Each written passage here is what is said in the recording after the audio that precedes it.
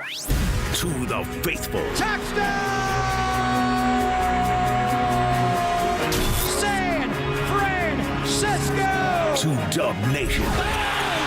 Steph Curry from downtown again! And to those who bleed orange and black. It is out of here! Good morning. This is Murph and Marcus. Brian Murphy and Marcus the Waterboy Boucher. Streaming live at twitch.tv/The Sports Leader. Sponsored by Bigelow Tea. Grab a mug and tea proudly. Listen to this crowd at 58 Social. We got Crazy George, a.k.a. John Joe Curley.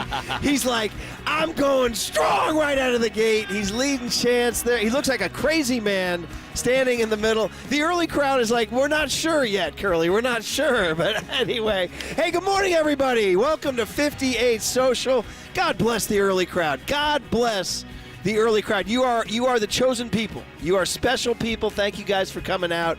Brian Murphy, Marcus Boucher. It is the Murph and Marcus Show. The tradition continues of opening day at Oracle Park. Who likes baseball? Yeah, there we go, buddy. Marcus, welcome back, buddy. Opening day number 2 for you and me here, bud. Good morning, brother. Always great to be live from Oracle Park here at 58 Social. Crazy John Joe Curley in the background, already hyping up the crowd. I think he learned his lessons from last year. It was his first opening day broadcast, just like it was mine, live in person. Usually I'm back in the studio. Shout out to young Tony holding it down in the studio, but glad to be here this morning. Glad that baseball is back at Oracle Park. So last year, if you guys missed the joke last year, Curley had been with us for only about 2 months, maybe, a little bit. And I was like, bro, what are you doing standing here, man? You got to get out there and hype up the crowd. I'm like, you're useless right here. I just kind of chewed his ass a little bit. And so he just kind of, with sweat pouring down, ran out there in the middle of the crowd and just frantically started trying to lead cheers. And he looked like a lunatic. He's like, let's go, Giants! And it's become a running meme. So he decided right out of the gate, no opening day jitters this year. He's going to be like Verlander today, just attacking the zone. Just attacking the zone right out of the gate. Look at Verlander, already gets love, too, by the way. He's already the most beloved Giant. So, well done, John Joe. Way to get rid of those butterflies. And welcome to the crowd trickling in. By the way, it is open, free, and we are here for the vibe. And by the way, shout out Janet from Chico, who already brought cookies, everybody. 6 a.m. So come on up and dive in. And, of course, the bar will be open soon, and the food will be great here at 58 Social. I got my special bomber jacket on with all the World Series patches, a gift from the Giants Community Fund gave us to me after we were served as co-chair with Kelly Larkin Coover. Marcus is wearing an even more vintage gear. His dad's old Almaden Giants warm-up jacket from probably the 70s? Yeah, before I was alive, Murph. Yeah. This jacket is older than I am. I've got Boucher Says on the Boucher back. on the back? I got the gamer number 5 on the side. I said it's a special occasion. I was feeling the vibes this year with the Buster Posey Giants. Had to bust it out for opening day. There's 2 things I'm going to say. One, if you want to feel the vibe, you got to slide to Oracle Park and catch a vibe. Tell him, Murph. I got La Russell in my head all day, all right, guys? And number 2, that's badass. That's a badass jacket. So it's setting the mood, dude. I'm telling you, the first week, man, we talk about it, just the things that are going right for this team. 5-1 road trip. La Russell comes on our show. Buster Posey's talk yesterday. I wound up jock blogging about it, about the things he said. Everything, he's just like, you guys happy Buster Posey's running the club? Yeah, I know. See, I'm going to ask the easiest questions all day today. You know, like, who likes Willie McCovey? Yeah. Who likes Willie Mays? Hey, do any of you like Tim Lincecum? Anybody like Tim Lincecum? Yeah, Barry Bonds. We're still Bonds-friendly crowd, right? Yeah. Should Barry Bonds be in the Hall of Fame? Yeah, there you go. Just going to do this all day. Guys. It's great. This is what I was doing down at FanFest down in San Jose. I was like, anytime it got a little quiet, just mention Buster Posey's name, and the excitement comes from the crowd. Well, it always reminds me, first digression of the day, a buddy of mine went and saw the great band The Cars, and I love The Cars, by the way, all-time band. Thin Tim likes The Cars. He saw them down in Phoenix, and he said, man, they were the worst live band ever.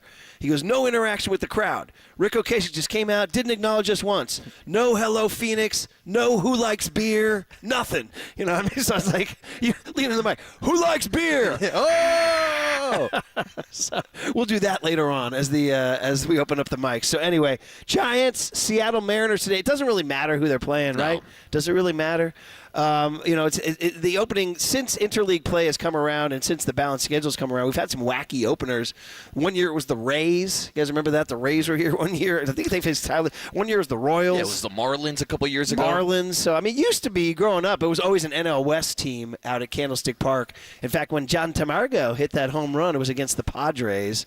And when Gary Thomason hit that home run in 77, it was against the Dodgers. It was always an NL West team.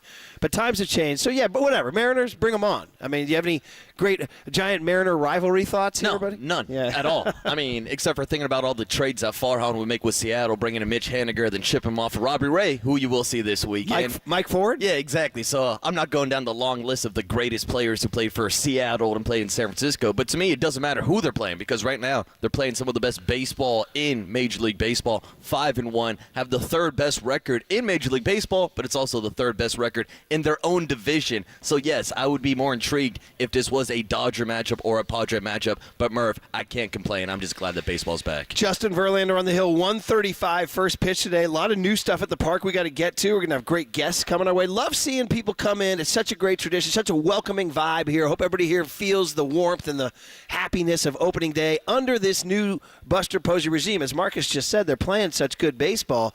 I was doing a little dabbling around a little bit on the Jock blog to talk about what Buster said to me that stuck with me. The one about get back in the dugout, right? Get back in the dugout. He said he goes, we want to get back in the dugout. We were like, that's such a great way to play baseball. What does that mean? That means you're attacking the strike zone. So I looked it up. They are fifth. They're fifth in all of baseball with 15 walks. They're one of the most. They issue among the fewest walks in all of baseball. The other way to get back in the dugout is to not make errors. Yes. And only they and the Phillies are the only two teams left in baseball yet to make an error. Yeah, and that's clean baseball that they've been preaching and teaching and practicing all throughout spring training. Every single day they talked about how important it is to be a good fielding team, and then they talked about the competition where they had each and every starting pitcher keeping track of every pitch they threw throughout spring training to see who was throwing the most strikes. And when you have a younger staff like a Landon Roop, a Hayden Birdsong, we saw a couple walks from Roop this past week, but the key is for them to throw strikes. Even the bullpen, Randy Rodriguez. These younger guys need to throw more strikes because when you do, you have outings like a Logan Webb or Justin Verlander. You start eating into innings later into games, and that makes it easier on the bullpen. It makes it easier for everybody to get back to the dugout. What you're describing is Buster Posey baseball. Buster ball. So it's awesome. So we're going to be doing it all day. Some nostalgia, some current stuff, but we do have to take care of some news. And it's always a little weird because we're so Giants. But there was a basketball game last night. Oh, a hell of a game last night. How satisfying was it to go to L.A. and smack LeBron and Luka right on the nose, right? How great was that? The Lakers. Listen, I don't know how you guys feel. I got decades of PTSD with the Lakers. I'm getting riled up right now even talking about them. You know what I mean?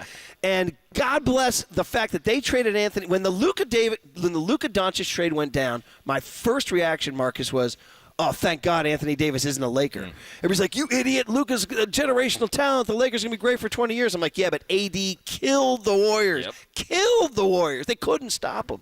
Guess what? No AD. Warriors won the game. No AD, no problem. Now, things did get a little dicey in the fourth quarter when the Lakers went on that 10-2 run. If Austin Reeves chills out a little bit, my God. He was everything Luka wasn't. Nobody was missing shots except for Luka. Even he started to heat up in the fourth quarter a little bit after he got that foul called on him. Yeah, not a great night from Luka, but that's the fit that we were talking about. Once that trade happened, we were on the same page saying, I think the Lakers are now an easier matchup for the Warriors. If they do end up facing them in the postseason, which, hey, if the season ended today, that's your 5-4 matchup right there. Like, that would be a potential playoff preview. Another LeBron-Steph Curry matchup. Woo. Oh, I can only imagine Adam Silver, the dreams he's having about that potential matchup. But speaking of, I know people have come here from Santa Clara today, and Santa Clara's own Brandon Pajemski, 28 points last night. Sideshow Pods doing his show thing last night. And did Draymond Green literally win Defensive Player of the Year award last night with two gigantic stops down the stretch? He stopped LeBron once, and then the legendary swipe of Luka. And Luka just looked so fat and out of shape and lazy as Draymond. He kind of complaining to the ref and all that stuff. So let's call it in, Young Tone. because these things are not official until you call them in. And so Bruce Frazier, our appointed caller, as he wheels his after they come up from a 14-day road trip, bro, 6-game, 14-day road trip. And they're back in action tonight. Terry Francois two-step. Who's going to the game tonight? Go Giant. Look at that. Ooh. Oh, a fair number of A lot of hands. people doing the two-step. No, I'm not talking about the Giants. I'm talking about the Warriors. You guys going to the Warriors? Look at that. Look they're at that. doing You know both. what? I got to applaud you guys. So here we go. In honor of the Terry Francois. And so he calls Adam Silver. Silver goes, wait a minute. You guys going to do the Terry Francois two-step tonight? He said, yes, we are, skinny boy. Put it in the books. Golden State Warriors 123, L.A. Lakers 116. Woo!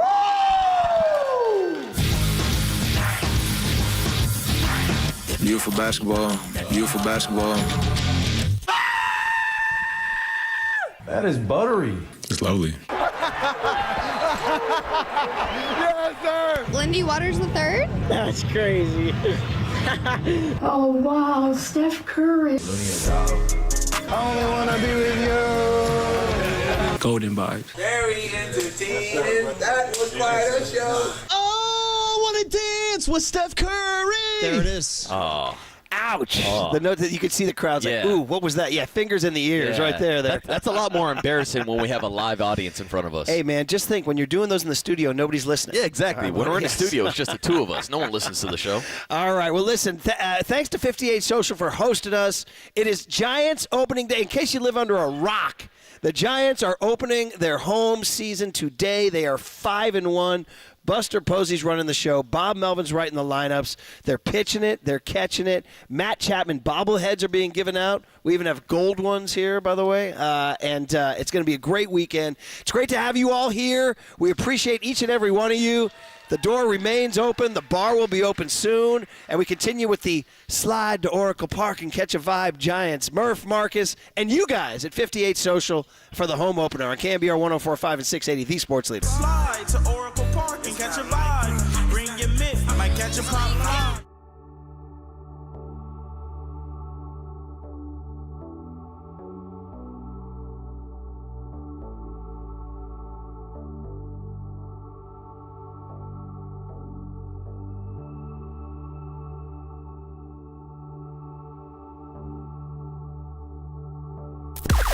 Now, from the O'Donnell Financial Group Sports Desk. Learn more at odfigroup.com. O'Donnell Financial Group, because planning is a process, not a product.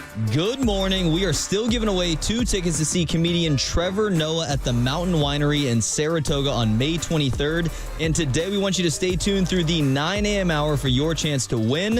When you hear the cue to call 415-896-KNBR. And if you're caller number 10, you will win. It is all brought to you by Live Nation, and you can find official rules on KNBR.com.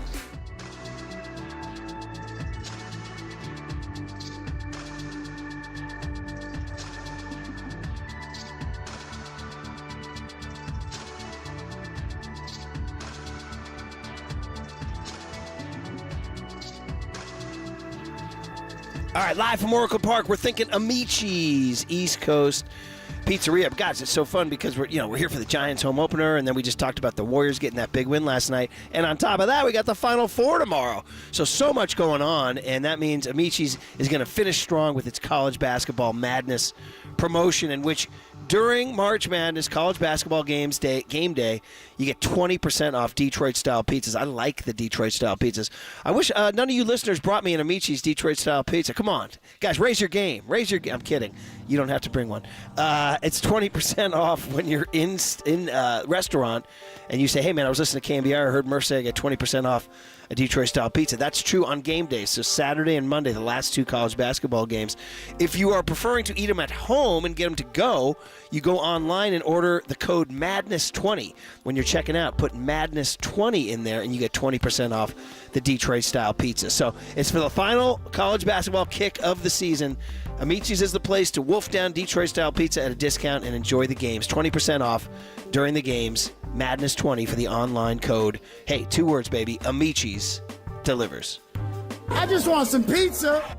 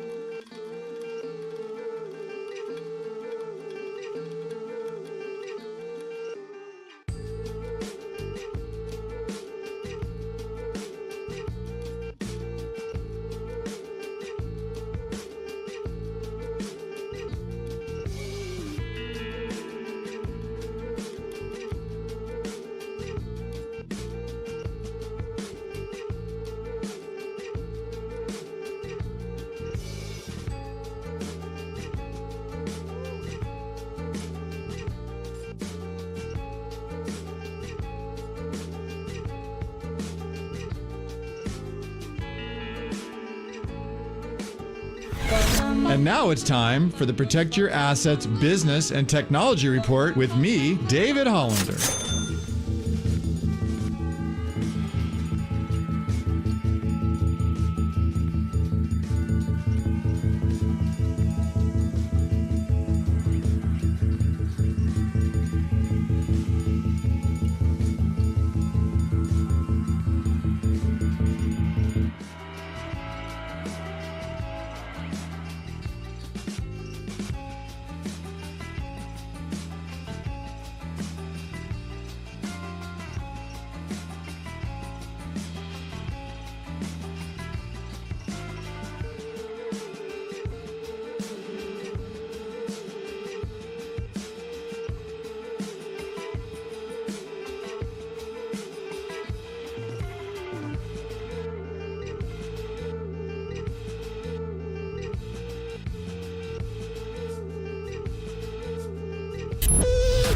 Now back to Murph and Marcus on the Sports Leader and streaming live on KNBR.com and the KNBR app. Sponsored by Bigelow Tea. Grab a mug and tea proudly. He's holding, and the pitch is swung out, hit deep to right field. Tamargo has a fly ball. It's going, gone. A home run. It is a home run for Tamargo, and the Giants have won it by a score of 4-2. Tamargo hit the ball over the right field fence. John Tamargo. Welcome back, everybody. Curly leading the Let's Go Giants chants. How much fun is this? So, Curly, now, that's great, John. You led a little early, buddy. You got picked off the bag, so be patient. But I like the effort, bud, and I like dogs in the 58 social, the whole deal. Everything's looking. Hey, everybody, happy opening day. Let's hear it. Look, we got people.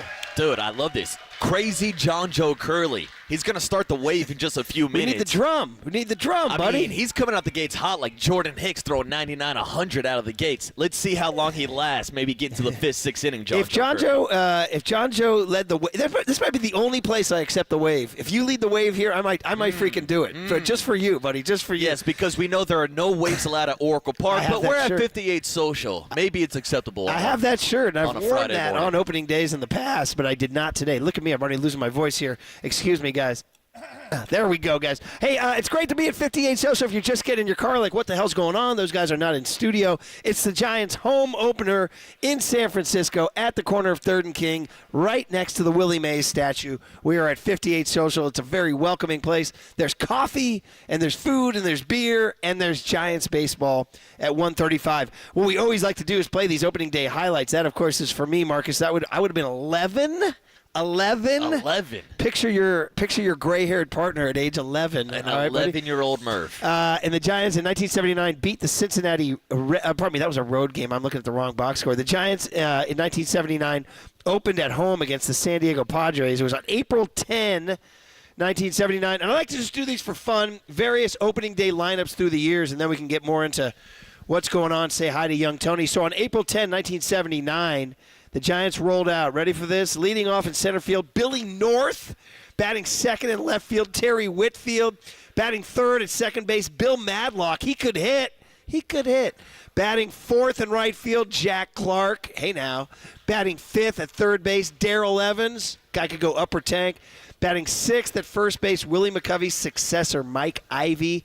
Batting seventh at catcher, Mark Hill. Batting eighth at shortstop, Roger Metzger. And the starting pitcher was Vida Blue. Vida Blue, everybody. Awesome. Yeah. Rest in peace. Dude, and check this out. I'm seeing a quote from Vida Blue after literally carrying John Tamargo off the field like a newlywed, it says in the story right here. Here was a quote from Vida after the game. I know it was a crazy thing to do because I might have popped a muscle or something, but I was so happy for John. And John Tamargo gets the walk-off. You know what? You just made me miss Vida. You guys ever meet? Any of you had the great chance to meet Vida Blue? You want to talk about a positive energy force in life? A guy who just walked into a room with a smile on his face and just immediately made you feel better. That was Vida Blue, man. And pitched for both. He's one of those rare guys who made a name as an A. Obviously, American League MVP as an Oakland A. And then kind of revived his career as a Giant. You guys remember the famous line? Back then, the Cincinnati Reds were running the show, right? The big red machine.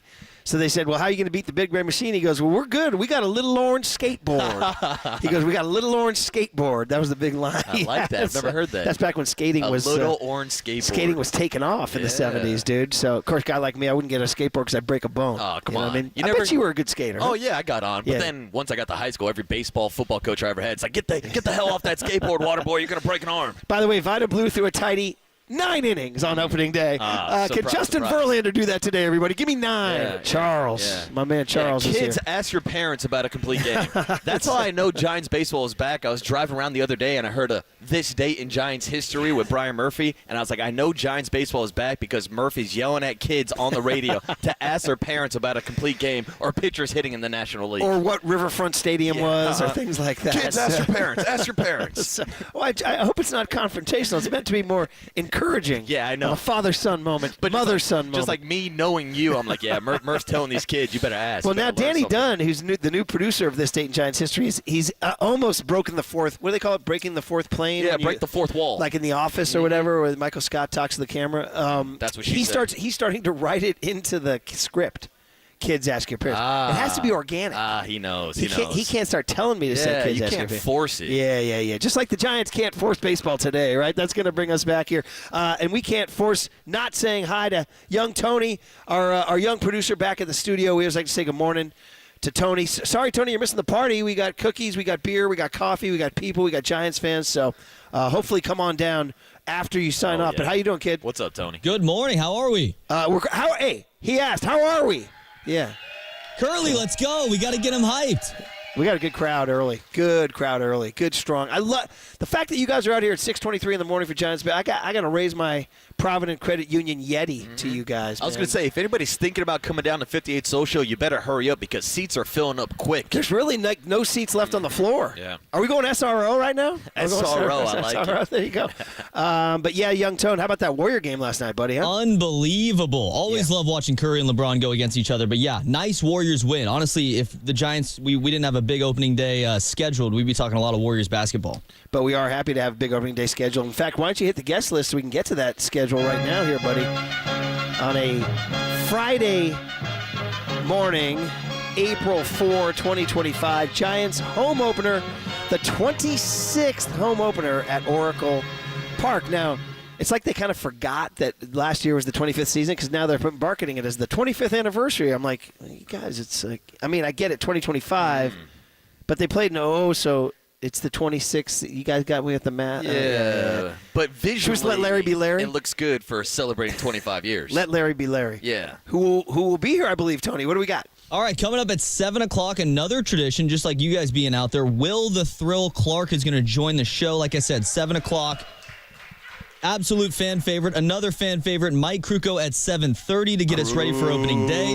Verlander on the mound, of course. The big hit is going to be at 7:50. Cooler content 8:30. And then, Murph, you just teased it. Larry Baer going to be live in person with you guys at 8:50. And I think he's got some new stuff to talk about. Like at the park, there's an LED sign on the Coke bottle. There's some new lighting. There's some new food. There's some new drink.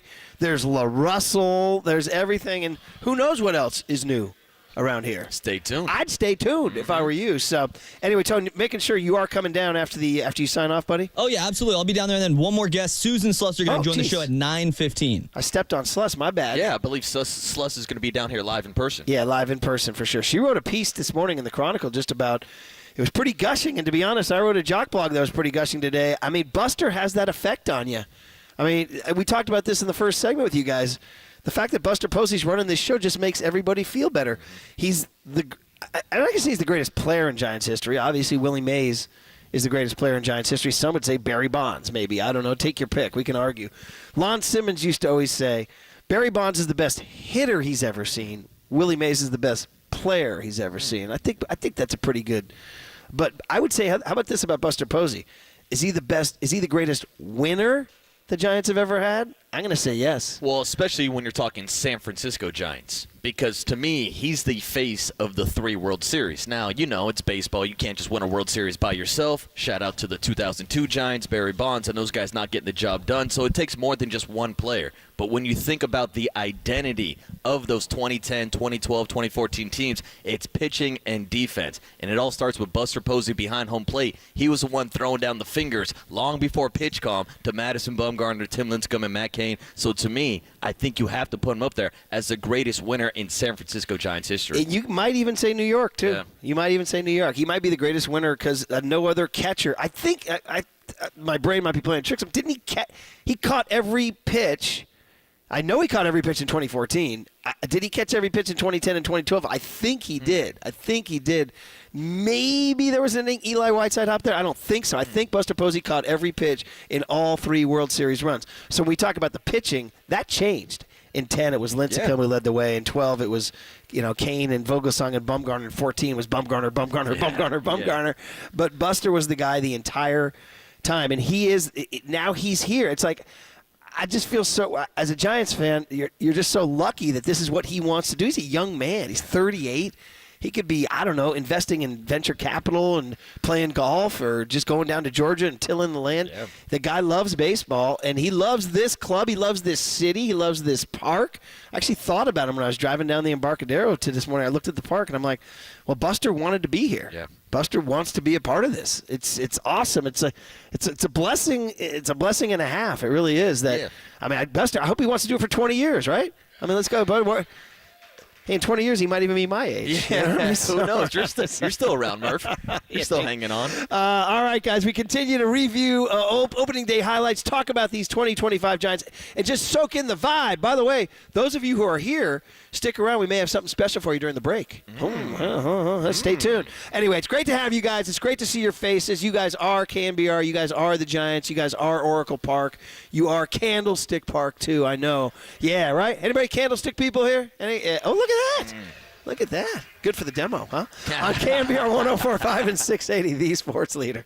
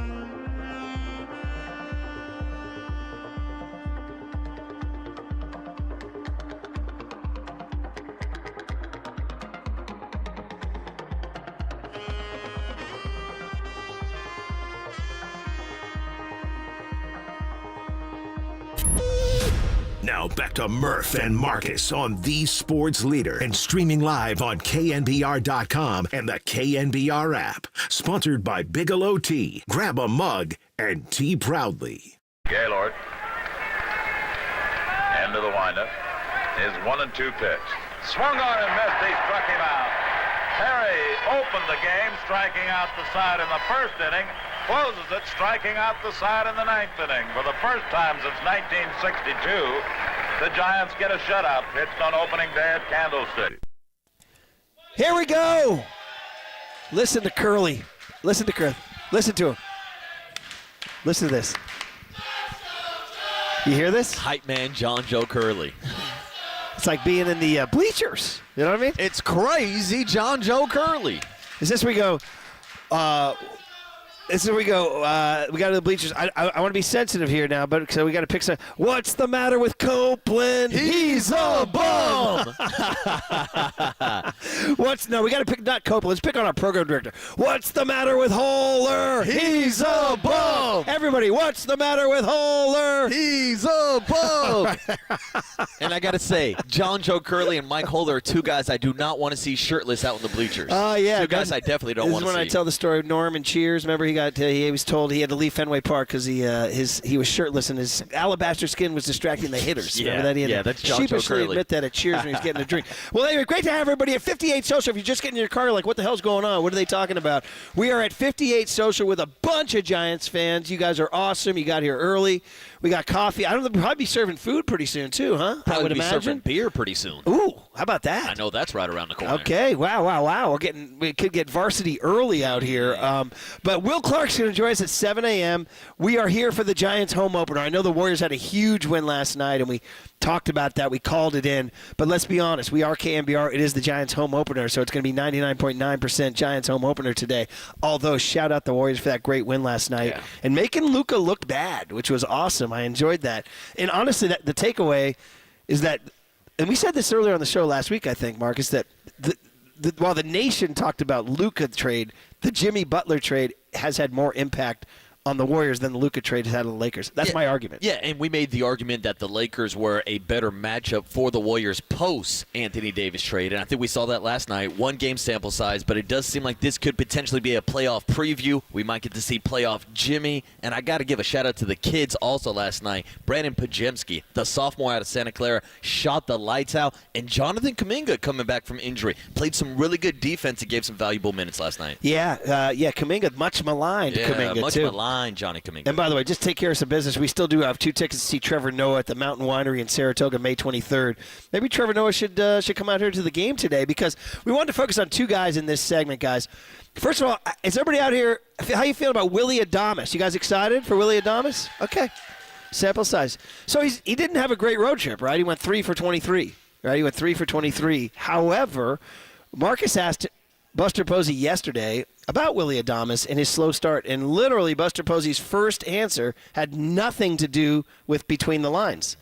He was talking about the stuff that Willie does outside the lines in the dugout, and it shows you how Buster values players and what he thinks Willie truly brings. So, Young Tone, Marcus's question to Buster about what do you think of Willie Adames' slow start? The biggest thing that stands out to me about Willie is watching his reaction when Lamont hit the homer yesterday to put us up 6-3. I mean, Willie's the guy, top step, big smile, excited for Lamont. Lamont had some tough luck as well, hit some balls hard and not finding any grass. So I think that epitomizes who I think and we think Willie Adames is. This guy wants to win. He wants his teammates to have success, and I know he knows that his hits, big hits are coming, and he's a confident guy, has joy in playing the game, and it's infectious, and seeing it rub off on his teammates is great to see. And Willie's a leader. Ultimately, Willie's a leader, and you know that he wants to go out and get 4 hits every game, but he also understands that throughout the course of the season, his numbers are going to be there. Yeah, so Buster's first reaction is how he reacts to and let's go back to opening day. Yeah. Wilmer Flores. Mm-hmm. One of the first things we all saw as fans was Willie vaulting over the the railing. On a day where he was 0 for 4 with 3 strikeouts, he could have easily sat in the dugout, put his head in between his hands, and be that one guy crying and complaining that he didn't get a big knock on opening day. But no, he was the first guy out of the dugout for Wilmer, was one of the first guys out of the dugout for Lamont Wade the other day. He's the type of leader and the type of guy you want to build around, which is why Buster Posey gave him the biggest contract in San Francisco Giants history, and this is year 1 of 7. If Buster is going to be successful, he needs Willie Adames to be successful. Yeah, I think it's genuine. I don't think he's grandstanding. Some guys are phony. So the ball players have a line for it. They call it eyewash. It's an old phrase, like a guy who's grandstanding to look good on cameras or something, make it look good. It's my belief that it's genuine. At least that's the track record tells you in Milwaukee and in Tampa Bay. Everybody who played with him loved him. And everybody we talk to talks about him as a player, but also as a personality. And we've had the privilege of interviewing him a few times. We had him live down in Scottsdale. I had him in San Jose for Giants Fan Fest. And the personality is real. And I think a lot of Giants fans are going to see that personality this weekend. I hope he gets a warm welcome to San Francisco. I hope he has a couple big RBI knocks, and he gets the real feeling of what baseball is like here in San Francisco. Well, I may or may not be giving a doctor's note to my kids to come to the game today. Wink, wink here. And they're going to wear their Willie Adames jerseys. Yeah. That's and if you need someone to sign it, I am a doctor of baseball, Murph. Okay. So I can approve on that, All right. sick note for the Dr. day. Boucher. Yeah. All right, man. Well, let's do it. The Adames 3 for 23 start, he ain't going to hit 130 this year. I got news for you. So he will get some knocks this weekend. I will say this, just to be fair, my first week watching him play defense, he's a good defensive shortstop. He's not a great defensive shortstop. And it made me, you realize, I mean, last year I know we didn't have Crawford. It was Nick Ahmed and that crew. But he there was times he was moving around. I'm like, oh, that's not Brandon Crawford. Oh, yeah. You know? So he's not, and then we may have to put up with a time or two where he doesn't make a play. Well, spoiler alert, not too many guys are Brandon Crawford. Brandon Crawford had one of the best gloves of this past generation. So, yeah, it's going to be hard to live up to those standards. But when other teams had to deal with? When you are looking at the comparison versus the 5 or 6 different shortstops that they rotated last year at that position, he is a defensive upgrade. You're right. He's probably not going to be a guy that's going to be in the conversation for a Gold Glove, but you look at him playing next to a Gold Glover, Matt Chapman, where you can get one of his gold bobbleheads tomorrow that they'll be giving away, and it makes him that much better when we talk about potentially the best left side of the infield in all of Major League Baseball when you combine Willie Adames with the range of a Matt Chapman. Yeah, and, of course, what they do offensively, too. Yeah, honestly, it's hard. If you went around 29 other Major League teams combining offense and defense, it probably is the best left side of the infield in Major League Baseball. It was funny. One of my friends was bringing this up the other day. There was a moment, a shallow pop into left field in Houston, and I think they all went back on it. Chapman went back on it. Adames went back on it. And finally, Ramos came in and caught it. And there was a little back and forth between Adames and Chapman. Like, maybe, should you have had it or whatever, because they're learning each other, right? But Chapman, I don't know, had that game face on and looked salty. And Adames walked back and had a big grin. And the cameras kept going back. And Adames kept saying stuff to Matt and laughing and grinning. And my buddy's like, is he going to break Chapman's game face? Is he going to crack the veneer? And I was like, first of all, it's going to be fun to watch those two. Because Chappie's not joking over there. No. He's crowd, and Adames is loose and jangly, but maybe it's great, opposite to track. Yeah, it's a good mix and match of personalities, and we've already heard those two guys joke around about how Matt Chapman's going to try to steal every single ball that hits to his left, which you want from a Gold Glove third baseman. You want Matt Chapman coming in across the infield with that laser of an arm, just firing rockets over to first base. I'm looking forward to see that chemistry continue to build, but it all goes back to the chemistry and the leadership that Matt Chapman and Willie Adames are also bringing to this clubhouse. Great text from 707 on the Golden State Lumber and Showroom text line. Says, I don't think the boys at the park will see this. We do see it. I have the text line. Says, we see you, text line. He says, but my analogy, Matt Chapman is Buster and Willie Adames is Hunter Pence. Ooh. Not bad. A little bit more personality. A707, you get some nods in the crowd for that one. Not a bad call. Not a bad call. So that was fun. The other guy we wanted to highlight in this segment is today's starting pitcher. Kind of wild, right? Justin Verlander's a Giant, right? I mean, it's like, we have no deep tie to the man. That was like polite applause. You guys are giving like golf clap there. Like, nice shot into the green. Very good. Masters next week. We don't have a deep emotional tie to this guy at all. He does have some history at this ballpark, Murph. Don't tell our digital team. Yeah. We won't play any of those highlights today. By the way, speaking of our digital team, you guys see this guy right here crouching down? That's Mike Connell from our digital team, the Please Don't Destroy Me. This guy's a talent, my man. This guy's a talent. You guys ever see the really fun videos we put out on Insta and Twitter and all that? All those creative things they do. That's my man here, Mike Connell. I'm done glazing you. It's over. All right, I'm going to crush you the rest of the enjoy day. your buddy. 5 seconds, Mike. What's the matter with Connell? He's a bum. But anyway, Justin Verlander's going today. So we asked Buster about Verlander. You know, it wasn't a surprising signing. You know, we thought they were going to go get Corbin Burns, to be honest. We thought they were going to sign Corbin Burns. We were disappointed when they didn't sign. And instead of pointing fingers at Buster, we pointed him at Greg Johnson and ownership.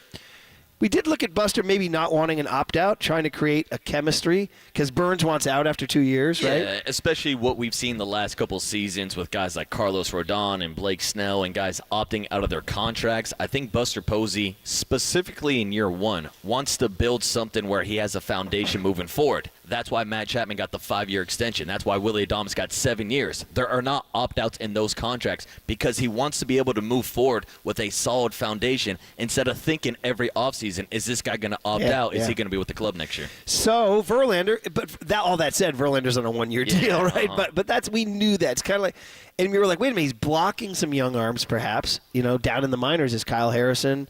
Down in the minors is Carson Wisenhunt, you know. But they were able to keep Birdsong and Roop on the opening day roster, even with Verlander. And Harrison, quite frankly, while we do have still incredibly high hopes for this guy, you know, he got outpitched in the spring.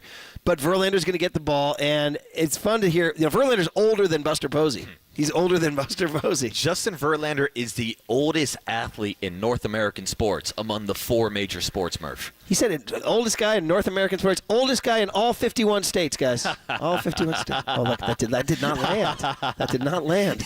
All right. Wow. You see your material. Thanks, Tony. Tony, can I get that Detroit Lions laugh at least just to make me feel better right now here? Do you have access to that, kid? Just stand by here. Yeah. But sometimes when I'm saying him into the microphone on that, everybody was laughing. Yeah, it's better when I have my own laugh tracks we can filter in, Murph. I thought it was a pretty good line, actually. You know what I mean? So, Bro,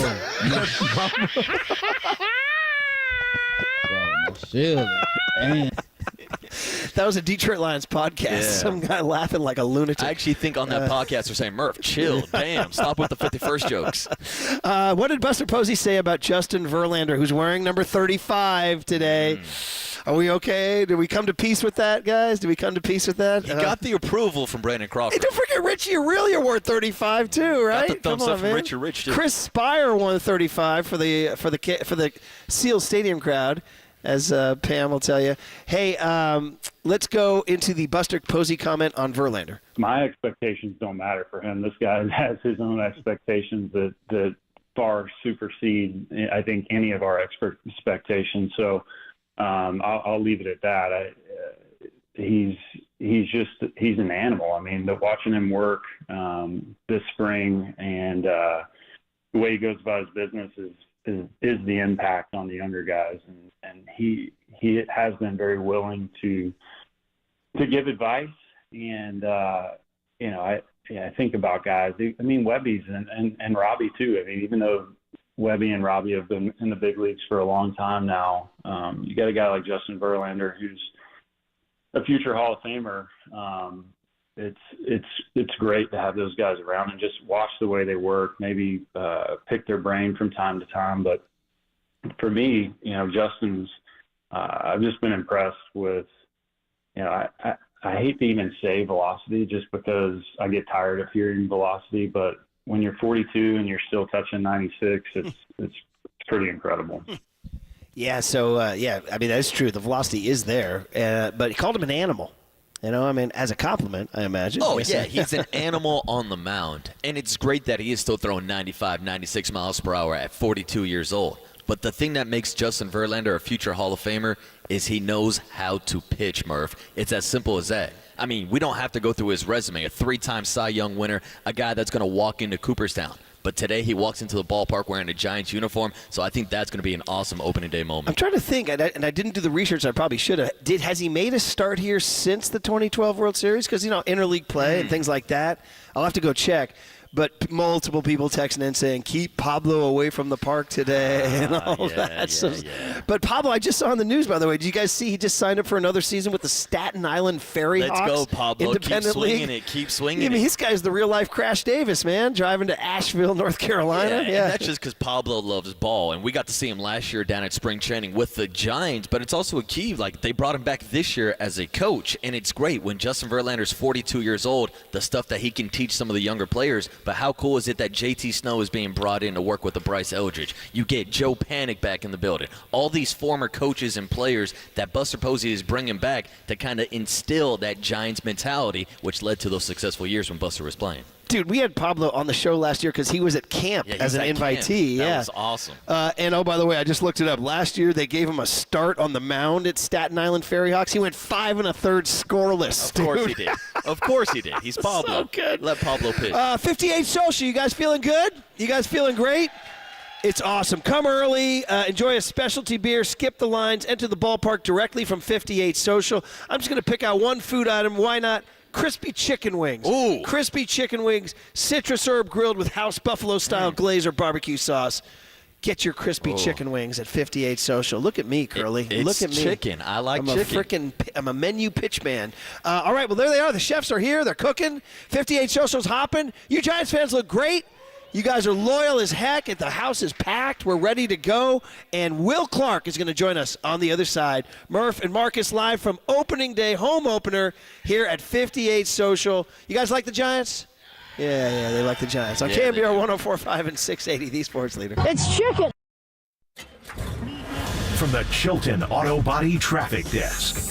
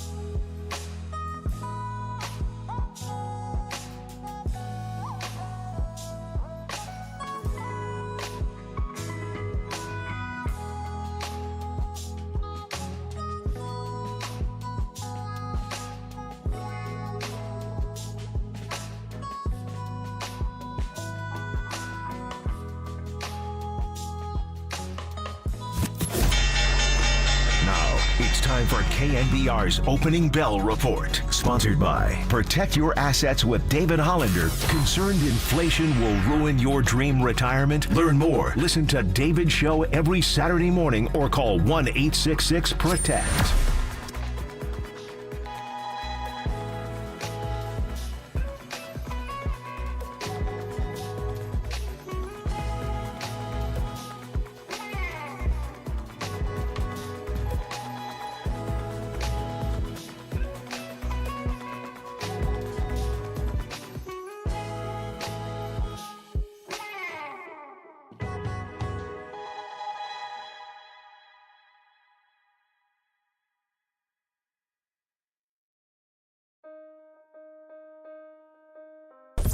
Listen to the sports leader anywhere, anytime. Download the KNBR app. Murph and Marcus continue live from the KNBR Casino Matrix Progressive Jackpot Studios. Casino Matrix. Progressive jackpots are here. Where are you? Just drop in. 1-800-GAMBLER. Murph and Marcus is sponsored by Bigelow Tea. Grab a mug and tea proudly. That one's high. Deep right field. This has a chance. Gone. Home run, Barry Bonds. First at bat before the new hometown fans. And they want to see Barry again. Live at 58 Social. Listen to that. Listen to Curly letting this crowd go. John Joe Curly, a.k.a. Crazy George, leading the chants out here. Well done, everybody. Give yourselves a round of applause. Giants fans everywhere, orange and black everywhere. Brian Murphy, Marcus Boucher, Thin Tim producing, Andrea, our promotions director over there, giving out gifts and things like that. All is well. And you beautiful people, you are beautiful people. God bless you. It's great to see everybody. Marcus, that was April 12, 1993. Ooh. So your boy is 25. I was 1. You were 1. Yeah. Uno. Remember, actually, like you it were was not yesterday. even 1. No, yeah. You were less than 1. Aren't you June of 92? Yeah, I'm June 92. Yeah, Wasn't even 1 yet, Murph. Weren't even 1. That was, guys, the 93 home opener. Jerry Garcia singing the national anthem. Tony Bennett was out there. The team had been saved by Peter McGowan, Walter Shorenstein, Larry Baer, the whole crew. In came the Marlins. Dusty Baker took over as manager from the Hum Baby. Guys, you ready for this opening day lineup in 1993? Leading off in right field, Willie McGee. Batting second and center, our guy D-Lou, Darren Lewis, who listens every morning out in the East Bay. So what's up, D-Lou, Gold Glover? Batting third, the guy you're going to hear in 3 minutes, Will Clark at first base. Batting fourth, the third base coach today, Matt Williams. How about tucking Barry Bonds in the 5-hole, by the way. Barry Bonds hit 5th. Surprised he ever hit lower than cleanup. Batting 6th, Brandon Crawford's idol at shortstop, Royce Clayton. Royce Clayton batting 6th. Batting 7th, Gold Glove catcher Charles Kurt Manwaring. You knew that. This is the only one that sticks out. Batting 8th at second base, Mike Benjamin. Opening day lineup in 1993. And the opening day pitcher that day was the lefty Trevor Wilson. Kind of a workman-like lefty for the Giants. Guy just kind of put in some time, logged some innings. He wasn't a superstar, but he'd take the ball every 5th day. So that was it. The Giants beat the Marlins 4-3 and started a 103-win season. How about that? So that, and Bonds they got a curtain call. No more. Oracle Park doesn't do curtain calls really. They just don't. Why don't we do curtain calls, everybody? What's up? Bring back the curtain call. Good question. Bring back the curtain call. Maybe they need more curtain call moments. Maybe that's the key. Your stadium's big on them. Yeah, they will do a curtain call. Yankee Stadium doesn't just roll out of bed. They're like curtain, Anthony Volpe singled to center, curtain call. Yeah. I mean, they start the game with a roll call. That's true. Very good. So I want to bring back 2 things: shirtless males on sunny weekends and the curtain call. All right. That's my slogan. That's for 2025. on the Murph agenda for 2025. Buster wants guys to get back to the dugouts quickly. Murph needs shirtless guys out in the outfield. 925 says, yeah, that's Barry Bonds, the greatest free agent signing of all time. Probably the greatest free agent signing in any sport ever, right?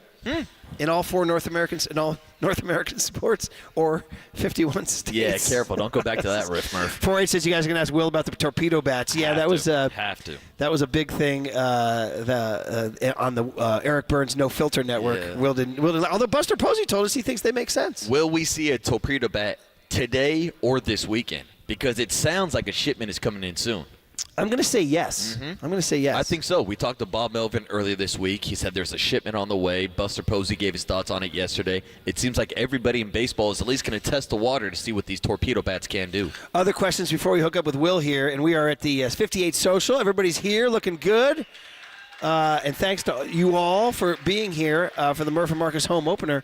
Justin Verlander has a celebrity wife, Kate Upton. They're wondering, will we have celebrity wives at the game today? I don't know. Are we going to have like the Taylor Swift camera, but on Kate Upton? Maybe. How many times will the broadcast cut away to Kate today? And 650 is Singing My Language says the 93 team was the best ever, robbed by the old playoff structure. Truly was. I mean, I hate to say this because I'm wearing the sleeves of 10, 12, and 14 here on this awesome Bomber jacket. 93 team was better than all these teams. They won more than all those other teams during the regular season. A significant amount, yeah. They won 103 games. They were unfreaking believable, and the freaking Braves were one game better. I hate to even go in. I hate to even rip open that wound because it's the home opener. We're feeling good, and the connection has been made on the UMA guest line, and you are listening to KNBR AM and KNBR FM San Francisco, the sports leader, a Cumulus media station. Can you guys give a big 58 Social Oracle Park welcome to Will Clark, everybody? Hey, Will, they love you, buddy. Good morning. Hey, what's up, Will? What's up, Murph and Marcus? How y'all doing? Dude, it's great to hear your voice, and happy home opener, man. How you feeling? Yeah, how about it? After a great road trip to start off the year, and now come back home and get one of your veterans, future Hall of Famer Justin Verlander on the hill and let it eat, I like it. Hey, so Will, okay, we asked Buster this question yesterday. 5-1 road trip.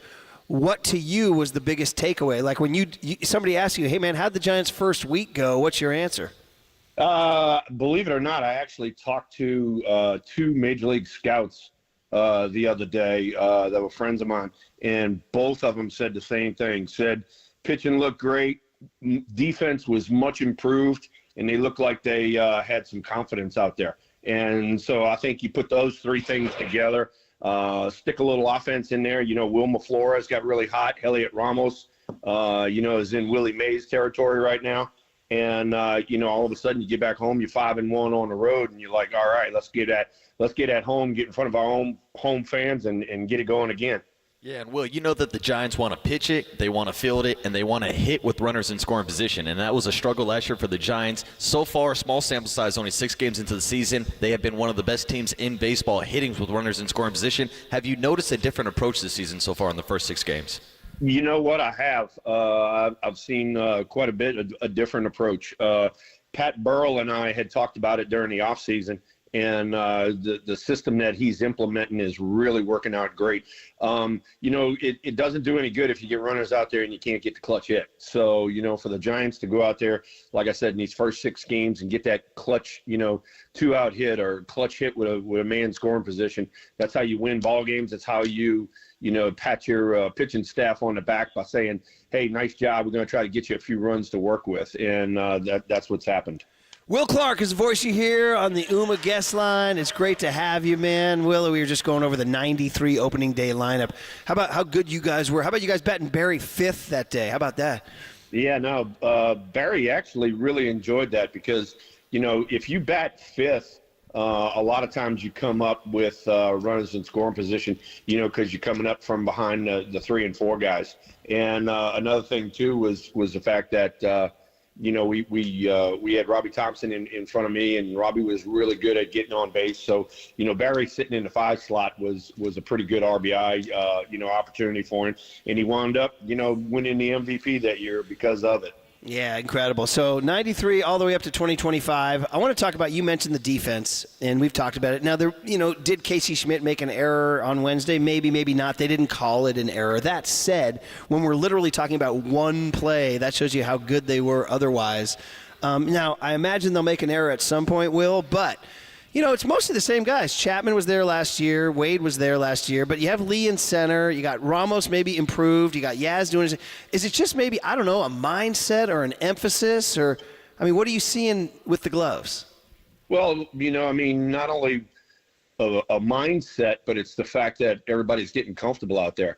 You got Willie Adames that teams up with Chapman on the left side. So you got, Chapman's a perennial Gold Glover, and then Adames is no slouch in his own right. You get Tyler Fitzgerald and Casey Schmidt that moved over to the right side. Wade does a real good job at first base, as does Wilmer Flores. And, Yaz came down to the end last year as a Gold Glove candidate. So, I think that, and then, having Lee back in the lineup is really a big thing. He missed out last year, because of crashing into the fence. And then Ramos is, he's a former center fielder. And now you put him in the corner and let him get comfortable in the corner. He can cover a lot of ground. So, you do all of that, and then you team up with Patrick Bailey, a Gold Glover behind the dish, and you got your defense set up pretty damn good. Will, it's not quite Barry Bonds in the 5-hole, but for the Giants this year, it's been Wilmer Flores in the 7-hole. And I know they moved him up into the 3-hole against the lefty the other day, but it sounds like Bob Melvin plans to have him hit towards the bottom of the lineup. He's already matched his home run total from 2024. We saw him have a career high in home runs in 2023. What does it mean for this Giants lineup if they can get that type of power production from Wilmer Flores in the bottom half of that lineup? Well, not only in the bottom half of the lineup, but just the fact that Wilmer's healthy now. You saw, as you mentioned, what he could do in 2023 when he was healthy, and last year was an aberration. He's just trying to hit on one leg, and he couldn't do it. So, him having the surgery and then coming back and kind of getting off to the start that, he's off to right now, it definitely bodes well for the team, and I know it gives him a lot of confidence, saying, there were some question marks about how's the knee going to respond and all that. It responded extremely well, and he's swinging the bat extremely well right now. Wilmer's one of those guys. He's a professional hitter, and Bob even said it the other day. He could be DH, he could be first base. He can move around the batting order a lot. So he's just a professional hitter. You mentioned Ramos in left field defensively, but I wanted to ask you about him offensively because, he came out, obviously burst on the scene, made that All-Star game, maybe cooled off a little bit at the end of the year. Some people are like, the old-fashioned sophomore slump, Will, the league now knows you, right? Well, it's only been 1 week, but he sure looks like he has an approach, looks like he's got an idea. What are you seeing from Elliot Ramos, and what do you think, projections, what can this guy be? You know what? As far as projections go, you gotta sit back and wait because it's a long season and we're in the first week. But the one thing that I've seen from Elliott was, when he came up through the minor league system, he had some holes in his swing and he would chase pitches and stuff like that. The one thing that I've seen, especially this last week, is him being a lot more disciplined at the plate. And when he's getting those pitches to hit, he's not missing them, and that's a big thing. So I hope he stays hot. I hope he stays healthy and lock down that left field job over there and don't come out the lineup.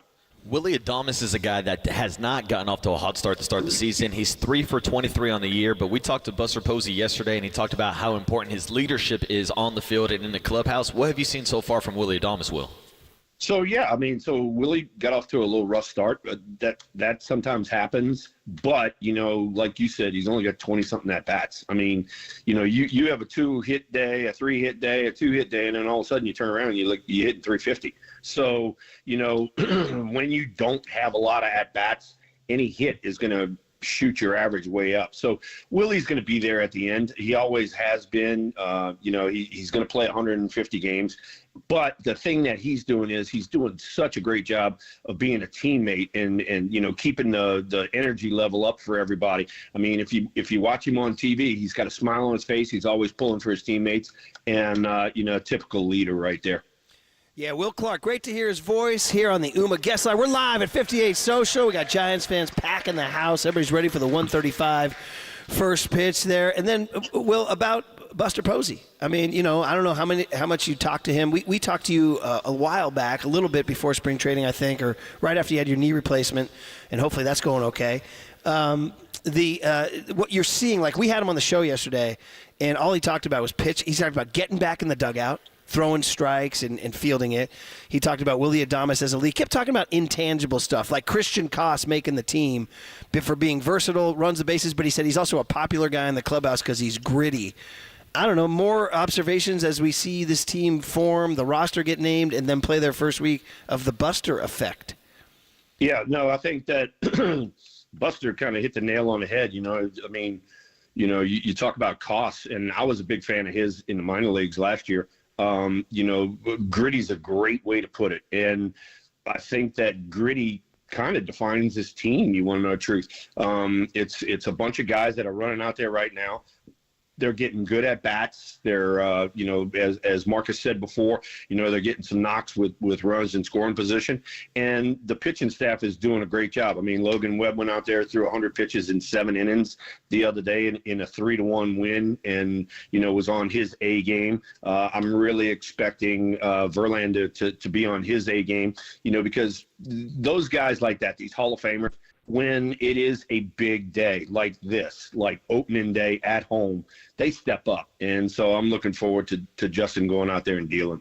Buster also told us yesterday that we might see torpedo bats at the ballpark this weekend. What's the Will the Thrill breakdown on these new torpedo bats? Torpedo bats are a crutch. They are for guys that can't hit the ball on the barrel of the bat. They're getting the shit out of them jammed. And so you move the weight down and the barrel down on the bat to compensate for the fact that they can't freaking hit. There's my go-to right there. There's a reason you come to the ballpark early and you work real hard and you take batting practice and all that. It's to figure out how to hit the ball on the barrel of the bat so that the ball goes where you need it to go, instead of, oh, I can't hit, so here, let's make a bat for my crutch since I can't hit.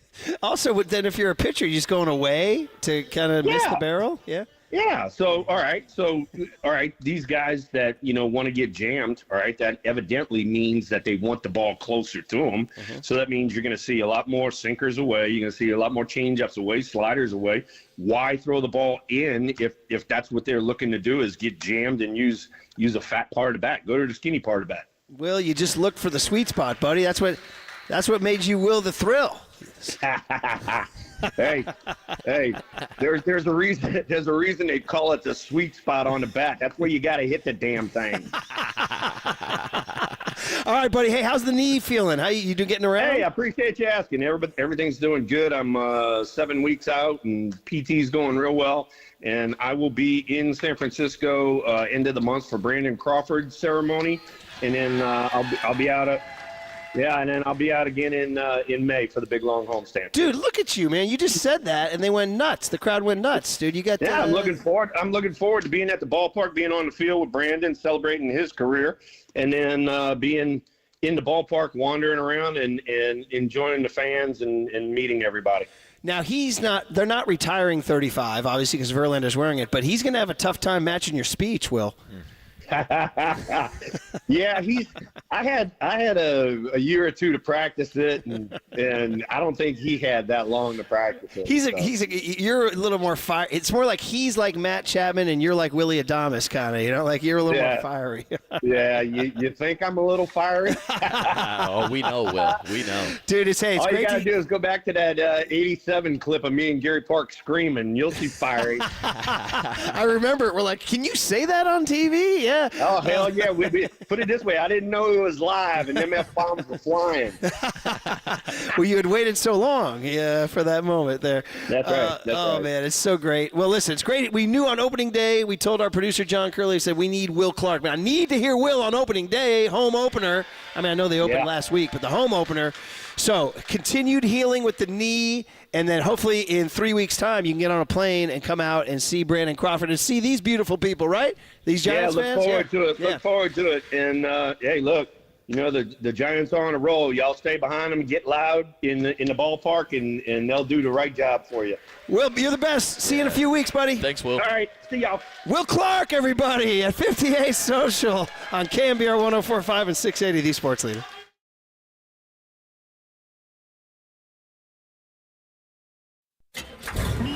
From the Chilton Auto Body Traffic Desk.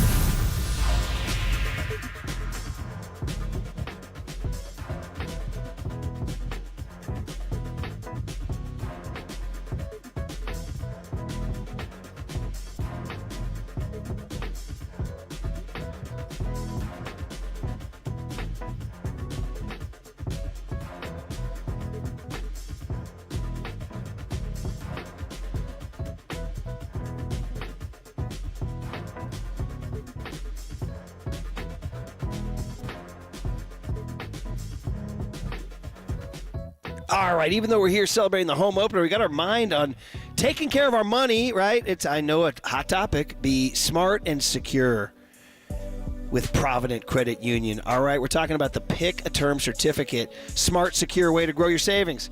For a limited time, earn up to 3.75% annual percentage yield with a Pick a Term Certificate. It's the perfect way to meet your short-term savings goals. So, you choose from 3, 6, 9, or 12 months. You lock in a high dividend rate and watch your savings grow with zero risk. That's right. No surprises, no guesswork, just a locked-in rate and total peace of mind. But do not wait.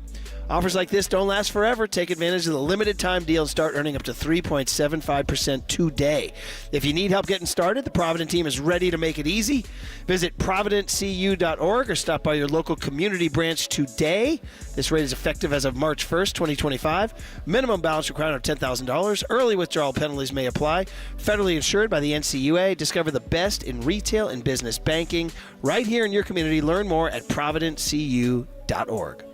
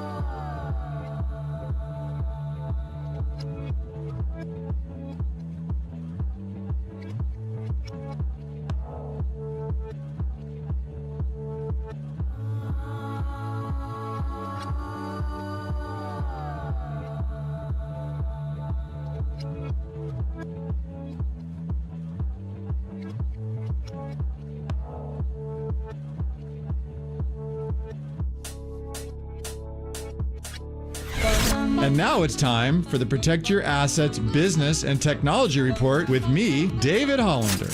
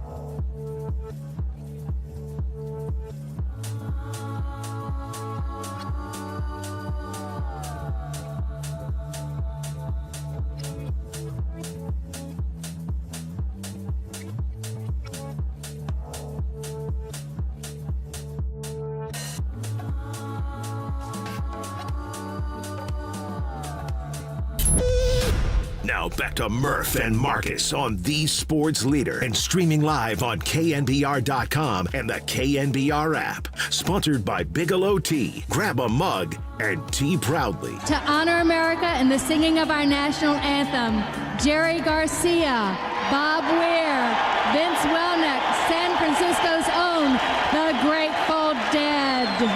And the rockets red glare, the bombs bursting in air. They proved through the night that our flag was still there. Oh, say does that star-spangled banner yet wave? Over the land of the free and the home of the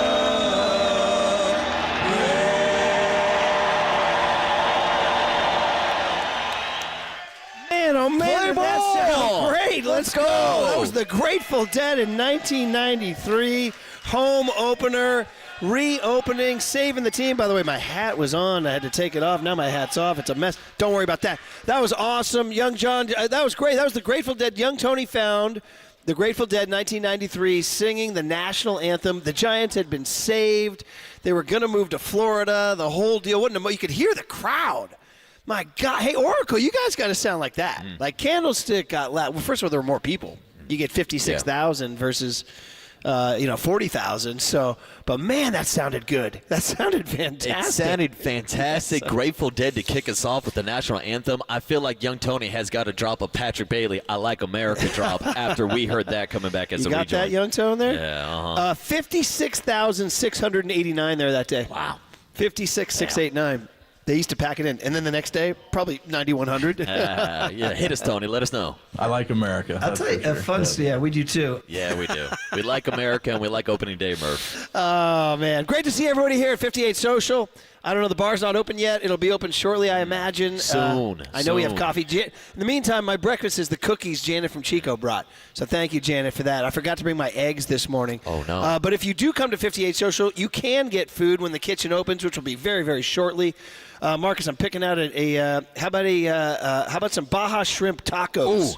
Baja shrimp tacos for you. I'll take that. I'll take the 58 French dip. I'll take the nachos. The crispy chicken wings here are phenomenal. And we 58 talked about- Social, great food. We talked about the what do you call it? The cheat code, where you get your beer here and then take it into the park. Yes, that is a savvy San Francisco Giants move. Regardless of what this restaurant is called, you can always come and grab a beer and take it into the ballpark. Man, oh man, awesome stuff. By the way, 209 says that anthem had him in tears, Tony. You're bringing him to tears. And multiple people just saying that was so good to hear, and I agree too. Will the Thrill, everybody. You guys enjoy that, right? Listen to Will. His torpedo. It's just funny because Buster told us he thinks the torpedo bats make sense. Mm-hmm.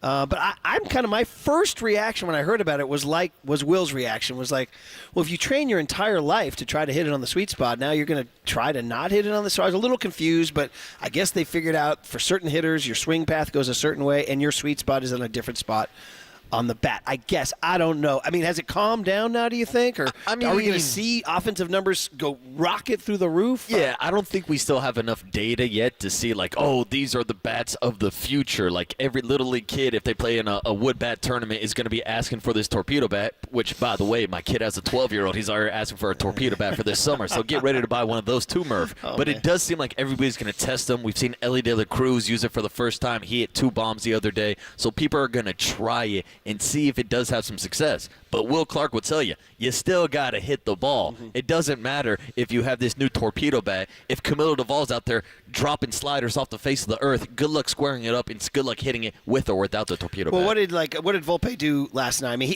how many guys on the Yankees are using him? So Volpe's using it. He's got like 4 hits on the season, and they're all home runs. So it's definitely working for him. Jazz Chisholm, he's using it. Paul Goldschmidt, he's using it. So a few guys, I believe 4 or 5 guys. Cody Bellinger is another one. Chisholm yesterday 1 for 4.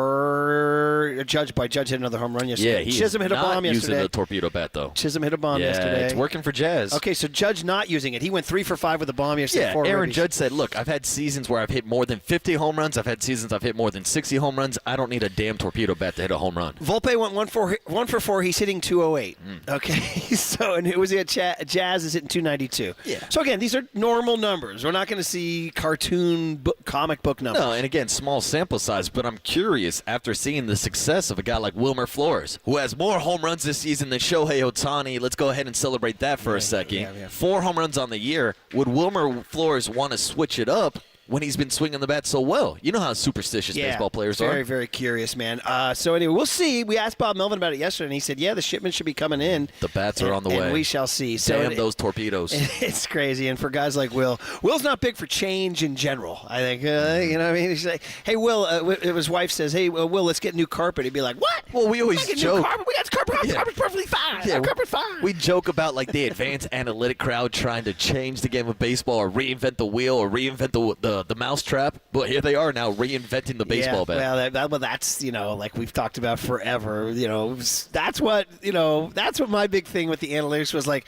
So the game was around long before I was. The game will be around long after I was. It's probably not gonna. You can't change the game, reinvent the wheel, like you said. Mm-hmm. But of course, change is important. You got to change. I mean, they used to not have helmets. They used to have different kinds of bats. I mean, you do change in some ways. Shifts, no shifts, etc. Yeah, but as Jim Leland told us last year, you can't forget about the analytics, the eye test when it comes to the game of baseball. And it feels like this year, a small sample size, only 6 games in, the Giants are still using their analytic approach, but they're also using their analytics and actually using their eyeballs to see what's going on the field. I don't know if analytics counts as what a heat chart or whatever, seeing where a guy hits a ball. Does that count as analytics? Well, it's like even batting average is technically an analytic. I mean, Branch Rickey in the old days was the first guy to come up with like the on-base percentage as instead of the batting average. People were like, "Whoa, this guy's Sporting News did this big thing like what's he was the a professor." slugging percentage thing you talk I've about? always been an on-base percentage guy, to tell you the truth. That goes back to like Ted Williams in those days. Like his on-base percentage. That's why Juan Soto gets comped to Ted Williams so much, because his on-base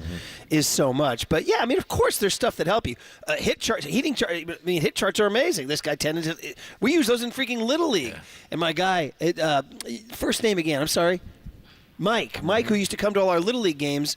He knows we had heat charts for Little League opponents. Yeah. We actually knew where certain guys hit the ball and position the defense a certain way. Is that analytics? I mean, if that's analytics, then we use them. Yeah, and here's the thing. It's like, obviously, if you have the analytics available, you want to use them to your benefit. But you can't live and die by the data. And that's what it's felt like the last couple seasons, where this team was being ran more like a spreadsheet than an actual baseball team. There's times where like, all right, this guy's 0 for 3 in this matchup, but maybe he squared up 3 balls today. Right, and your eyes are telling you he's hitting balls straight to the back of the backstop. He's barely missing it, so maybe you give him an extra at bat, where the computers and the analytics will tell you, you got to pull this guy right here. Again, baseball is a sport where you have to trust your gut at times, or you have to trust your instincts, and you got to trust your eyeballs. And I just get the sense, the way Buster talks about the game, the way he's formed the roster, and the way he's calm, he's never going to pop off. Like Will's going to pop off. Buster doesn't pop off. You get the sense that watching the Farhan Zaidi era, and again, I know we don't want we got to turn the page, but I'm just saying this, that I get the sense that Buster was sitting in his seat hating it. That's what I get the sense. Maybe I'm over. I don't want to put words in Buster's mouth. No. And he'd be like, I never said that. I'd be like, I know you never said that. I just get this. The way everything he's doing is like fixing this, like changing the entryway to the clubhouse. The way he talks about the team, the way he wants to play baseball, it's like you could tell he was kind of like, guys, let's do this differently. Let's get back to the way it's supposed to be. Yeah, and I think we talked about this a little bit earlier when we were talking about the reasons why Buster Posey would want to come back to this franchise. He's 38. We all believe he's going to be a future Hall of Famer. He could be out hunting and fishing and enjoying retirement life. He did not need to come back to the Giants. But I'm on the same page as you. I think he saw the direction of this organization, and he cares about this team winning and this team being successful in this market. And we can talk about the 2021 season where they won 107 games. Guess who was behind home plate? It was Buster Posey. And then Buster decided to step away from the game. He was there when Bruce Bochy kind of got forced out the door out of San Francisco. They bring in Gabe Kapler. They bring in a different style. He took the 2020 season off, came back in 2021, and now he's back in 2025 as the president of baseball operations. And it seems like he really wants to leave his mark on this franchise after he's also already left a gigantic mark on this organization. Well, it's going to be great to see him today. He won't be introduced on on the chalk line, but the 2025 Giants will be introduced on the chalk line. We're going to see the lineup card. It'll come out soon. Guys, we got guests all day. We got Mike Krukow coming up. You guys like Krukow? By the way, we are live at 58 Social. It is great to be here. It's great to see all you fans out here. And then, of course, later on today, Larry Baer is going to join us. He's got some new announcements for us. That'll be fun. And then Susan Slusser drops by. But mostly we're here because it's tradition. It's the 26th season of Oracle Park. They're calling it the 25th anniversary, 2000 to 2025. It's great to see all y'all. Janet brought the cookies. They're going to open the kitchen soon. We got coffee. We got the bar coming soon. It's awesome. We're happy to be here, everybody. We love you guys. Thanks for coming out. Giants fans, I sense that 6 a.m. energy is taking a little dip. You guys got to hit the coffee now. Yeah. Got to hit the coffee. I need a cup, Murph. Mike Krukow next on KNBR 104.5 and 680, the Sports Leader.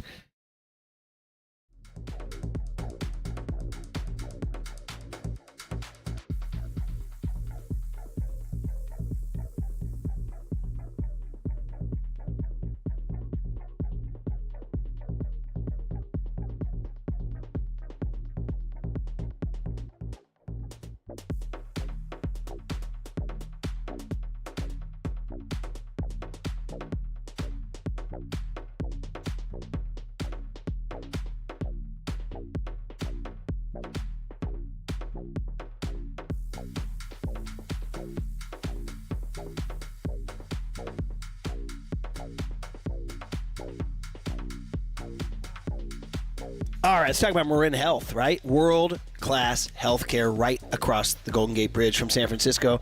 Or if you live in the North Bay, right there next to you. Want to check it out? It's not just the closest medical care, it's the best. With a cardiology team that delivers treatment twice as fast as the national average, a world-class maternity care center with doctors and midwives available 24/7, an accomplished orthopedic team to get you back on the trail, and a partnership with UCSF that expands our world-class capabilities. It's all right here to get you closer to being at your best. Marin Health, world-class care, closer than you think.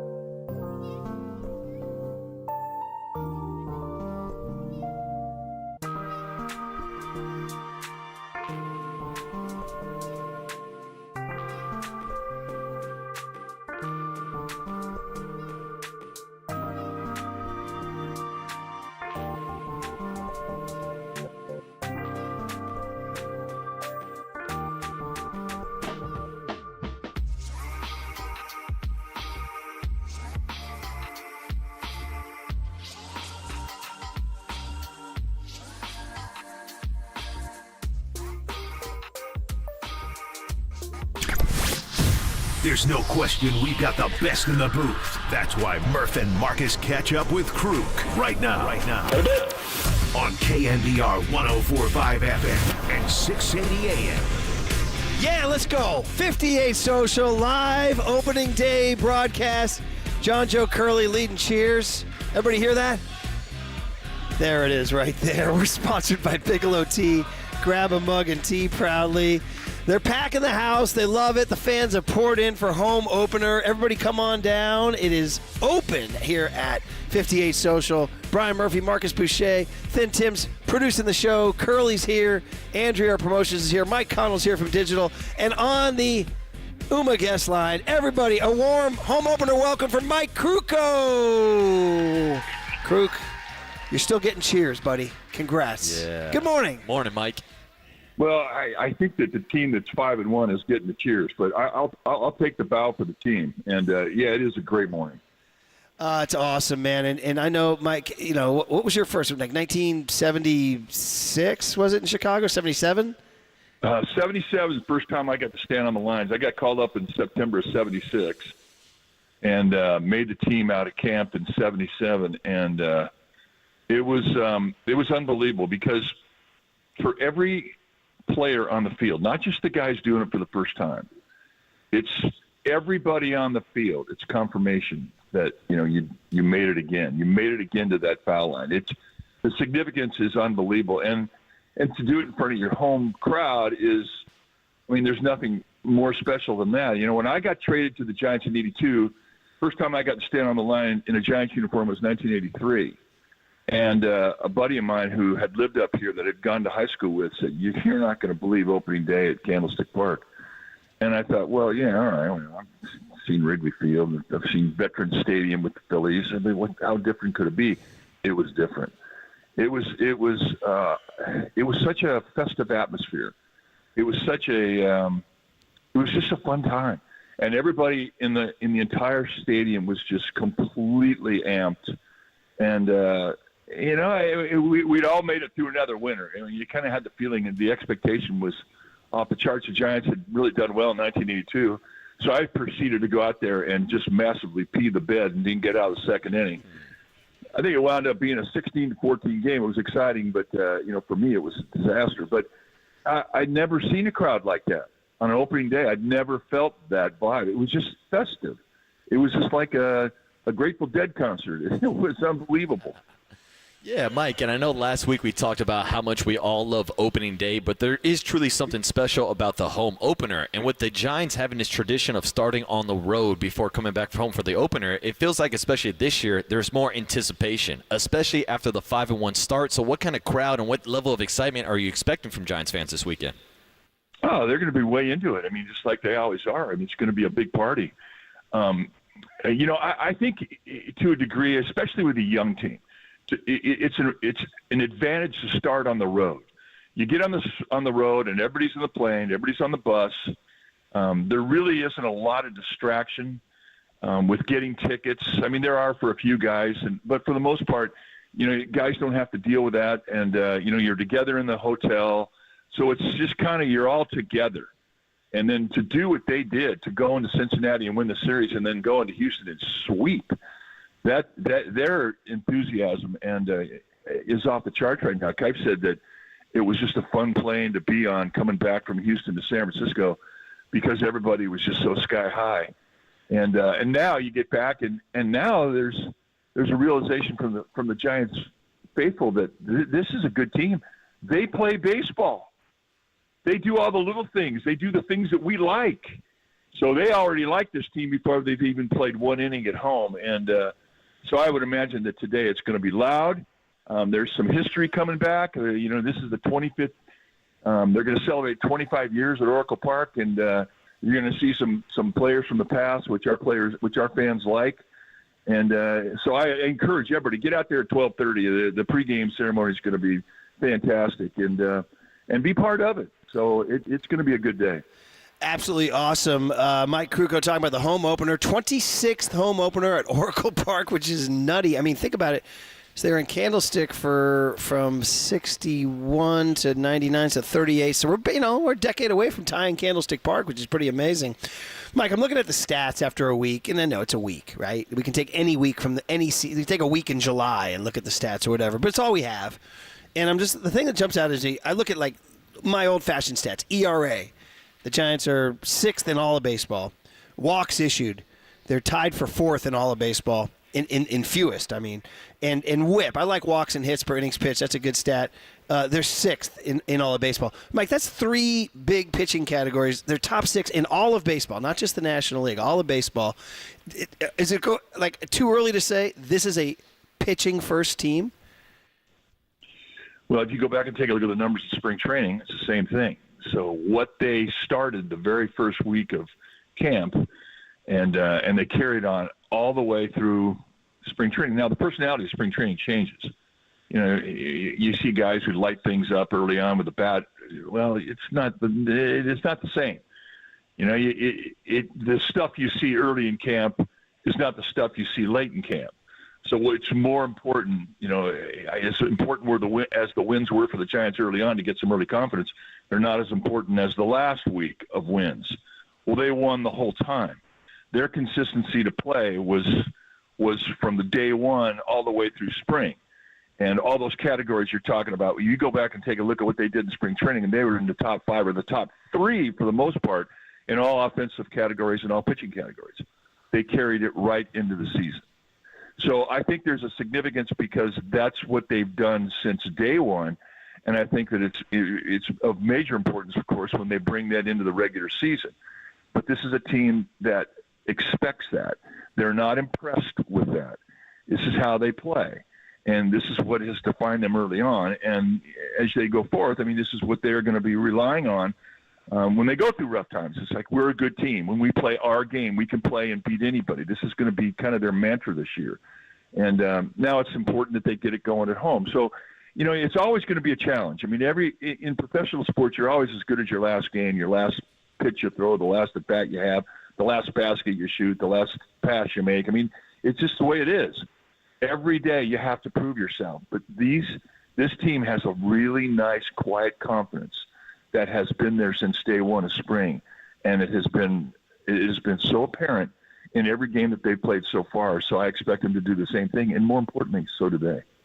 Mike, it feels like Giants fans have been spoiled with starting pitchers on opening days, guys like Logan Webb, Madison Bumgarner, Tim Lincecum, Juan Marichal, and even yourself on that list. But how cool is it for the Giants' home opener to have the future Hall of Famer Justin Verlander on the mound? No, it's fantastic. And, he's part of Giants history. I mean, he was on the mound when the Giants played the Tigers in 2012. And so he has, his little page of Oracle Park, although it's not one that he's that happy with, obviously. And Giants swept the Tigers back in 2012. But what he represents is attitude, because you don't play 20 years in the big leagues unless you've got just this tough, hard-ass attitude. And that's what he is. And I think he brought that in the very first day of camp. Everybody was watching him. I mean, that's what you do. You watch the guys who've been around for 20 years. You see how they're doing it. I mean, this is, you look at LeBron James and you shake your head and you marvel at how he's kept himself in shape and what he's brought every year and how good he's been. Well, that's the same with Verlander. He's baseball's version of LeBron. He's in great shape. He's mentally as tough as nails. And to have a guy like that, start things out for you in your home slate, I mean, it's great. I mean, people want to see him. They want to say that they saw him. That's how significant this guy is, and he takes it to task. He had his game face working 2 days ago, and you could see it the last game in the dugout when he was in Houston. He was already thinking about the game he's about to pitch today, and that's what guys like him do. There aren't many of those guys around, and I love the fact that he's setting the tone. Mike, if I did my stat reading right here on Baseball Reference, he made one start here in 2008, and then I guess the 2012 World Series, and that's it. Is there anything weird for him? Is it weird at all to go back to this place? No, not at all. No, you know what his motivation is right now? To please everybody in that stadium, everybody. Because that's the one thing you feel when you throw a home opener or opener for a season, you don't want to pee the bed. I did it in 1983. I atoned for my sin in 1986, and in 1987 when I opened it up, we won that game as well. It's just when you get that assignment, you don't want to spoil the party, and that's when he gets out there, that's all he's going to be thinking about. Yeah, it's going to be great. By the way, it's a chance for you to tell the annual story. I don't want to put you on the spot, Mike, but the 83 home opener, you willing to tell that one again? I mean, because obviously you're beloved, you've achieved iconic status, but it wasn't always sunshine and roses, right, Mike? No. In fact, it was absolutely not sunshine and roses. You get knocked out the second inning. I mean, that's a disaster, especially on opening day. Well, I get out there, and Frank Robinson, when I got traded over to the Giants in the winter of 1982, he was not overly enthusiastic about the trade because he watched Joe Morgan, his team leader, walk out the door and go to Philadelphia, and he took Al Holland, who was part of the incredible three-headed monster in the Giants bullpen with Minton and Gary Lavelle, and those three guys were as bad as any. They were just nasty. So anyway, I come rolling in, and I brought with me Mark Davis, who's a minor leaguer who hadn't pitched in a year, and C.L. Pinniger, who never got out of A-ball. So Frank was not enthusiastic, and I had a horrible spring. So I became the opening day pitcher, and I proceed to go out there. And as I'm getting, introduced, and we all take the field. Here's your 1983 San Francisco Giants, and here to throw out the first pitch. Will you please welcome the international acting star Yul Brynner? And here comes Yul Brynner, comes trotting out there. He's about 5'6", and he takes the field, and then he's got an act. I mean, he's an actor. He's bowing and he's saluting everybody, and I mean the charisma on this guy is off the charts. So he goes out there, and I give him the ball, and I think that may have been the very first time he ever picked up a ball in his life. So he proceeds to go, the mayor of Cincinnati and throw about a 3-hopper to the plate, right? And he never batted an eye. He just like, yeah, how good was that? Thank you very much. I'm the star. And he walked off the field, standing ovation. It was great. So I picked up the ball, and I proceeded to go an inning of third and get my ass kicked. And then all of a sudden, here comes Frank Robinson to get the ball in the second inning. And he comes walking out, and, Frank, he pulled no punch ever. He walks out to me, and he puts his hand out to take the ball. And the only thing he says to me is, Yul Brynner had better stuff than you did. Thanks, Frank. I appreciate that. That's the last words as you trudged off the mound. And Kipe was at second base, and he was trying not to laugh, but he blew a snot bubble trying to hold it back about the size of a tideless four. Oh, my God. I think The King and I was in San Francisco or something like that, right? It was like we went to the play that night. Jennifer and I went and saw The King and I just wanted him to screw up a line, and I was going to say, yeah.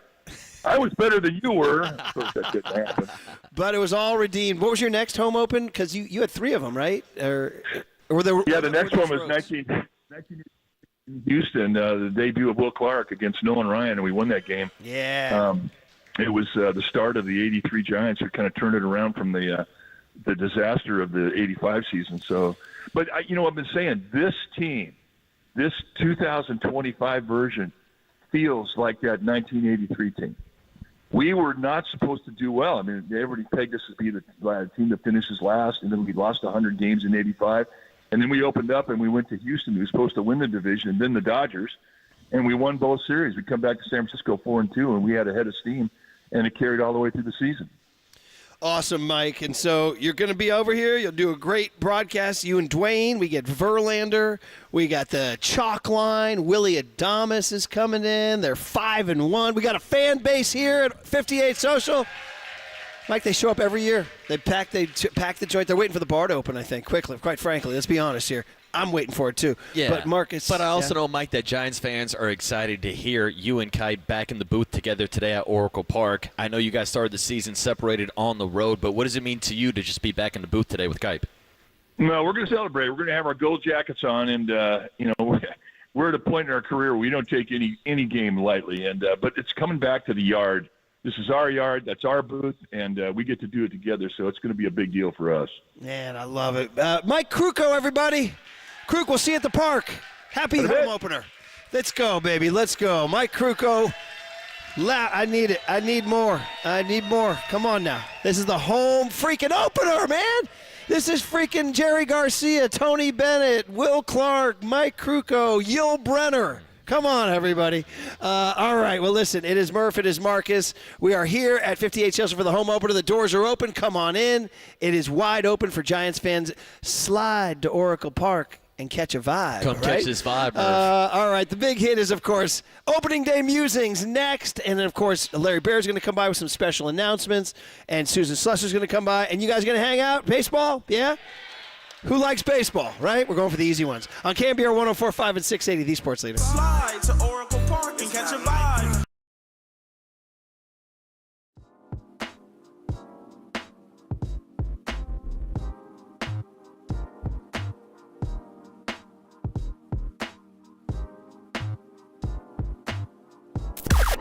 Now, from the O'Donnell Financial Group Sports Desk. Learn more at odfigroup.com. O'Donnell Financial Group, because planning is a process, not a product. We are still giving away 2 tickets to see comedian Trevor Noah at the Mountain Winery in Saratoga on May 23rd. We want you to stay tuned through the 9 a.m. hour for your chance to win today. And when you hear the cue to call 415-896-KNBR. And if you're caller number 10, you will win. It is all brought to you by Live Nation, and you can find official rules on KNBR.com.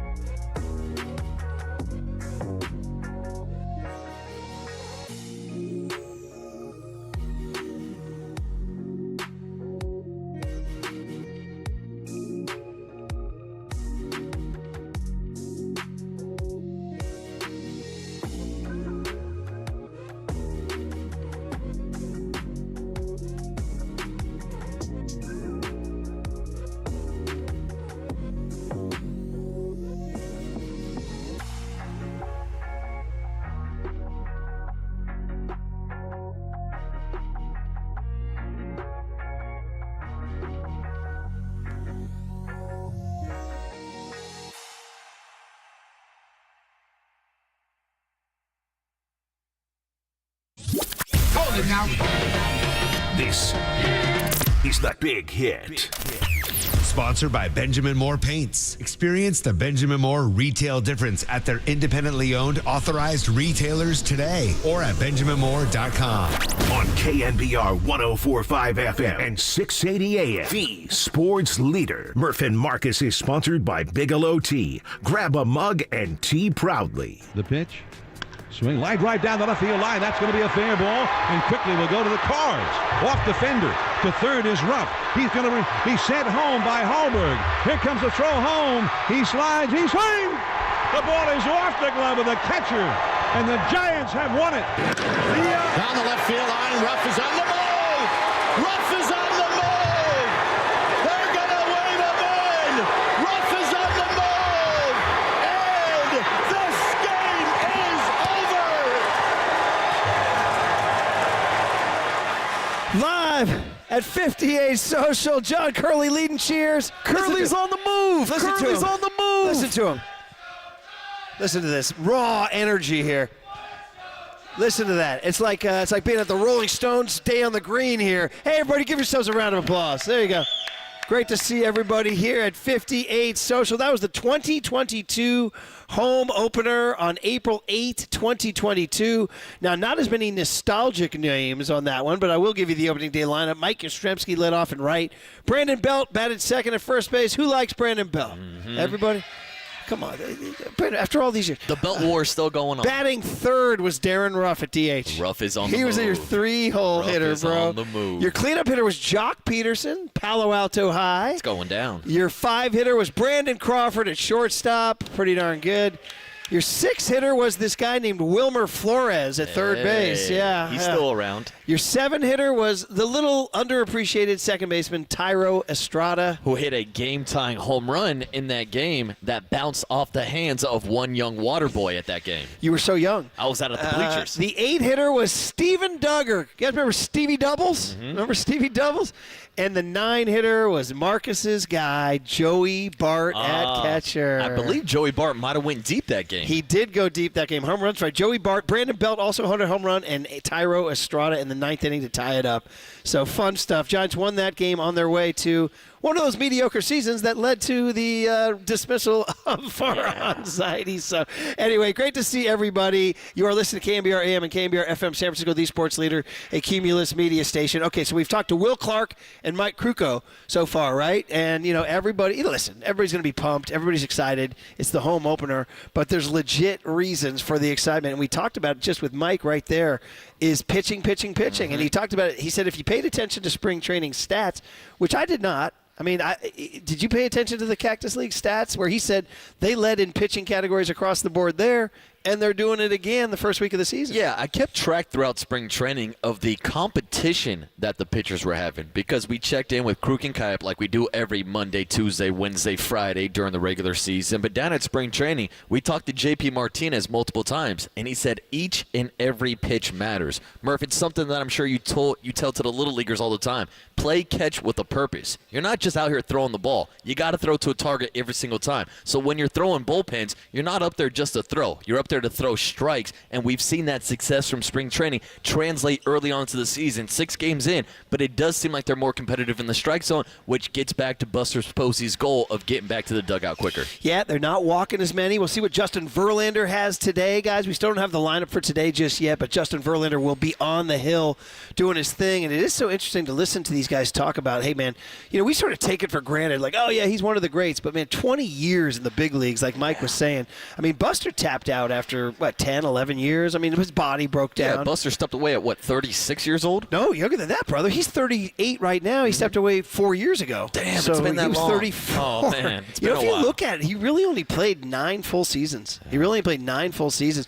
If, indeed, he does go into the Hall of Fame, it will be one of the shortest full careers. It's like there's you can look it up. There's a list of short careers that have made the Hall of Fame. He'd be on that list of shortest careers. I mean, all those things that we talk about, those you used to have 3,000 hits and all that stuff. All those hallmarks changed with the steroid era kind of changing the record books. But anyway, back to Verlander. I was going to 20 say the years. polar opposite, the long resume of a Justin Verlander. You hear the way Buster talks about him, the way Krukow talks about him, is I think we should probably truly appreciate what we have here. Now, he is on that long line of great Hall of Fame pitchers who joined the Giants late in their career, going all the way back to Warren Spahn in the 60s, Steve Carlton in the 80s, and, of course, Randy Johnson in the 09 year came by. But here's Justin. So you should probably treasure him today. I mean, what would be a successful outing, right? 6 innings today would be amazing. He went 5+ last game. Yeah, went 5 his first game out in Cincinnati, let up 2 runs, left the game in a tie ball game. If Justin Verlander gives you 6 innings, 2 earned runs, Giants are up there 3-2 by the time he exits out of the ball game, I say that would be a successful start for Justin Verlander. Now, we should know the Mariners pitcher today, Bryce Miller, is good. He had a good year last year, although the A's got to him a little bit last year. But the Mariners are bringing into town. I know we're not talking about the Mariners too much, but they are not a hitting team. They are a pitching team. It's going to be tough all weekend. The guy pitching tomorrow for the Mariners is a local kid from Alameda named Brian Wu. I think he went to Alameda High School. He grew up in. I think it's a great local story.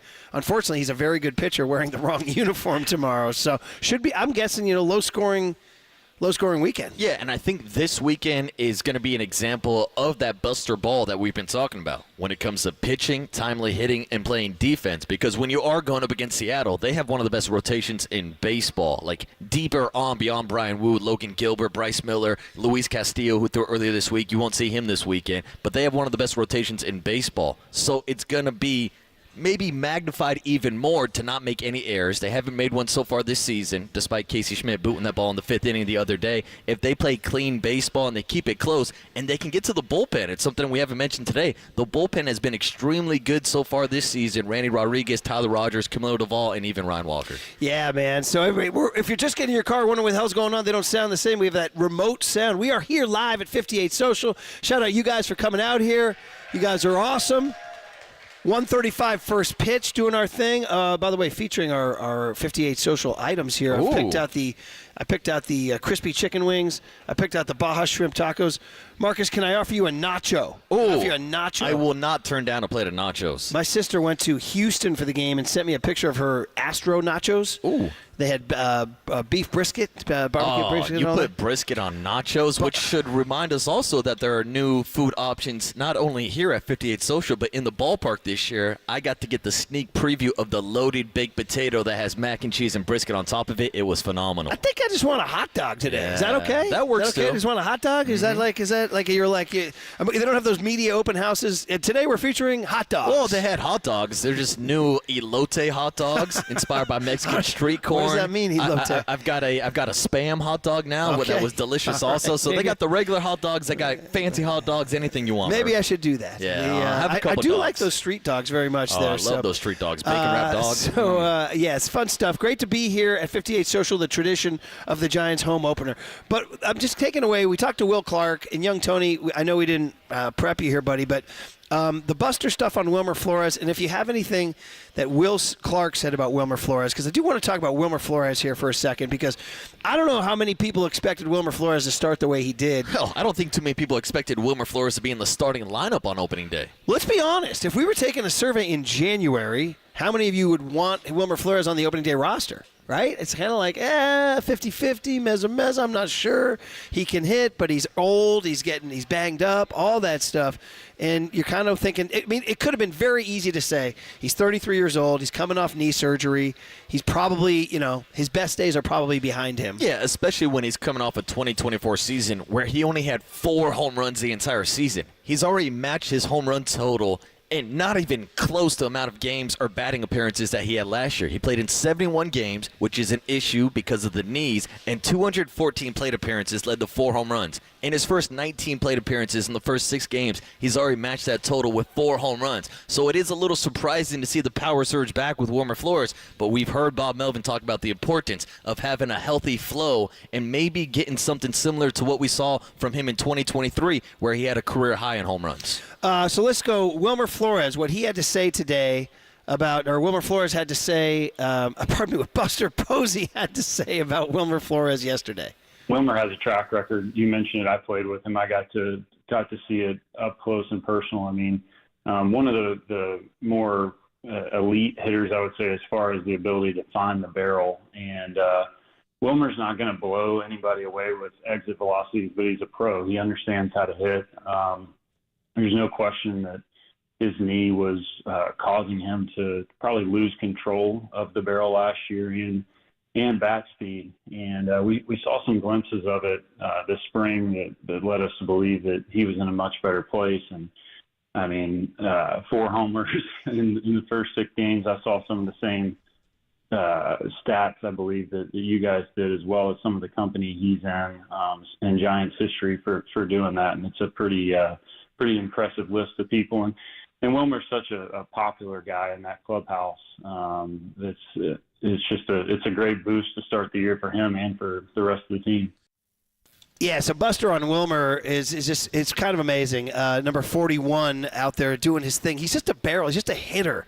And that's why Farhan signed him. When they signed him, he mashes lefties, he mashes righties. Defensively, not maybe the best player. We talked about him not loving the DH situation.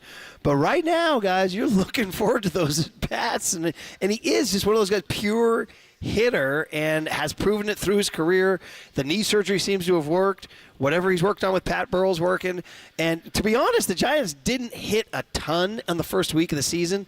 Their batting average is not that great. Their numbers are, but Wilmer Flores, and then you throw in Elliot Ramos behind him, have provided the big knocks when you need them. And, man, I'm looking forward to today, right? You get to see Wilmer Flores today. All of a sudden, he's everybody's favorite Giant. Well, especially when you can get that type of production from the bottom half of your lineup. And it's one thing that has stood out about the first 6 games. I know the final game in Cincinnati against a lefty, Bob Melvin did move him up to the 3-hole. That was the day that Jung-Hoo Lee and a couple other guys got rest days, so he moved Wilmer Flores up.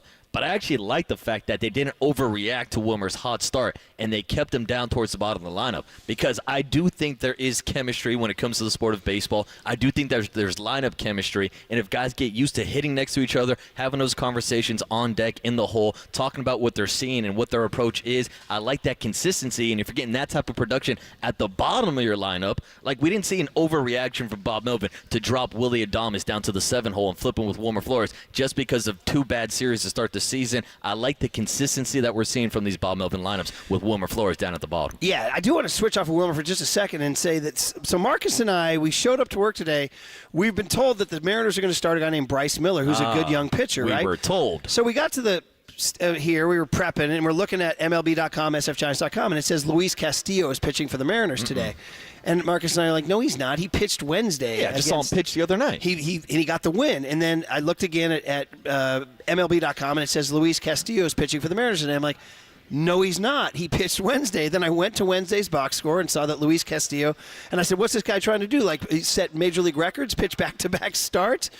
So now we do a little deeper digging, and it took us until the Mariners have a second guy named Luis Castillo. There's no way they have a second Luis Castillo. And he's pitching today, and he goes by Luis F. Castillo. I guess he really wants to put a exclamation point. What does the F stand for? The fake Luis Castillo? Luis freaking Castillo. He's kind of a journeyman who pitched for the Tigers for a little bit last year. And it says here now, according to Mariners.com, in an interesting twist, the Mariners are expected to shuffle their rotation. They're pushing back Bryce Miller to Saturday, and that kid I was just bragging about, Brian Wu from Alameda, is going to go on Sunday. So a listener pointed this out to me, and I was like, no, listener, we know that it's Bryce Miller because we had a Giants pretty. So anyway, if you care about today's opening day battery, you know, I think the Giants are going with Justin Verlander, right? So we've been told. But the Mariners have switched it up. They're pulling a little switcheroo, and they're pitching a journeyman named, I don't even consider him a journeyman. He has like a cup of coffee in the bigs. Luis F. Castillo.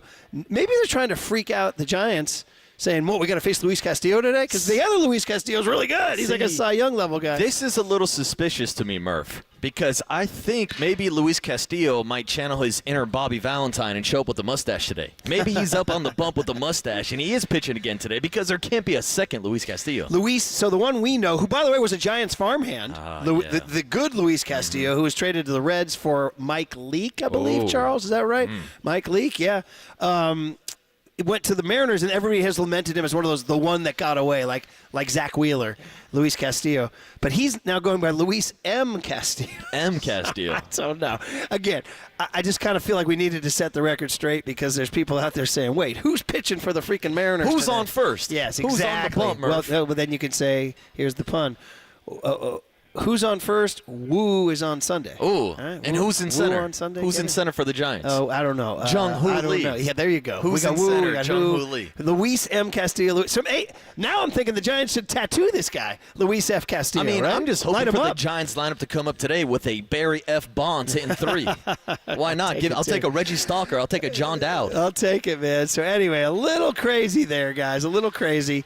But Luis F. Castillo. 559 are we answering with Justin F. Verlander? Yeah. All right. I F's with Verlander. You know that, Murph. All right. Listen, we had somebody saying, I can't hear a single fan out there. He doubts that there's any fans here. Come on, guys. Come on, guys. We got people calling us out. Where's crazy John Joe Curley hyping up the crowd? We got people calling us out. They think you guys are cardboard cutouts. All right, yeah, let's go. Come on, Giants fans. Let's go. All right, there you go. All right, listen, this is fun. Okay, so take a quick break. We got Larry Baer coming up soon. We've been doing giveaways for sure. They open the kitchen now? They're serving breakfast now? I think they are. They're serving the kitchen. So we'll get it going. And if you guys need snacks, Janet from Chico brought cookies. All right, so here they are right here. Janet from Chico brought cookies. I've already had one for breakfast. Okay, we continue with our opening day highlights. Tony's been playing some great stuff, some old opening day memories, too, as we build up towards the 135 opening day pitch. It is the Justin F. Verlander against Luis F. Castillo. You guys can fill in the F as you like, all right? On KNBR 104.5 and 680. The guy doesn't think you're here. The guy doesn't think you're here now. On KNBR 104.5 and 680 V Sports Leader.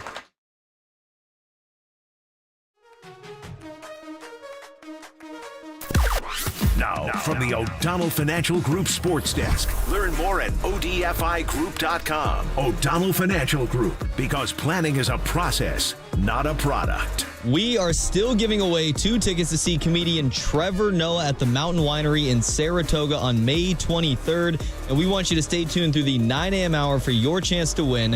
When you hear the cue to call 415-896-KNBR. And if you're caller number 10, you will win. Hopefully like the Giants today. This is all brought to you by Live Nation, and you can find official rules on KNBR.com.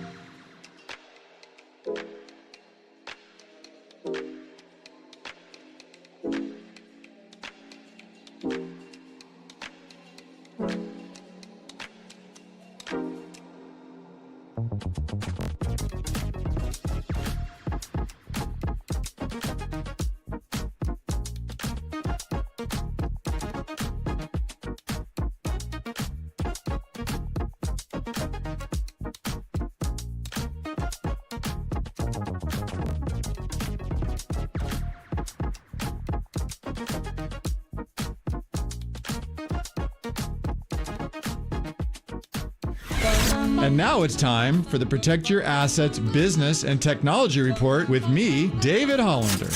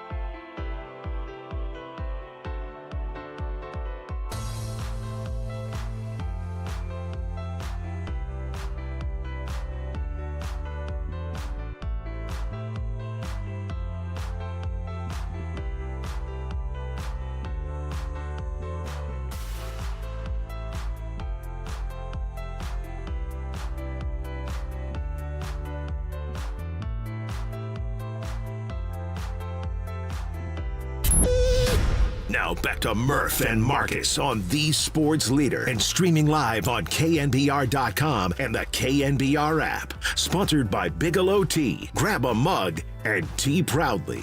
Now the 1-0 pitch. Swinging. There's a high drive. Deep into left center field. It's on its way. Adios! Pelota! A grand slam for Buster Posey's good friend, Hunter Pence. 12-6 Giants. They have broken it open here in the 8th inning. And Pence gets his first 4 RBIs all at the same time. Live from 58 Social. John Joe Curley, a.k.a. Crazy George. Let's go. There we go. John Joe Curley, the Flavor Flav of KNBR. I'm not going to say what's the matter with Curley. He's a bum because he's a stud. John Curley, everybody. Give it up for that man. John Joe. Look at this guy. My man. He's grown. Can we get maybe next time I think we get a little juicier, a little Dodgers suck chant? Ooh. Dodgers suck. By the way, a good friend of mine thinks, and he's in my head on this, that beat LA just doesn't cut it anymore. He says we got to go for the jugular. Dodgers suck. Ooh. What do you guys think? I thought you were going to go with blank LA. Well, that's going. Yeah. That's me and my buddies out in the bleachers. Yeah, that's in the bleachers. You that's behind home plate, you can give I'm a beat bringing 2 LA. children under 18 today, so no swearing. Oh, you're acting like those kids ain't swearing at school these days. Acting like every song they listen to doesn't have every curse word in the book. All right? Well, shout out to Young Deck. Listen to our guest from yesterday, Lil Russell, with the new Nothing Like It anthem, which I'm guaranteeing you will hear at the ballpark today. Is there an explicit version? No, Nothing I think like that it. is all clean lyrics by our guy, Lil Russell, who chopped up that song in about 5 minutes for the Giants. But it's been in my head for a long time. I do think we should say Dodgers suck instead of beat LA. That's just me. Again, now when I was a kid, by the way, suck was a swear word. Wow. Oh, yeah. Oh, you guys remember this when suck was a swear word? Like, you couldn't say that. It was like, oh, man, go to the principal's office. You know what I mean? Charles, you said to your buddy on the playground, you suck. They're like, you're going to see the principal. Oh, man. Right now, yeah. Man, I got suspended a lot of times in school before I started using the word suck. I can only imagine. Suck is now like saying what's up to somebody. You know what I mean? Yeah, Dodgers suck. What's up, man? How you doing? It. Yeah. And I know young Tim, or should I say Thin Tim, is a wrestling guy like me, so he knows D-Generation X. If you don't like it, we got 2 words for you, Tim. We got 2 words for you. Right, so... and I understand what you're saying. Yeah, you got it. Well, it's great to have everybody here. 623 says, John Joe, be careful around the kegs. That's what 623. Oh, I need Curly doing a keg stand. 650 says, no, beat LA is much better. 805 says, I'm driving up from Paso Robles right now. I'm so flippin' excited. Love listening to this on the way up. You're going to have a long way to go to beat our guy from Santa Barbara. Took an overnight bus from Santa Barbara to be here today. So... Paso Robles, as nice as that is, you don't get the farthest come. Hey, can anybody beat Santa Barbara in terms of distance traveled to be here today? I think that's our winner right now, Santa Barbara. Top of the leaderboard so for sure. We'll go for there, too. Here we go, guys. Also, more reactions to the interviews we've had so far with Mike Krukow and Will Clark. Here we go. Here, 4831 says you guys are talking about 2 Luis Castillos. Says all I know is that the world doesn't need 2 Max Muncys because there are 2 Max Muncys. There are. There's one with the Oakland A's now, or should I say the Sacramento A's. Here's a salty guy, 916 says, don't you wish you could play the Reds and Astros and Mariners all year? Wait till you play the Yankees and the Phillies. All these flavors, and you chose salt on a home opener for the San Francisco Giants. Exactly. 650 says, Waterboy, nice haircut. Hey, I got one too. Thank you. I know, you're rocking the cap today. I had to go with the hat, though. Here we go. F949 says, I'm with Waterboy, F the Dodgers. Yeah, I was going to say, we literally have a soundbite on my board where I'm yelling F the Dodgers and F Kershaw to his face. Another 707 says, I vote for F the Dodgers. 949 says, F the Dodgers. Okay, all right, you guys are like to work a little blue. You know who else likes to work a little blue sometimes is Will Clark. And Will Clark joined us earlier in the show, and if you're just getting in your car and just hearing what he had to say, we talked to him. And young Tony, help me out here, buddy, on what you have queued up down there. As I tell you, we are sponsored by Bigelow Tea. Grab a mug and tea proudly. Will was awesome. It was great to hear him. It's great news to hear that after his knee replacement surgery, he will be flying out for the Brandon Crawford Retirement Day on April 26th. Who's coming out for Brandon Crawford Retirement Day? Anybody? Yeah? All right. We got a good crowd coming out. Yeah, I know that. the Giants are doing an awesome giveaway with a Brandon Crawford graphic T-shirt, and I believe they're also playing Bruce Bochy's Texas Rangers that weekend. Yeah, I know. Yeah, so how awesome is that, Bochy back in the So I got to building? imagine Boch is going to be out there, too, of course. right? He's got to be. All right, Tony. So what do we have queued up from Will here, bud? Let's go. Wilmer Flores' hot start and hitting in the bottom of the order. Okay, here we go. Well, I mean, not only in the bottom half of the lineup, but just the fact that Wilmer's healthy now. You saw, as you mentioned, what he could do in 2023 when he was healthy, and last year was an aberration. You know, he's just trying to hit on one leg, and he couldn't do it. So, you know, him having the surgery and then coming back and kind of getting off to the start that, you know, he's off to right now, it definitely bodes well for the team, and I know it gives him a lot of confidence, saying, you know, there were some question marks about how's the knee going to respond and all that. It responded extremely well, and he's swinging the bat extremely well right now. You know, Wilmer's one of those guys. He's a professional hitter, and Bob even said it the other day. I mean, he could be DH, he could be first base. I mean, he can move around the batting order a lot, so he's just a professional hitter. Yeah, that was Will Clark talking about Wilmer Flores, who's obviously off to this incredible start. Wilmer debuted in 2013. Guy's been around a long time. He's a career 260 hitter, which today is almost like 300. Yeah. You know, he's a career 753 OPS, which is very respectable, very respectable. And he's had years where, you know, his biggest year was 23 bombs in 23. Prior to that, he hit 19 bombs in 2022. And prior to that, hit 18 bombs in 2021. So he's kind of getting that old man strength as he gets a little older. His power is increasing. And that does happen when guys get a little older. Yeah. Krukow talks about that. Guys grow into their strength a little bit. That's why you can't always expect 21, 22-year-old kids to be hitting tanks. Like Luis Matos is still growing, years away from growing into his body. Yeah, and I think that's the thing about Wilmer. Like, you have to remember the reason why he's a Major League Baseball player is because of his bat. I mean, going back to his days with the New York Mets when he was shifted around from second to third, now he's playing first base, has never been known for his glove. But he has been known for coming up clutch with his bat. Had multiple walk-off hits when he was playing with the New York Mets. We've seen a couple walk-offs now with the San Francisco Giants. The walk-off walk on Willie Mays Day also. It seems like he comes up in these clutch situations, and he's a hitter. And if you have a hitter like that sparking your lineup at the bottom of the lineup, think about the confidence it installs in the rest of the lineup surrounding Wilmer Flores. Yeah, so again, we don't have the lineup for today yet, but I would imagine he'll be out there at DH. He's got to be. This Luis F. Castillo, not Luis M. Castillo, who's pitching today, is a righty. Okay, good to know. So standard lineup, I would imagine. They gave Jung Hoo Lee the day off Wednesday just for a day. So you're probably going to go, I'm just guessing right now, top of my head, you're going to go Flores, Adames, Lee. You're going to go Chapman, Bailey, Ramos, Bailey. Then probably Flores, Yaz, and who am I forgetting? Yeah, we're Tyler gonna Fitzgerald. Lamont Wade Jr. probably leading off today with the righty on the bump. Yeah, did I not say that? My bad. Wade leading off, right. And Wilmer at DH. Which is a topic to keep an eye on, especially since we saw Casey Schmidt playing first base the other day. Yeah. So I would imagine, again, that's not the written lineup. That's my guess. That's Coach Murph's lineup. Yeah, is that what you would go with, Coach Boosh? Yeah, I'd take that. Okay. All right, Coach Waterboy. More Will Clark. He was awesome with us. Now, the torpedo bats, right? I mean, it's kind of funny. Like, at the start of this week, those were like everybody was talking. It's kind of calmed down a little bit, right? It's kind of calmed down a little bit. But they're still out there, and the Giants have yet to debut one. I mean, here's the thing. Wilmer Flores has 4 home runs this year without the torpedo bat. Can you imagine how many home runs he's going to hit with it, Murph? Yeah, I mean, well, again, Will Clark, however, was raised on trying to find the sweet spot. And so when he hears somebody's moving the sweet spot, he thinks that's a sign of, shall we say, weakness? I don't know, Tony. What did Will have to say? Torpedo bats are a crutch. They are for guys that can't hit the ball on the barrel of the bat. They get the shit out of them jammed, and so you move the weight down and the barrel down on the bat to compensate for the fact that they can't freaking hit. There's my go-to right there. There's a reason you come to the ballpark early and you work real hard and you take batting practice and all that. It's to figure out how to hit the ball on the barrel of the bat so that the ball goes where you need it to go, instead of, oh, I can't hit, so here, let's make a bat for my crutch since I can't hit. Oh, gotta love Will Clark. We're back live here at 58 Social.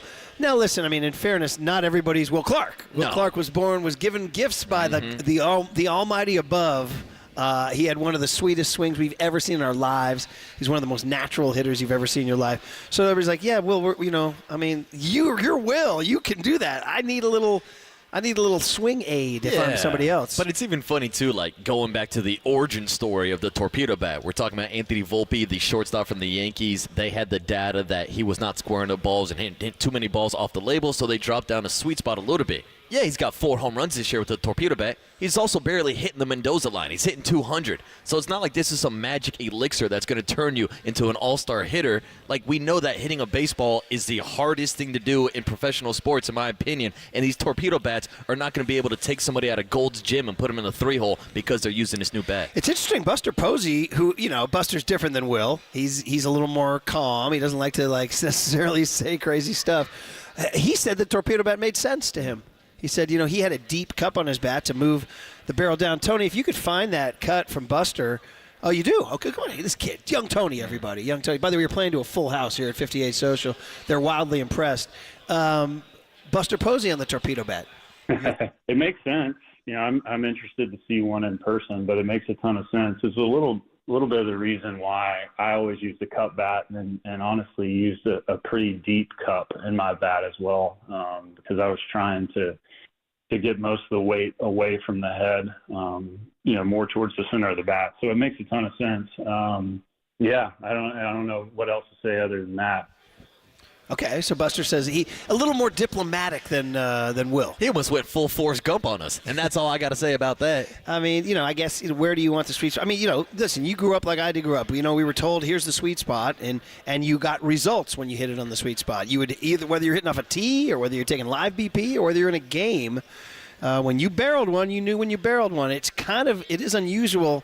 When I first heard about it, my thought was, wait a minute, your whole life.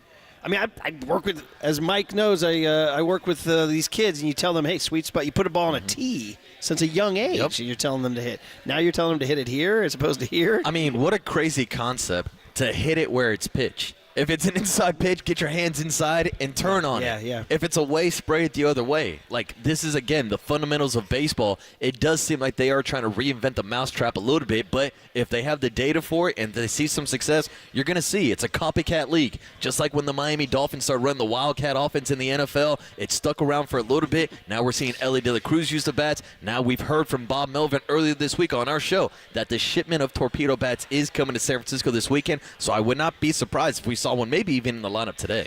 But old Pat Murphy, the Brewers manager, said, my old ass knows it ain't the wand, it's the magician. Right? It's the magician. Well, we looked at Volpe's hitting 208. That's the thing, Murph. It's not the shape of the bat. It's the motion of the swing bat. Oh, hey now. Hey now. You know what I'm saying. So you like to say F the Dodgers and work blue. I got you. Exactly. It's all about those swing pads. 707 said Alex Pavlovich reported on NBC Sports Barrier the Giants do have torpedo bats on the way. Bob Melvin told us that, too. Oh, yeah. We got it straight from the source from Bo Mel and Buster Posey yesterday. The torpedoes are coming to town. So, guys, it's just fun. I mean, we'll see. Maybe not today, but beat writers will be on that. We'll see. By the way, if you are locked onto the leader because you have ripped off the knob, Greg Silver and Greg Papa will be on the infield grass. That used to be a carnival when Gary was out there. No, because everybody wants to talk to Mark Wassinger. He used to just rip everything in front of him. But hey, Luis F. Castillo, what are you driving? I know, exactly. But Gary would so Gary used to have a carnival down there. G-Pop, former Giants broadcaster Greg Papa, will be doing it with his cool Greg Papa-ness. Greg Silver's eyes going to be popping out of his head. This young kid going to be down there in a stool broadcasting from the infield grass today. So, couple of Gregs down on the infield grass. It used to be a lock to hit that thing with Gary every year was Tim Flannery. He was always awesome to come by. And we missed Flan. We asked him to come on, but he was tied up. We'll get him a little bit later on, too. His Padres need to chill out. Yeah. Can they lose a game? I mean, Them and the Dodgers. The Giants have the third best record in baseball, but they're in third place in their own division. Let me ask you a question. Are you at all concerned about that right now? It was kind of expected a little bit with the Dodgers. Let's be honest. They have a super team. They spent over $1 billion on that roster. I am a little bit more surprised with the San Diego Padres. I thought they would take a step back this year. Even Luis Ariz has been struggling out of the gates, but they still have not lost a single game. I mean, I'm not going to lie. I would prefer, because this is, any chance, I know they say, it's 162, it's a marathon, but any chance you have to pick up a game on these guys is a good chance. And to go 5-1 and pick up no games on them is a little bit of a bummer, to be honest. Yeah, but this is a great way to start the season, and that goes without saying. But to me, it goes and translates back to the success they had in spring training. And I know no one wants to hear me talk about how they were the Cactus League champs, but winning matters, especially when you are trying to establish an identity, a culture for this franchise moving forward. And Buster Posey, Bob Melvin, and Pat the Bat seems like they've implemented that plan heading into the season. Yeah, good stuff. Tony 650 wants to know when we're buying that torpedo driver for your golf game, buddy. I don't know if you have it. 707 with a great license. Greg Papa was on to torpedo bats before anyone else. He had the first torpedo. Before anyone else, too. And 831 says, at this age, I sometimes still have trouble finding the sweet spot depending on how many torpedo IPAs. Hey, those are good IPAs. Dude, yeah. That's a good beer. All right. Maybe we'll get one today. At some point. Yeah, at some point. All right, good stuff. Open that bar. That's right. It's great to see everybody. Hey, you guys are here. Cheer so they can hear you. There you go. See, they doubted us, Marcus. They doubted us. Don't ever doubt. By the way, I have the breakfast sandwich. Highly recommend the breakfast sandwich, y'all. With those little crispy potatoes, Marcus. A little bacon, egg, and cheese. Yeah. So thank you to the good people at 58 Social. Mark and Alex, who are running the show here, their servers are working hard. They're replacing that coffee. We're chugging that coffee down, and the breakfast sandwiches are being served. So we got Young Tone. Are we doing the cooler? Are we doing it? Oh, yeah. Matt Chapman did a nice little Giants interview. We got some quotes for you guys. Okay, and then Larry Baer with some announcements. Larry's got some news. And that segment was sponsored by Marin Health. With top physicians, surgeons, and clinicians right here in the North Bay. Marin Health puts you closer to your best health. World-class care, closer than you think. Now, I was showing off my haircut, Marcus, but should I put the hat back on? No, the hair looks great. The hair looks good. Shout out to Thunderhawk. Kenny Thunderhawk's doing his thing, man. Battery and what is he on? Battery and Clay? What is it? I forget. I just walked down there. I like that. And Murph, the people know we're not only the longest tenured show here at KNBR, but we also have the best hair here at KNBR. Well, I think it's a fact. And we are the tallest show also. I think these are all facts. Mm-hmm. Best looking? I see no lies. Best looking, especially when you throw in Young Tony and how much better he looks than Thin Tim. Sexiest? Yeah. Sexiest? Look at John Joe Curley. Yeah. People, when they see me, when people see me, they say, that guy's sexy. That's what they say. All right, guys. Cooler content. Larry Baer, Susan Slusser, and just mostly just a hang. Just a hang, guys. Give me the hang. Give me the hang cheer here. 58 Social. Opening day. Home opener, man. Home opener. Bring me to Candlestick Park on KNBR 104.5 and 680 The Sports Leader.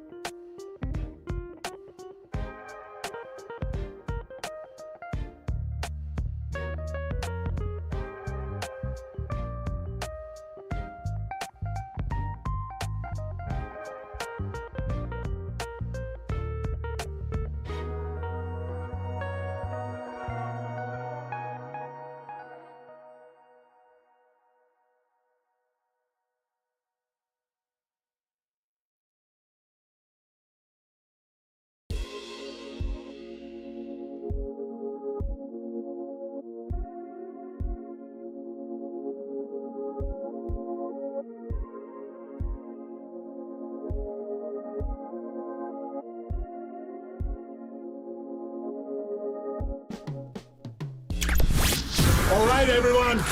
Chill. This is the cooler. He's bitten a cooler of content. Cornucopacious of joyful news. Yeah, baby! On the sports leader.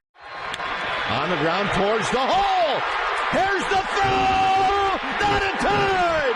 And the Giants win it here in the 13th inning. Unbelievable. An infield hit for Aaron Rowan.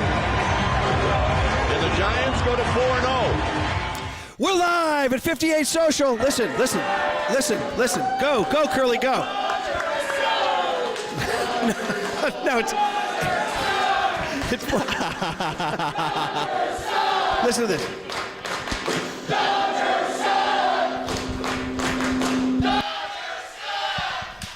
I love it. Can they hear it? He turned it into a sing-song. I know. John Joe Curley not going with the traditional Dodgers suck. He went sing-song. But hey, John Curley, everybody, give it up. Clapping in. I like it, John Joe. He's a true son of the city. He's a true son of the city from the Sunset District. Well, truly West Portal.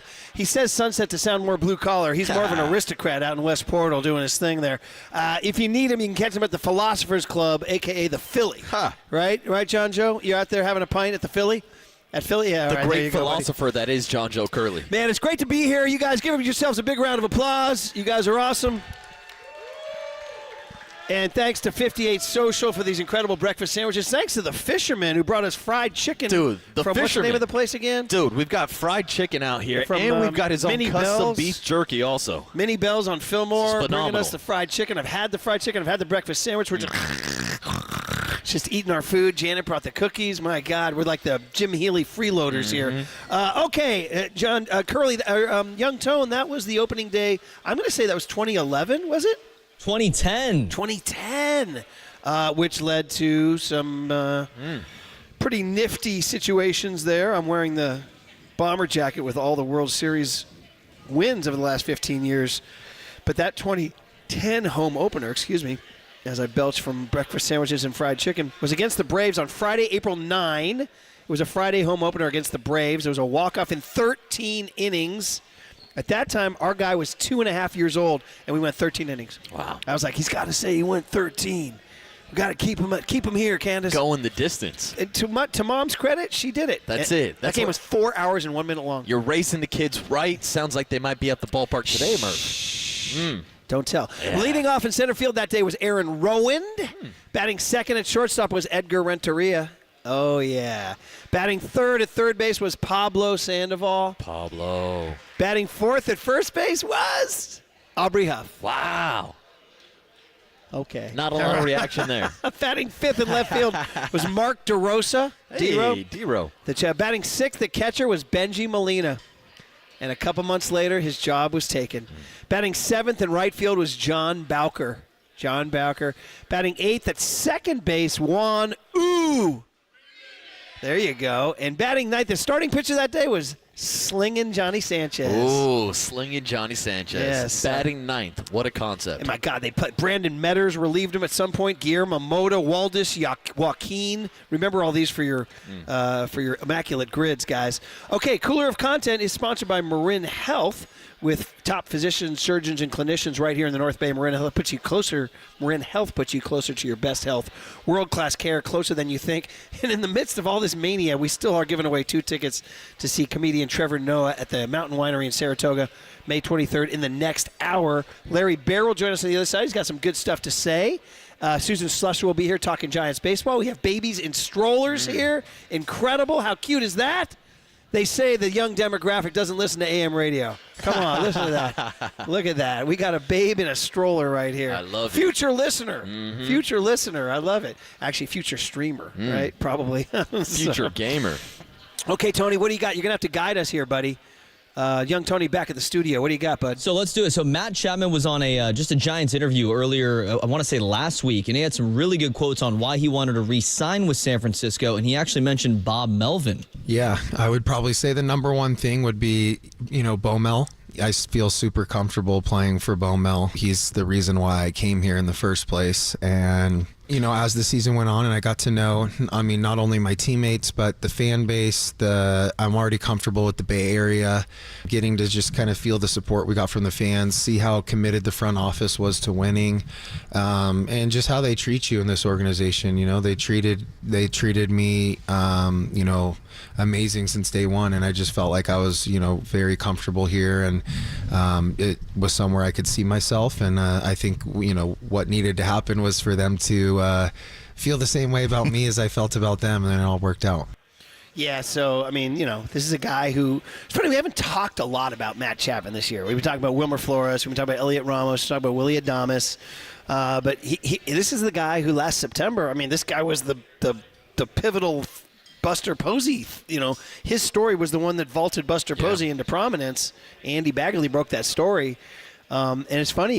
Now I don't want to say in year 2 we're taking him for granted, but you kind of do almost, right? Well, it's almost like you take his glove for granted a little bit. A guy that has won multiple gold gloves, multiple platinum gloves. He's arguably the best defensive third baseman of this generation, but still in the game right now. I know his high school teammate Nolan Arenado might argue about that for a little bit, but he's just so consistent over at the hot corner, which is why I love the contract extension that Buster Posey stepped into and gave him last season, because it goes back to the message, Murph, of establishing yourself as a pitching and defensive team. And when you have pitchers like Logan Webb, who has the highest ground ball rate in baseball, you need a guy at the hot corner like Matt Chapman. I wish I could say I saw Nolan Arenado play every day, because now that I've seen Chapman play every day, he's the best I've ever seen. He's phenomenal. Eric Chavez was really, really good. I loved him.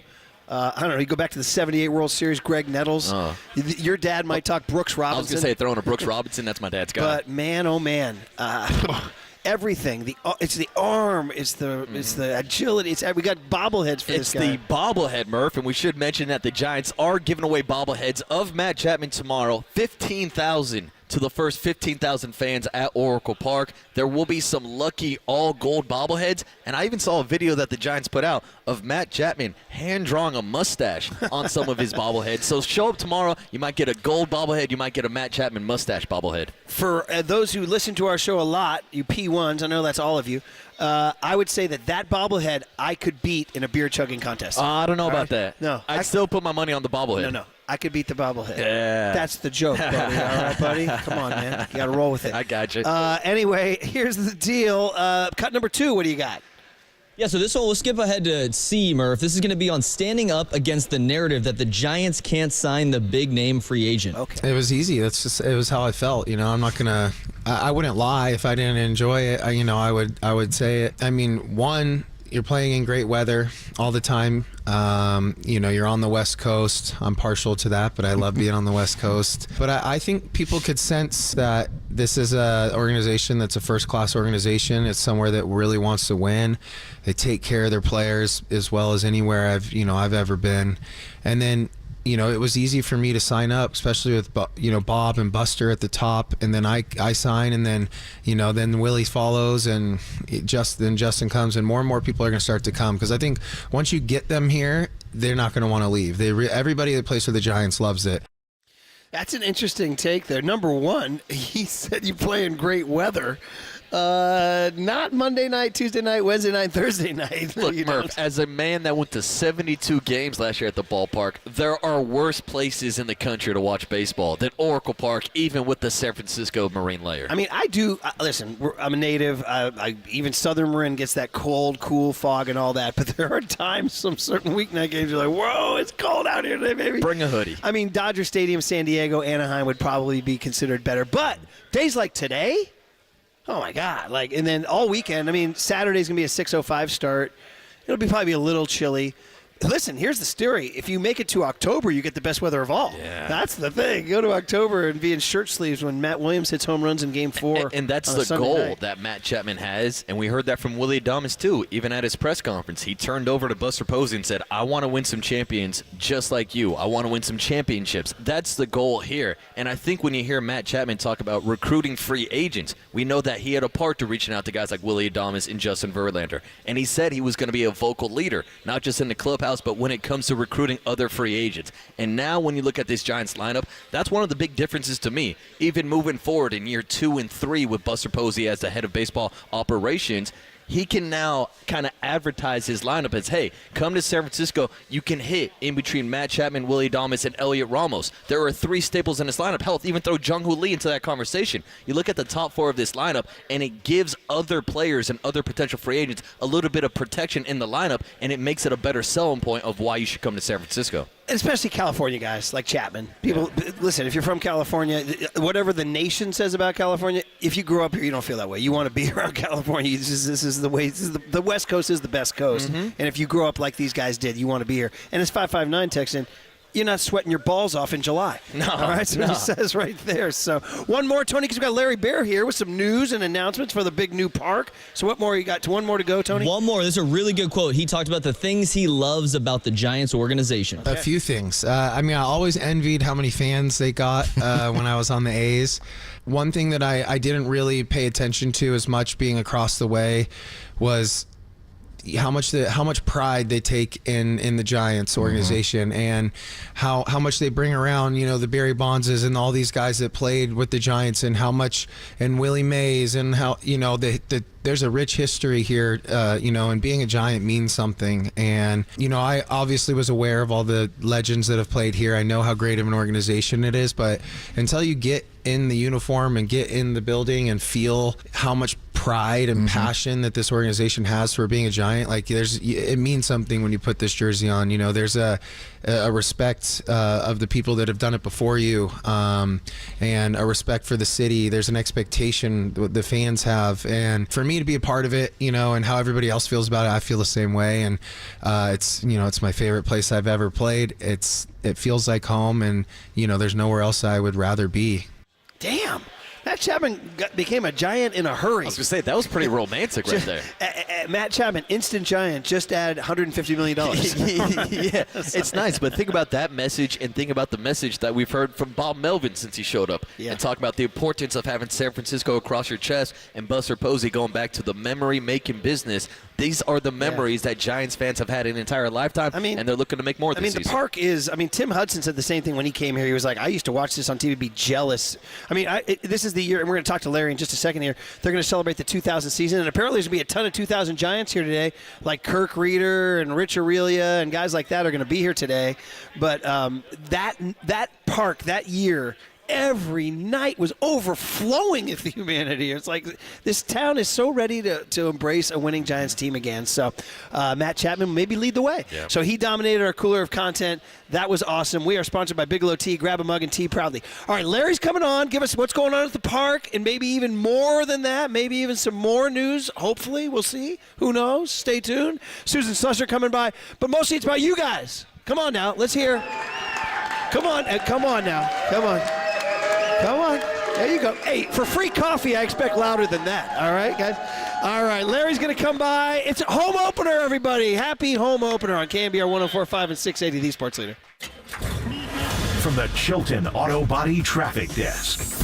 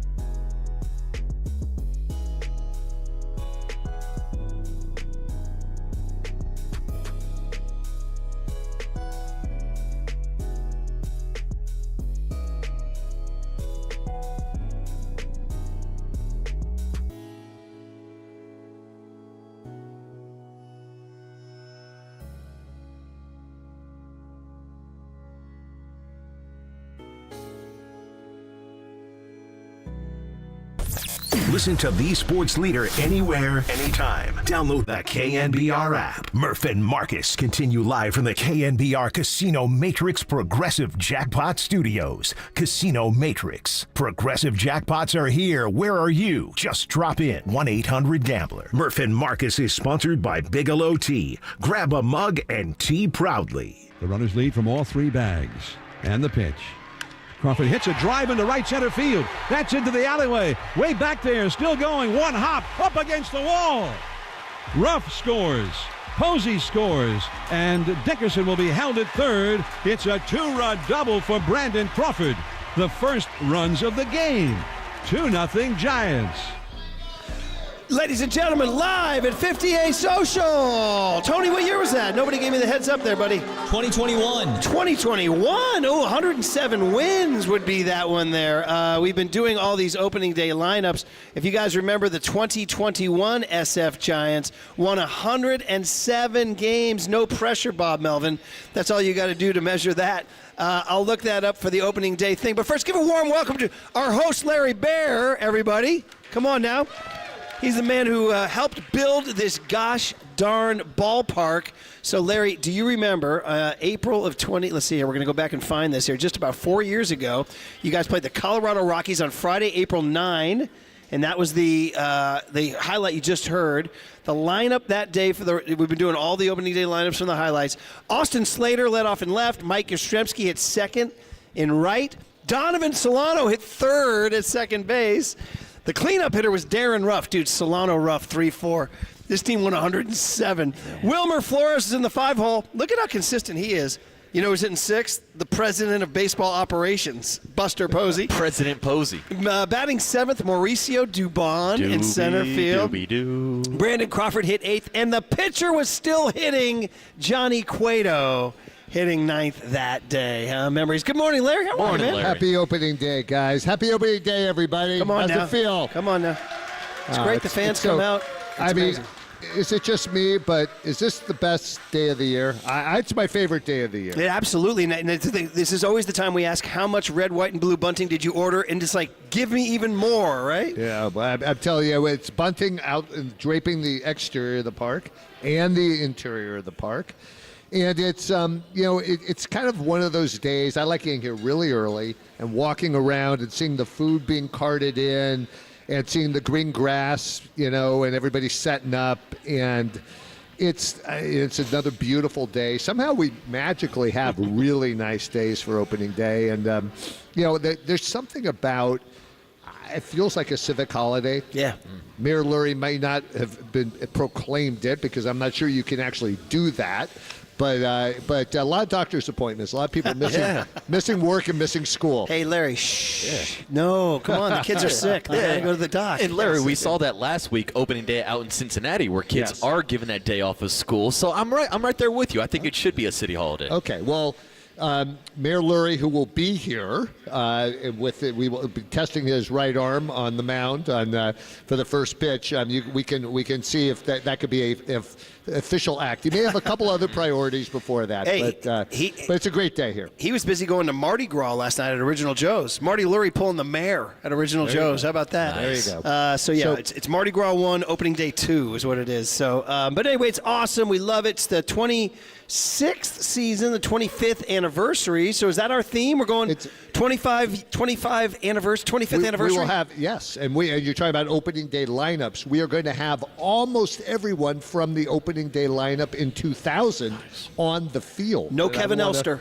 No, this is Giants lineup. This is the Giants lineup. Good. And no, that was such a memorable day. It's funny. We were, you think about opening with the Dodgers and the 3 home runs on that day. But then we go on in year 2000. That team was an amazing team. Incredible. Had the best record in the National League. And, we got tripped up, obviously, in the playoffs against the Mets. But, won the National League West that year. Oh, man. One of my favorite moments, and it was crazy because we did lose that game, and I think I know where I'm going, was JT Snow's home run in the playoffs. I remember I was with our young son, Josh, at the time, and we were just, it was just, raised him in the air with our friends, and it was one of the first really dramatic moments. 25 years full of them now, but first really dramatic moments in this ballpark. It was incredible. And God, I remember there was so much going on. You guys started slow that year, and I remember the Examiner, I was working at the Examiner at the time.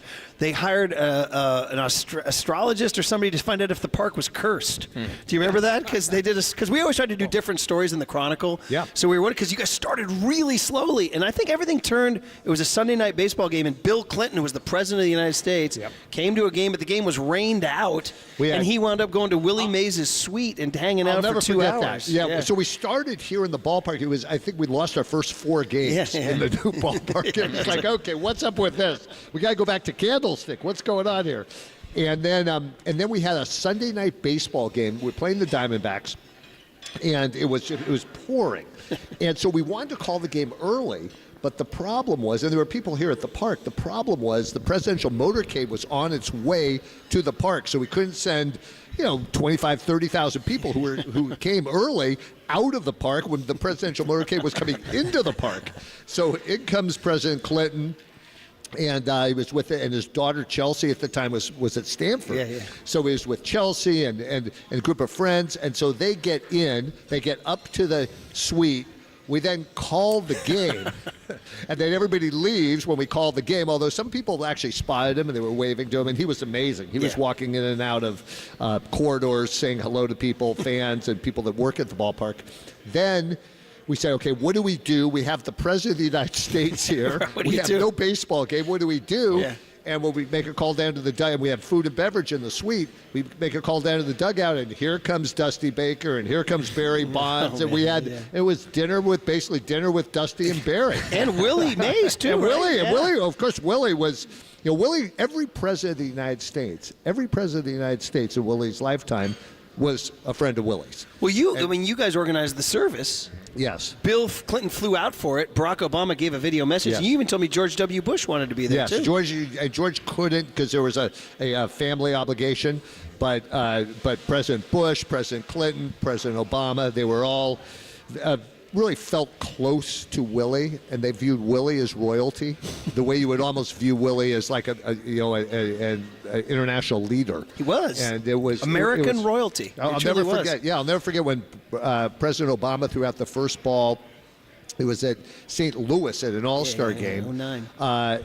The White House called, and they said not only did they want Willie with President Obama for that moment, they asked if Willie would fly to Washington to the White House, sit with President Obama, and then fly on Air Force One with him to the All-Star game, which he did. It's incredible. And it was an incredible thing. And I have to say, this is a different year because it's the first year without Willie, and here we are at 58 Social, and we look out. And we the see statue's Willie right Mays. there. We see the statue right in front in Willie Mays Plaza, and it's we miss Willie and we miss Orlando. Yes, today. we do. We miss all the Giants. We miss guys. Great stories, right? Willie Mays. Who likes Willie Mays, right? Who likes the Giants? Look at Larry's going for sound.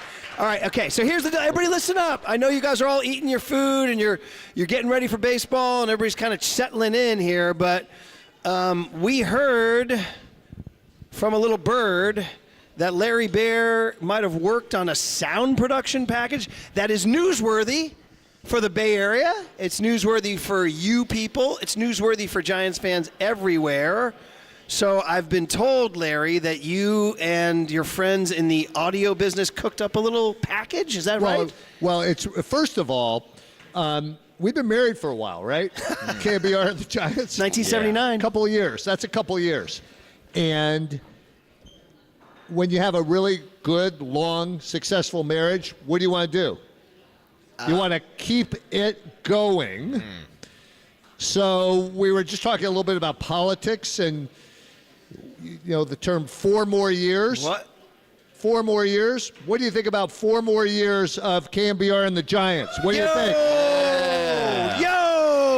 Look at that. Take it away. Audio package.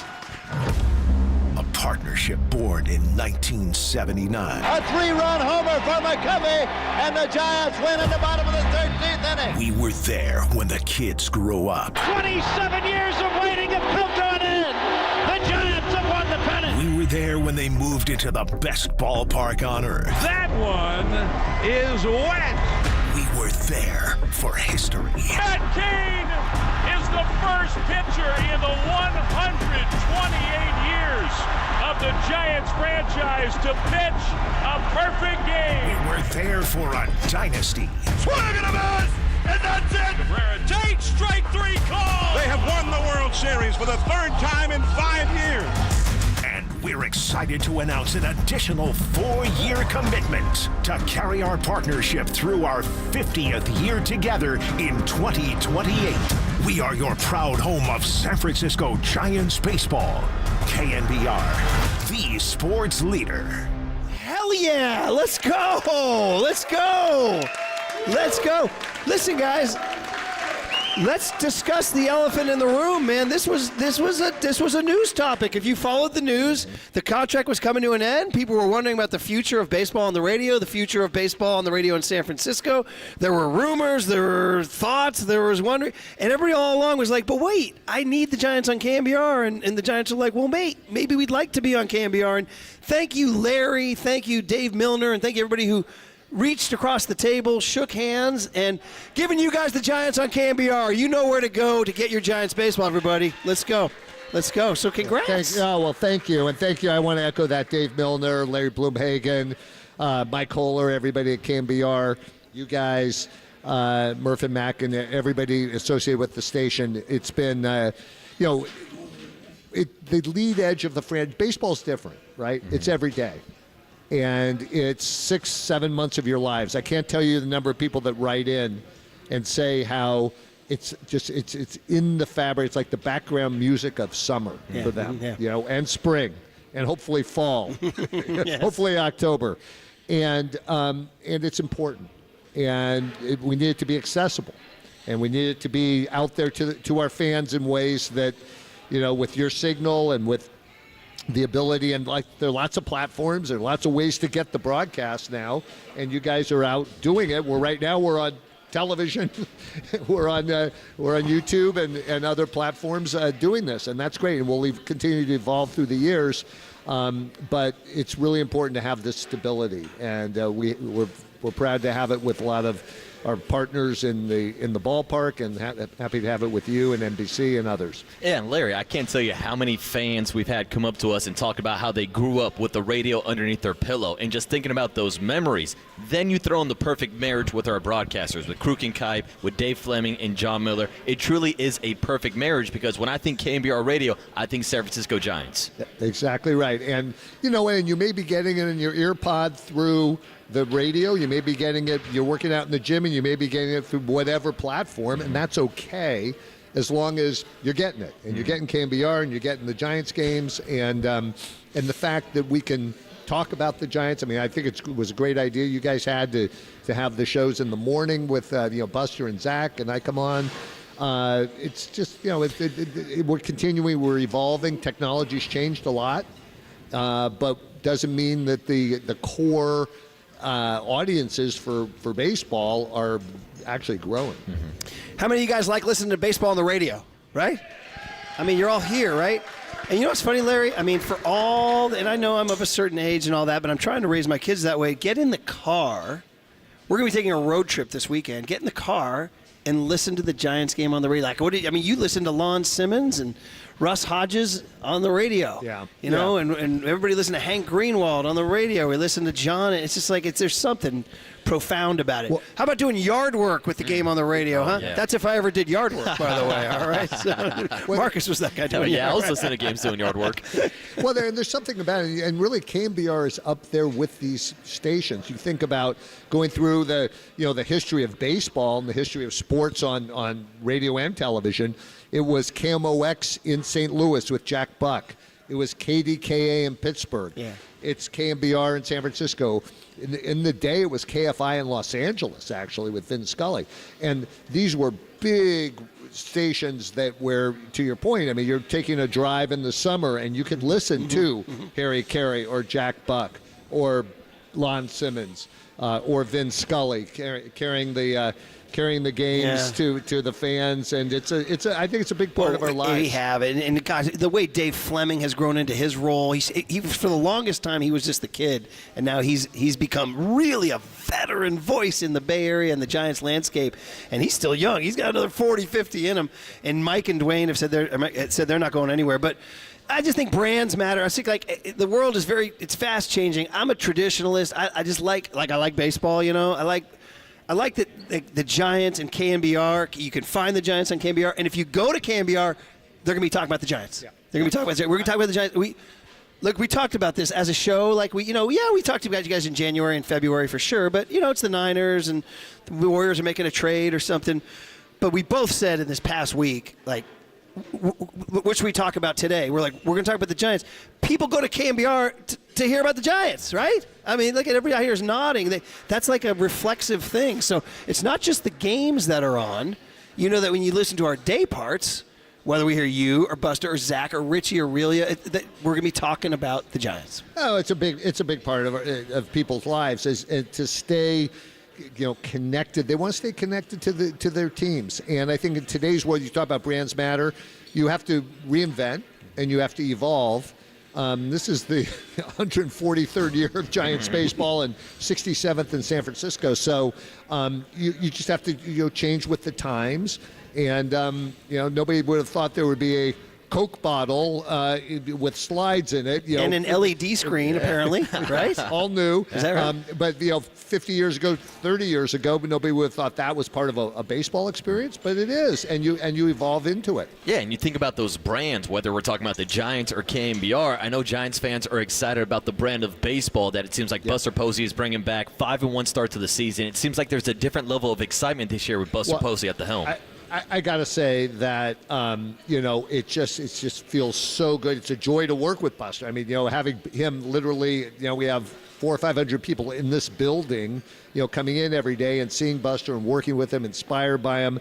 Not to say that's here you go. You have that in the clubhouse. Buster had a uniform on 4 years ago, right? And so he understands what needs to be done. I'm sure we'll have losing streaks, but everybody believes in Buster, and everybody believes in the culture that he's created here.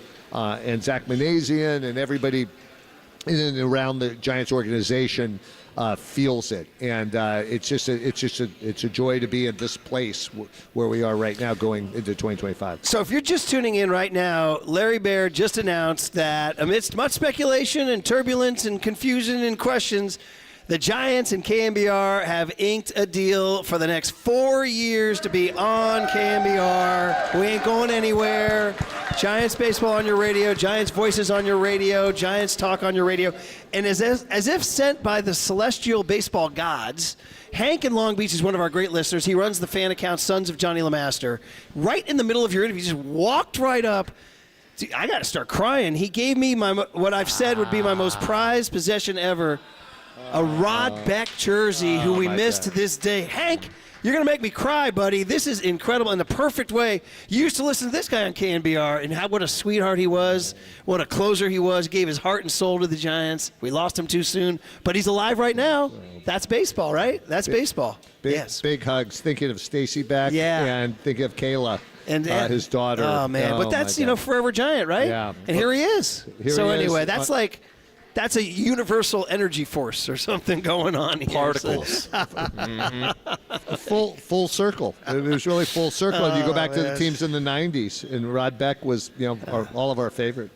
So anyway, that was like meant to be. You know what I mean? So that was 1993 was so epic. But Larry, congratulations. We're glad to have you guys. We want to keep talking about you guys. We want to keep having you guys on the radio. We want to keep having a place where Giants fans know where to go. Is it Cheers, where everybody knows your name, right? Where everybody knows your name. Exactly right. Congrats. Long marriage and lot longer to go. So congrats, Murph. Congrats, Mac. Did I say Mac? Yeah, well, it's a little habit. Marcus. That's oh my Marcus, God. by the way. Yeah, that's I mean, Paulie Mack was doing these shows for 18 years, Larry, so I understand the confusion. He can call you Tim Lyota. Yeah, I'll take that also. Or John London. Or Frank Dill. It's been an amazing run, and lots more to go. And we'll turn it over to John, Dave, Kruk, and Kipe for a lot longer. Thank you, Larry. Absolutely. What a park Thank you, these Larry. guys built. You guys like the park? Hey, do you guys like this ballpark? Come on, man. Everybody's like, you know what they want? They want the bar to open is what they want. All right, Larry. Thanks, guys. Thanks a million, buddy. Yeah, congrats. I look forward to it. So we'll talk to you in just a couple weeks. Thanks. Larry Baer, the Giants and KNBR stay together, everybody. Susan Slusser next on The Sports Leader.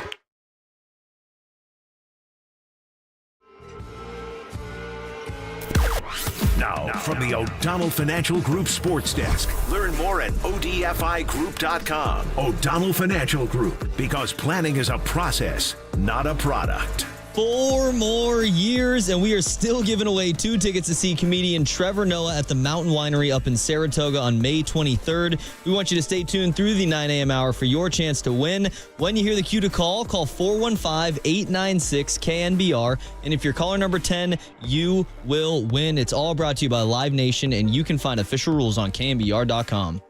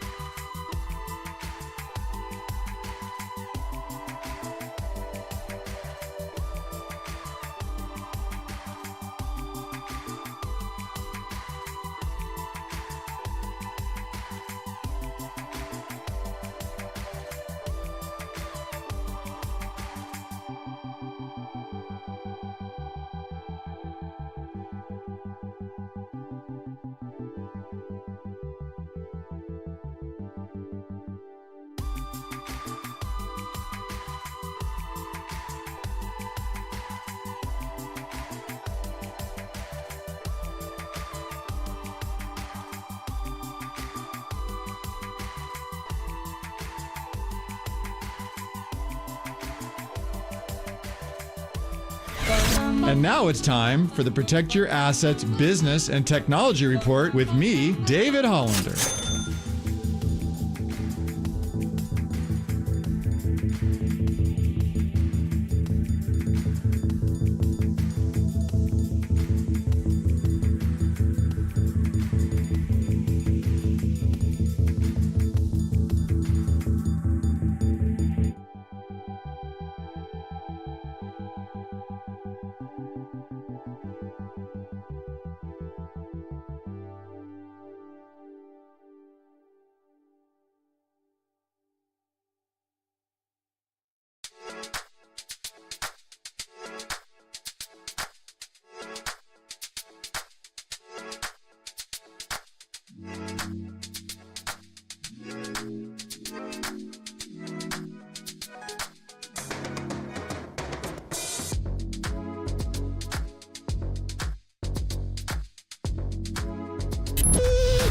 Now back to Murph and Marcus on the Sports Leader and streaming live on KNBR.com and the KNBR app. Sponsored by Bigelow Tea. Grab a mug and tea proudly.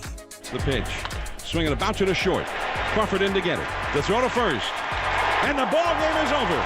And Matt Cain with his third one-hit shutout and his fifth career shutout of any kind. And this one a bit extra special. It comes on opening day at AT&T Park. We're back live, 58 Social. We just got the news that the Giants and KNBR are staying together for 4 more seasons and more after that. Let's hear it from you guys. Let's go. Hey, we've been here since 6 a.m. or before 6 a.m. and now I can say the news that'll be the biggest cheer all day. The bar is open. I expected a bigger cheer. I like this. Shout out Brian, the firefighter from San Jose, who bought me and Marcus our first pints of the season. Cheers buddy. Any guy named Brian's good by me. Mm-hmm. All right, he's a good man, and Murph, it's a good sign when baseball's back at the ballpark. Giants baseball will be back on KNBR for 4 more years, and the bar is open, the beers are here, and Susan Slusser is here in person. Ladies and gentlemen, one of the finest baseball writers in the land, Susan Slusser, and more importantly, our friend.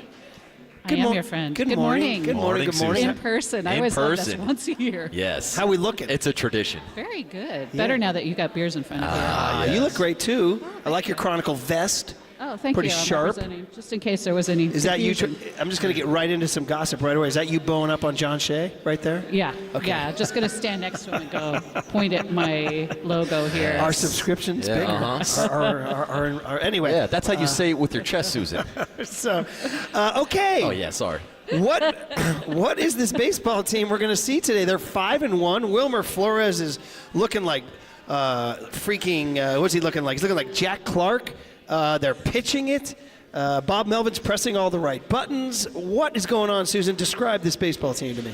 Well, I think the question mark was going to be the offense, right? And they're showing it. I think it's going to be an offense that takes a little bit of input from everybody. You know, one guy gets hot and then cools down. There's going to be a next Wilmer Flores when he calms down a little bit. Wait, he's going to calm down? Is he? Maybe. Maybe not. Man, he could keep going. That's fine. I mean, to your point, they didn't hit, like their team batting average right now ain't hot, but they're getting them when they need them. I mean, they spent all spring talking about situational hitting. They made fun games out of it. That is huge, you know, and they do have guys that know how to do that well. Flores being right up at the top of that. But they've also got some guys that can run. So I think it's going to be a little bit of a mishmash, and then Elliot Ramos is just going to hit 1 million home runs also, apparently. Yeah, and I think it's a good sign for the Giants when they start the season 5-1, and they're having success with runners in scoring position before Willie Adames gets his bat going. So we talked to Buster yesterday, and he talked about the leadership and just the positive vibes that Willie still has. What has been your interaction with the first week of the season with Willie? I mean, he's as advertised, which is actually astonishing because I've never heard people rave over anyone the way they do about Willie Adames. Not just former teammates, like people around the Brewers, people around the Rays, anybody, like, he has like a profound effect on everyone he meets. He's just friendly and optimistic and sort of up with, the vibes around Willie Adames are great. And I think that's what one of the main things for Buster Posey was. Let's get this guy in. He's a leader, and he brings these great clubhouse vibes. It's not, I mean, you talk about clubhouse chemistry, and some people go, you can't quantify it. I think when you've got Willie Adames, you can quantify it. You are always going to have good vibes in that clubhouse. Good biorhythms from him. And that is the voice of Susan Slusser, who is sponsored by River Islands. Come home to River Islands in Lathrop and discover the San Joaquin River lifestyle with its lakes, parks, and schools. Start your tour today at riverislands.com. And we, of course, are sponsored by Bigelow Tea. Grab a mug and tea proudly.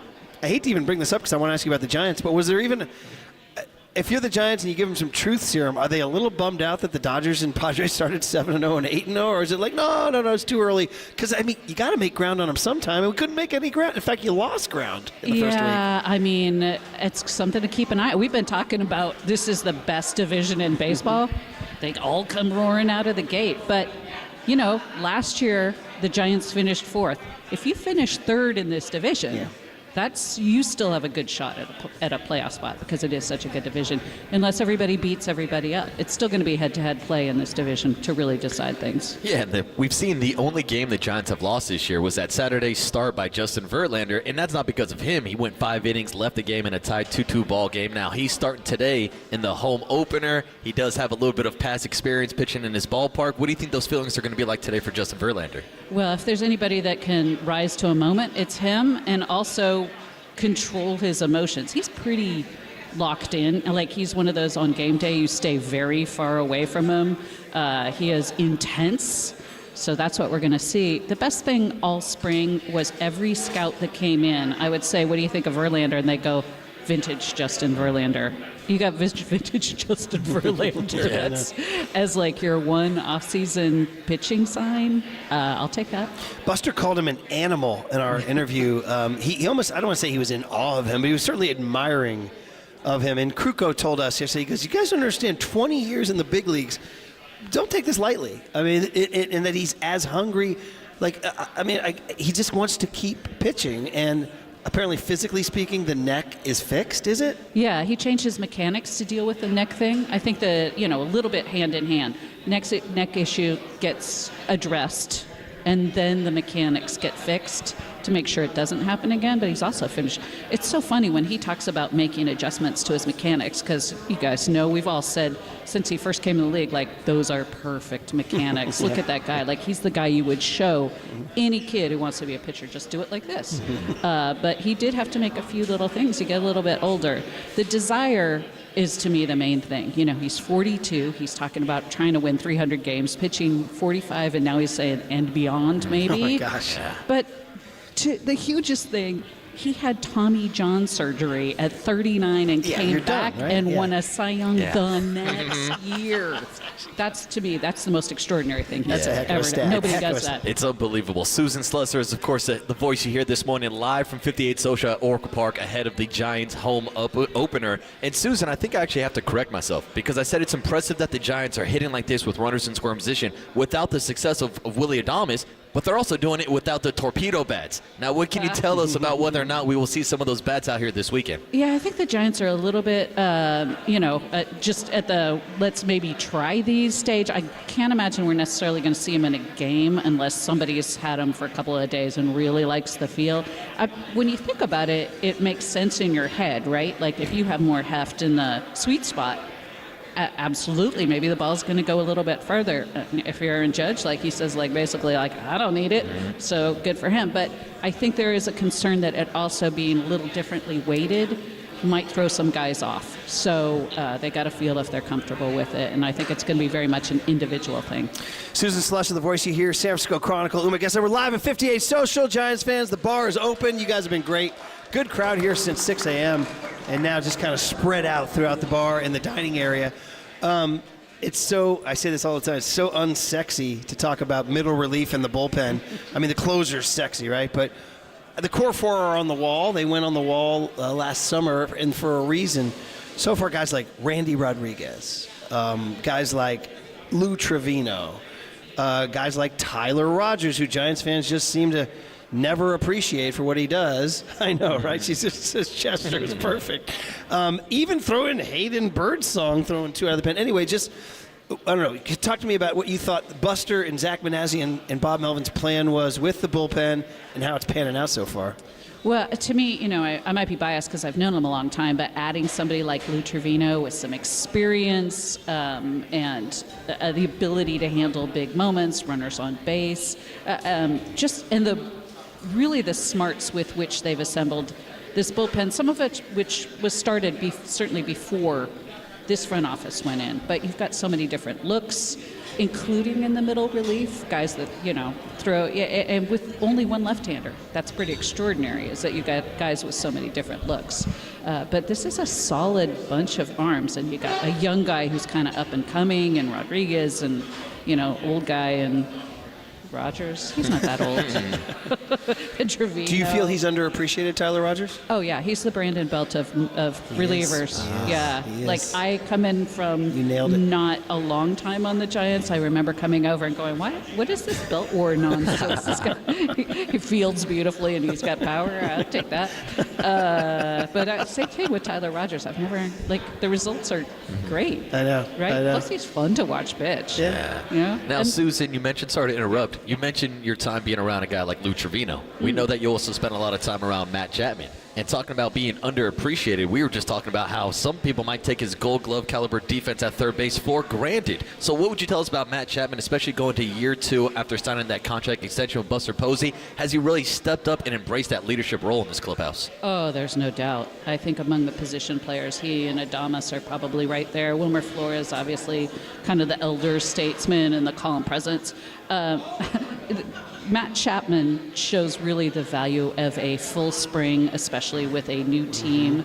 That last year, I think, you can't come in with a couple weeks left in spring training and really assert yourself. And also, it's probably going to affect your performance. But he comes in without having to worry about a contract and knowing he's the guy. I mean, he is the guy, and he relishes that. He really is. He is going to tell it like it is. He's going to lead by example. This Giants team is one that really needs to be on it defensively, When you're talking about maybe not the best offense in the division and you're going pitching defense, the defense has to be spot on with Adames and Chapman right there. But Chapman is going to make sure of that. He's going to make sure everyone's accountable defensively. Last couple minutes here with Susan Slusser. We got to let her go out to the pageantry, the red, white, and blue bunting, and the opening day chalk, and then Papa and Silver will be on the infield grass, and we got to keep eating all this food that everybody brought and drink all these beers here. Poor us. Oh, yeah. Poor us. Just a word on Jung-Hoo Lee. He sat the last day in Houston. And he hasn't had anything crazy great happen. He seems to be handling his business. He's got a couple of big knocks. I don't know, he just, every day he gets here, he's more regular, and knock on wood, he stays healthy the whole year. Just your observations of Jung-Hoo Lee through the spring and then through the first week of the season. Yeah, I mean, he missed almost all of last year. He's got to kind of, still learn some things about playing in the league. He's obviously smart. He's got one of the best, you think about when they go to the ABS challenge system, he and Lamont Wade are going to be guys who are, umpires are kind of extra careful with that. That's a good thing. I think we're already kind of seeing that a little bit, guys with excellent strike zone judgment. But first game, walks a couple times, scores both times. That's huge. So he's got that in his bag.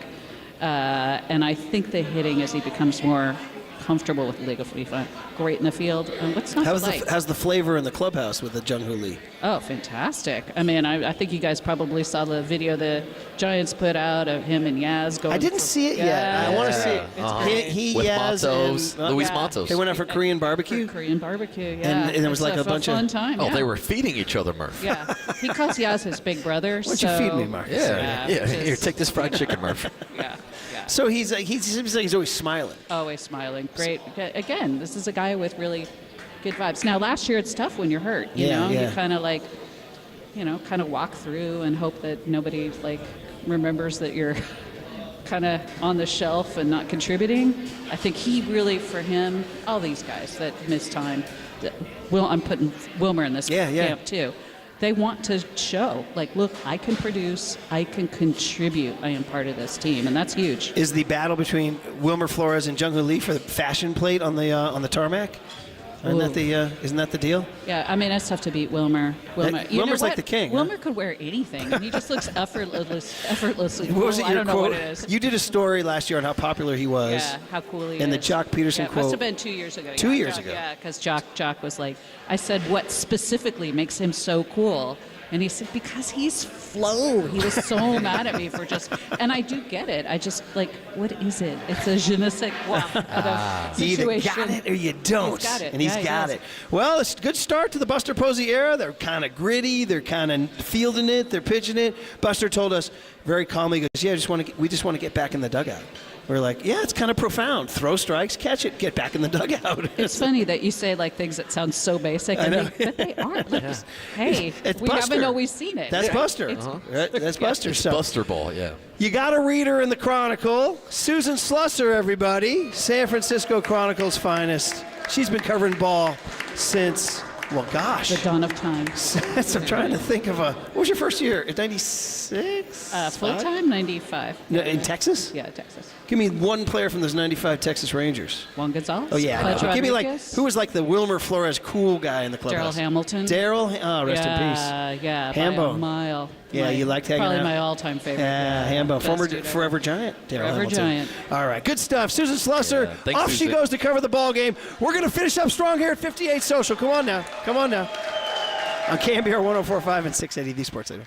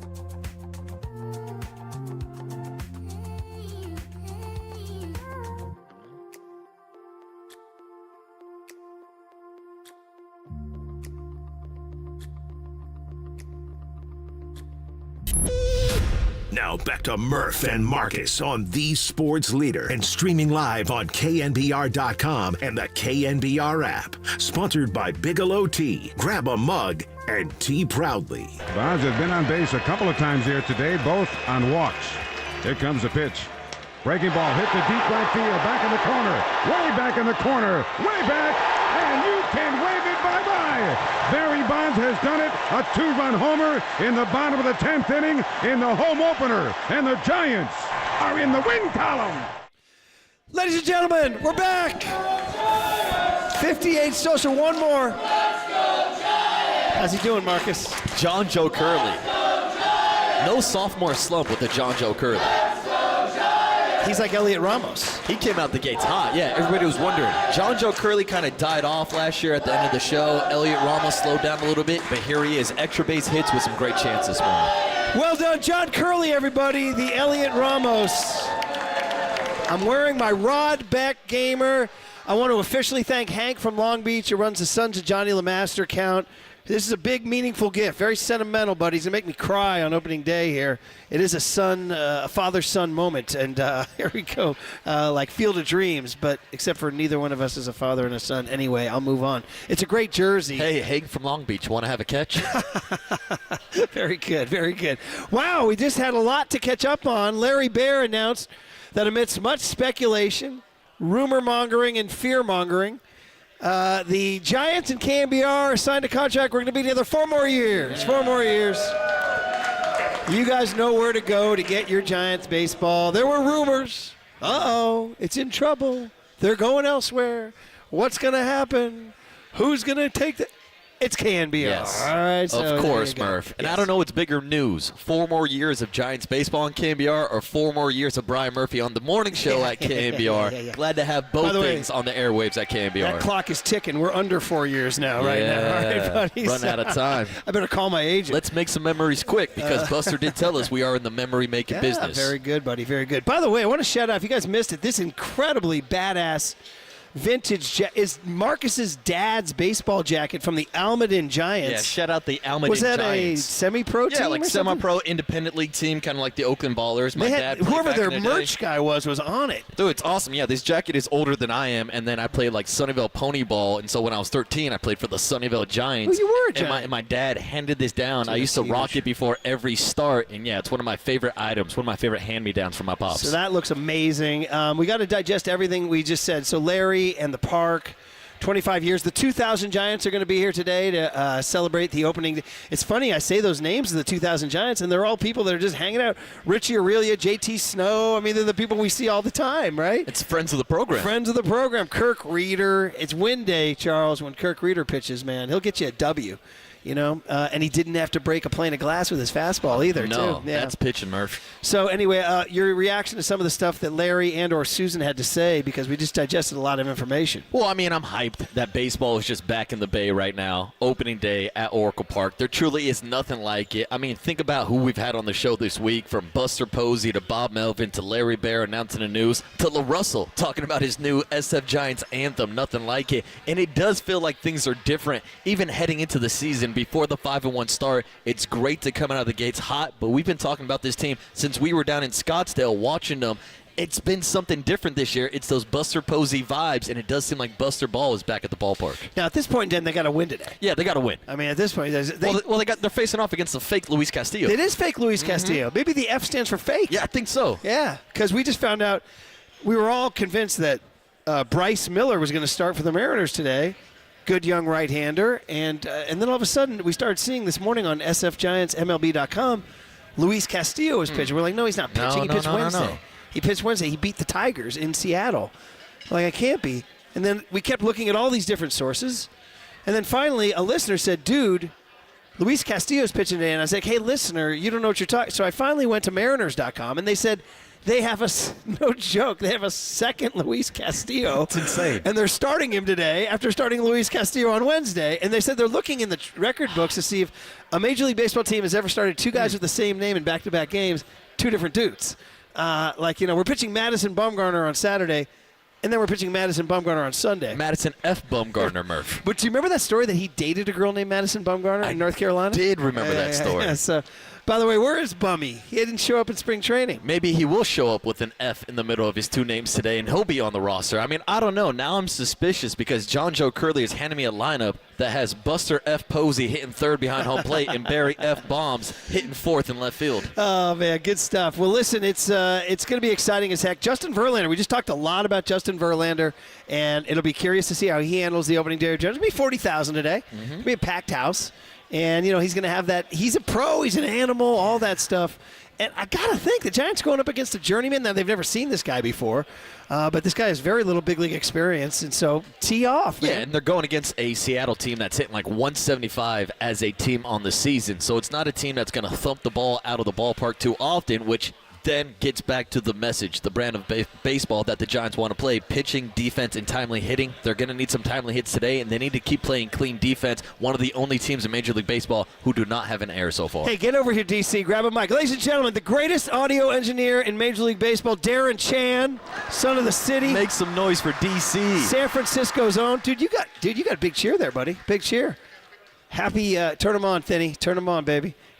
Yeah, you got it. Maybe I turn on my own mic. Yeah, I got a big pop there. Thank you very much. You got a pop. Is that what you call it in the biz? Yeah, well, a little inside talk there. Now, DC, we need your reaction. Giants baseball on KNBR 4 more years. I can't believe it. I'm going to put a down payment on a house in Blackhawk now. Nice. Hey, honest to goodness, one of the people most directly affected by this news is DC, dude. I mean, hey, call the wife. Buddy. Yeah, call the wife. Give me a couple drinks. Call the wife and tell her you guys are having dinner tonight. She can go to the grocery store, right? She can go to Cala Foods out there on Geary. Oh, yeah, good knowledge. Cala Foods. So, buddy, you were out there the first week, man. Why are they winning? I'll tell you what, this is such a good vibe right now. We got back on what seems like 2 days ago, but that road trip, aside from going 5-1, the road trip felt like it was 2 weeks long. Maybe it's the normalcy of the first road trip of the year. But the vibe right now I'm getting from this team is such great confidence. And to translate to the fans, so that the ones that are here, I'll tell you what, since we got back in San Francisco, I've had more people come up to me and talk about Giants baseball. Hey, how the team's looking good, than I have in the last 8 years since I've been here. Wow. So it's just a good small sample size of the feeling right now. Well, Buster Posey's first move as president of baseball officers was to retain Darren Chan as audio engineer on the broadcast. Wow. 4 more years at DC. Oh, man, it's awesome. Dude, and then plus for you, I'm just looking out for you personally. After this little homestand, you're off to New York. Little pizza in your future, bro. I got pizza. The place is called Sbarro's. It's really good. I've never tried it. Going Michael Scott on us. Yeah, very good knowledge there. Yeah, and then we got Philly. Hey, thanks to the Phillies, by the way, for giving us a 4:05 getaway day to go to Anaheim after that. Oh, you guys going to Anaheim? Oh, yeah, we got Angel Reunion coming up that's there. Inside MLB travel. That's deep. Bitching about getaway time because I got to catch a plane there. These guys are like, they could give 2 blanks. Yeah. They're like, where's the ball game? You know what I mean? With Kruk and Kai. As old Gary would say, nobody cares. So there you go. Well, that's Darren Chan, everybody, the pride of Washington High School, son of the city.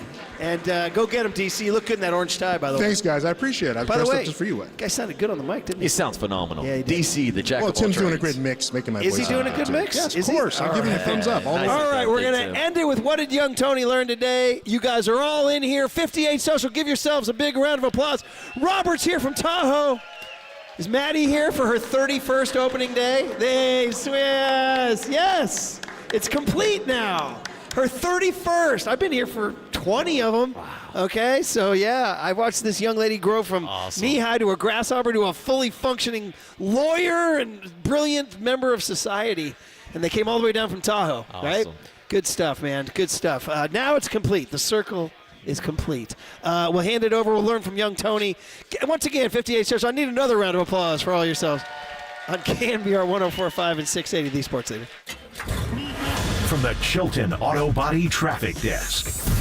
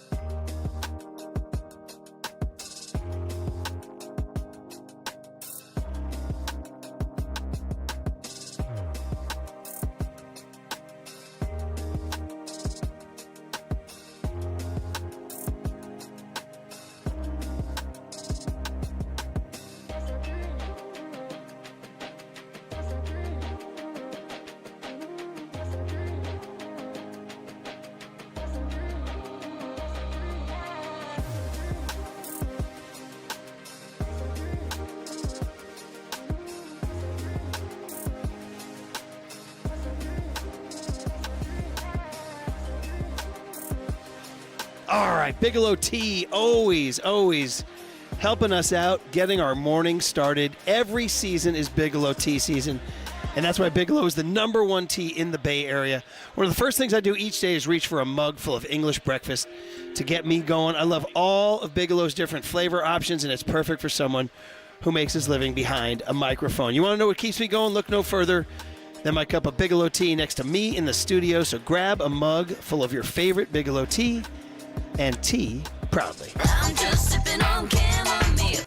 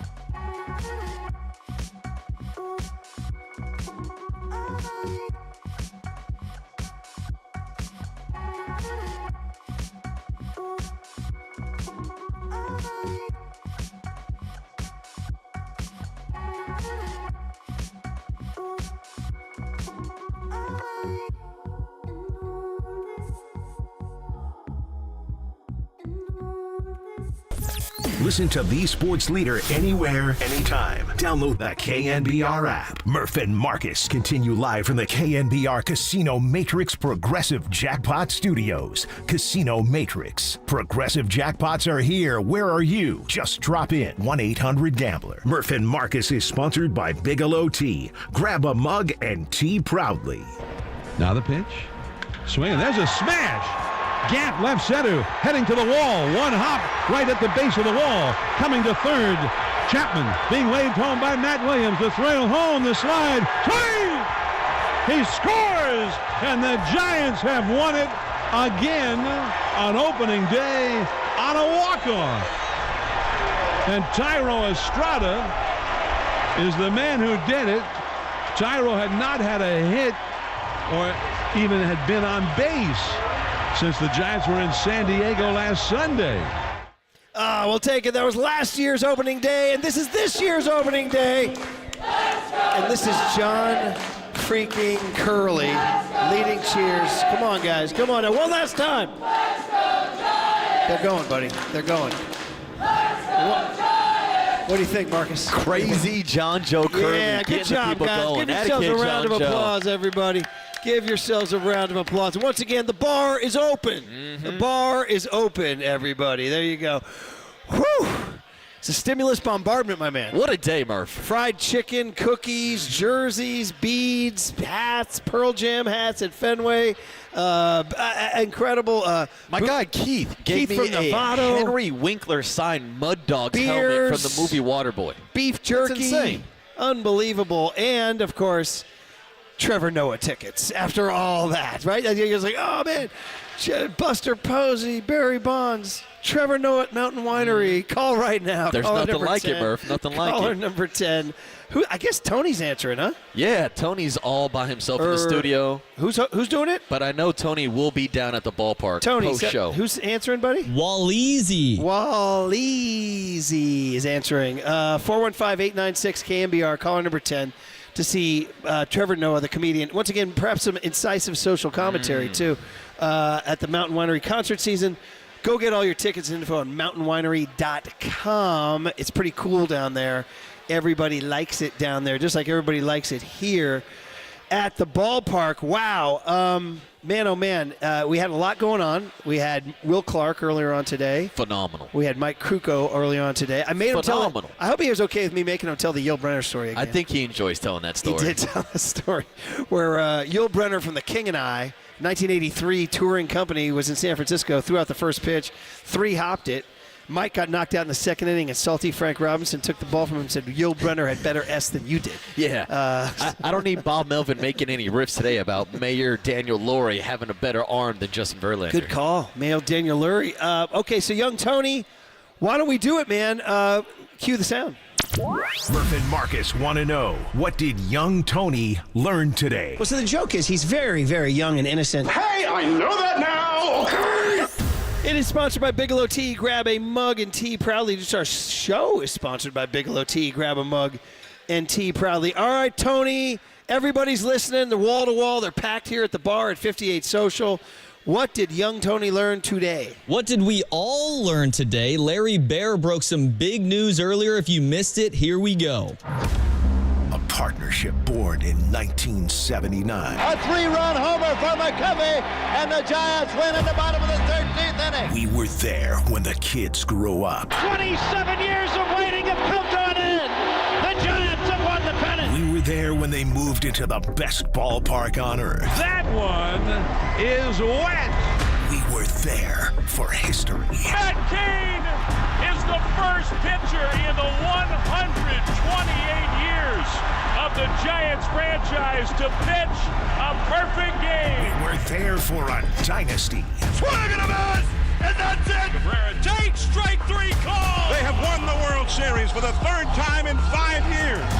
And we're excited to announce an additional 4-year commitment to carry our partnership through our 50th year together in 2028.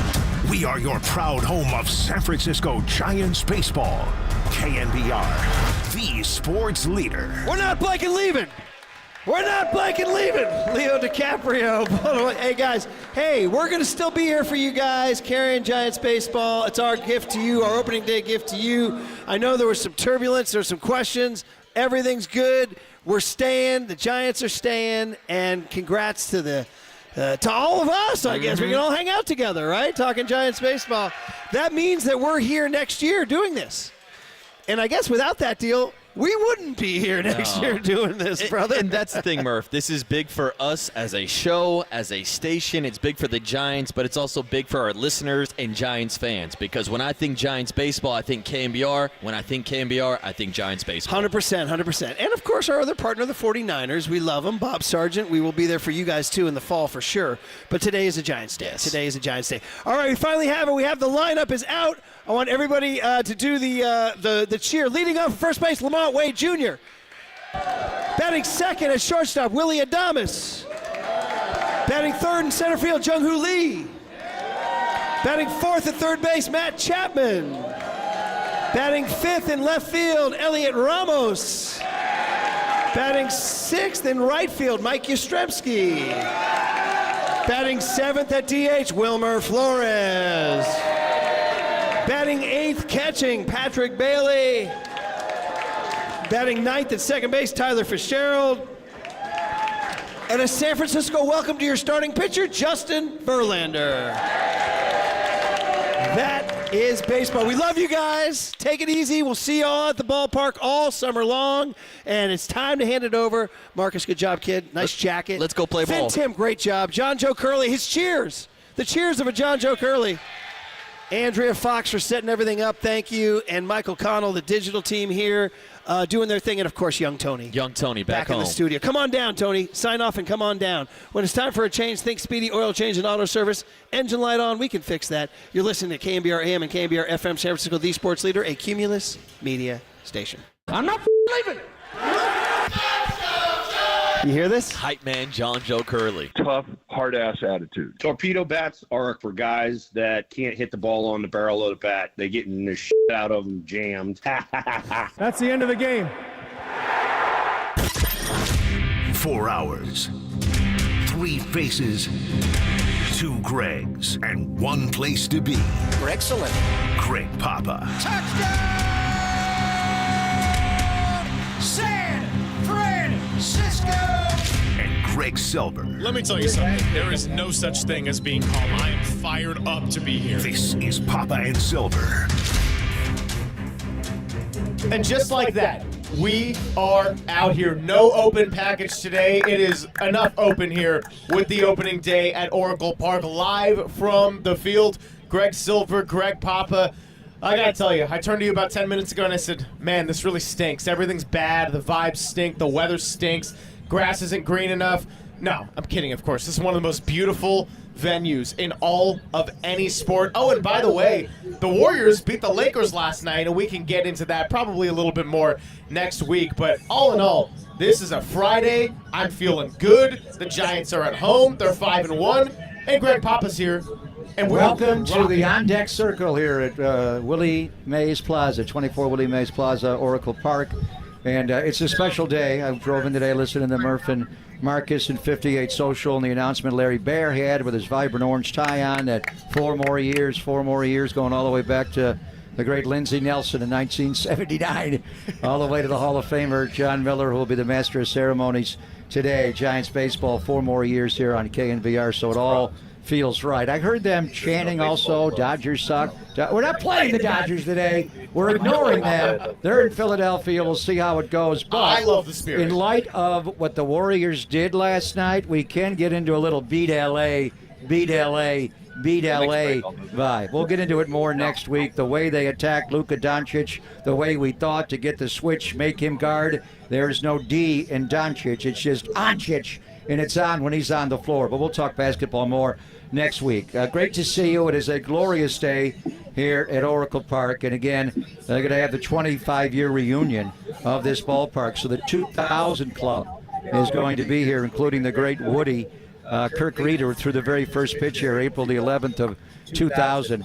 I know Elster had 3 home runs, but the Giants did win a lot of games that year in 2000 and go all the way to the playoffs. The epic JT Snow home run off against Armando Benitez. They lost that game in extra. So JT will be here. Richie will be here. We'll get a lot of people here. But we got to start with the ballpark. Everything changes year to year. The Coke bottle, which is the signature element of this stadium, spilling in to Mario Eliotto's baseball glove. It's hard to see it right now during the day, but it's all reconfigured, the same shape, the way it's tipped over to the side, pouring you a tall boy, all LED lighting. So maybe if it's late in the game, I don't know how many innings we're going to play today, more for a night game, but the ballpark looks beautiful. It's hard to believe. 25th anniversary, so 26th season of Giant baseball here at 24 Willie Mays Plaza, and we do get melancholy just walking in today, 24 palm trees, it's all Willie. The whole thing, the statue, that we've lost him, and it's the first opening day in San Francisco in this ballpark or anywhere without Willie. He was a Met for a couple of years, but he's always been forever Giant. So it is a little emotional, and also the great Cha-Cha, Orlando Cepeda as well. We'll go out and get a Cha-Cha bowl when we're off the air to celebrate Orlando Cepeda. What a quality man he is. This ballpark, does it look 26, 25 years old to you? And a 24-foot wall, not to mention as well, just honoring the greatest Giant of all time and arguably the greatest player of all time in Willie Mays. So really fantastic to be out here. I see a lot of orange. I see a lot of black. In fact, our show is doing it perfectly because you're going all orange. I got the black on today, and field looks fantastic. Justin Verlander is going to be on the mound, age 42, has not pitched in this ballpark since 2012. And no, we're not going to bring up the specific I numbers. may. When he comes out in the dugout, we're going to be here right till opening Saturday. And then he goes, "That Pablo Sandoval, JB?" No, he's pitching for the Giants, but that is weird. He's not pitched on this mound a lot. He's pitched in Oakland a lot and dominated, but only 2 starts on this mound. And obviously the epic one, Game 1 of the 2012 World Series. Yeah, so we got Justin Verlander. The lineup just came out. No big surprises there. Giants, of course, coming in at 5-1. And, of course, the story has really been the pitching and the defense. And we're going to have Pat Burrell come by a little bit later. Great to catch up with him, and we'll play that for you sometime in the 12 o'clock hour when we gear up a little bit closer to pregame. Pregame starts at 12:35, so we're going to be off the air. Well, outside of the diamond notes in the booth and everything. Pregame's going to begin 12:35, so we got an abbreviated show today. We're out here. The sun is on. I put on sunscreen, so I'm going to get that nice golden crisp of everything. But, yeah, Giants come in 5-1. They have not given up more than 4 runs in a game. That was opening day. And speaking of the Cincinnati Reds, where they opened the season, they've lost 3 games in a row, 1-0. It hasn't happened since 1960. A lot of these. So anyway, we'll talk to Pat the Bat, and the story obviously has been the frontline starting pitching. The bullpen's even been better in the way they've defended. Technically no errors, but there was a little sloppiness on Wednesday. But we're moving on. They played certainly winning baseball, the situational hitting. But one thing we want to get into with Pat the Bat. They won a game striking out 17 times. They won a game striking out 16 times. Pat the Bat hit almost 300 home runs in his career, 292.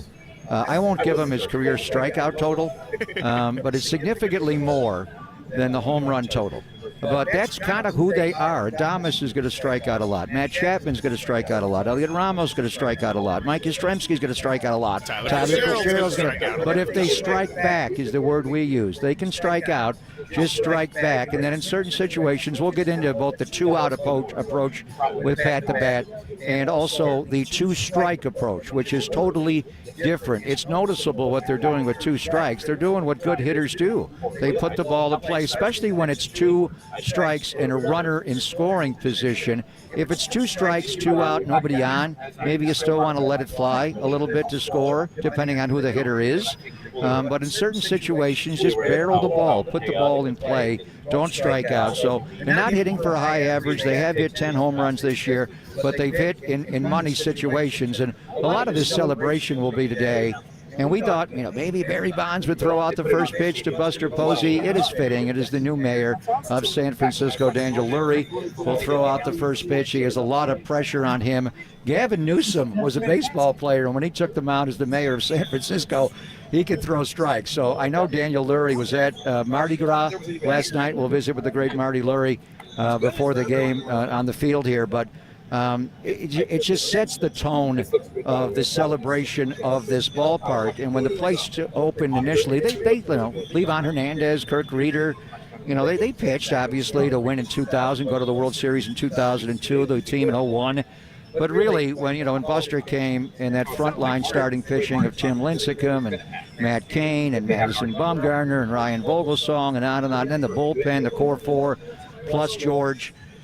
That is when this franchise finally broke through and began to win World Series titles in 10, 12, and 14. And Pat the Bat was on that team in 10. We'll talk about the opening day in 11 when he was feted as a World Series champion. That day to me was amazing. 11, 13, 15 were all special, celebrating World Series championships. But that 11 one was stirring because it was the first time ever on opening day you're celebrating the Giants as in San Francisco as a World Series champion. But what they did back then, they had years then, Greg, where they were dead last in the league in home runs. They had years where they hit 162. Pat's year in 2010, they had won a game, but mainly it was timely hitting. So this is this is Buster ball. Frontline starting pitching, lockdown bullpen, defense, steal a base here and there. They're running more than even those teams ran. So maybe not a lot of hits, but timely hits to win games. Also in attendance today, 2,000 Giants team members. We got Rich Aurelia, Dusty Baker, Barry Bonds, Mark Gardner, Damon Minor, Russ Ortiz. You mentioned Kirk Reeder, Dave Rigetti, JT Snow, and Ron Wotus. So hopefully see a couple of them out here and get them to sit right in these chairs. Usually when we're here for opening day on the field, there's more buzz. The Giants are not going to hit. They're not going to take batting practice before the game, which is a little bit odd. I do worry about them. They played Wednesday in Houston. We're off completely yesterday. We'll talk to Pat the Bat about how they get ready. They hit underneath. They got tees, and they got soft toss, and they got live hitting. I mean, a lot of guys like to prefer to hit underneath and not go on the field. But we'll see if Seattle hits. But normally, this time of the day, the game's not till 1:30, so a little bit of time. But hopefully the Mariners, I want to see Julio Rodriguez take batting practice. J-Rod. Yeah, and as we mentioned with Pat the Bat, we got 2 Luis Castillos on the Mariners. So when I saw Luis Castillo was starting, I thought, wait a minute, he just went toe-to-toe with Tarek Skubal and outdueled him. No. This is Luis F. Castillo. Luis Felipe Castillo.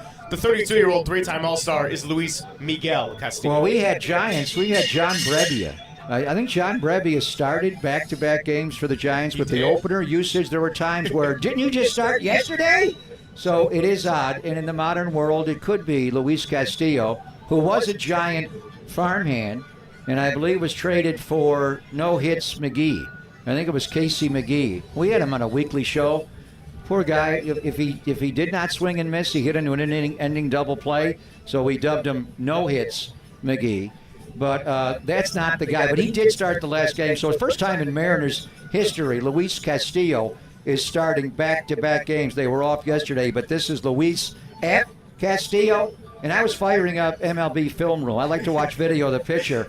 Every time I make sure to capitalize F. I want to see Luis F. Castillo. I know the other guy from the Reds, and he's a change-up pitcher. They would not give me any film on the guy the Giants are actually facing today. So we'll ask Pat the Bat, who the F is this Luis F. Castillo? And Seattle is not going to have to ask who the F is starting for San Francisco because it will be Justin Verlander on the mound today.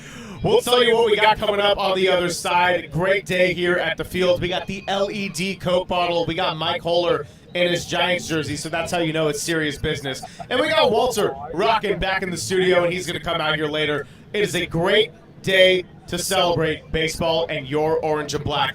Papa and Silver on KNBR 104.5 and 680, the sports leader. You got your reasons break?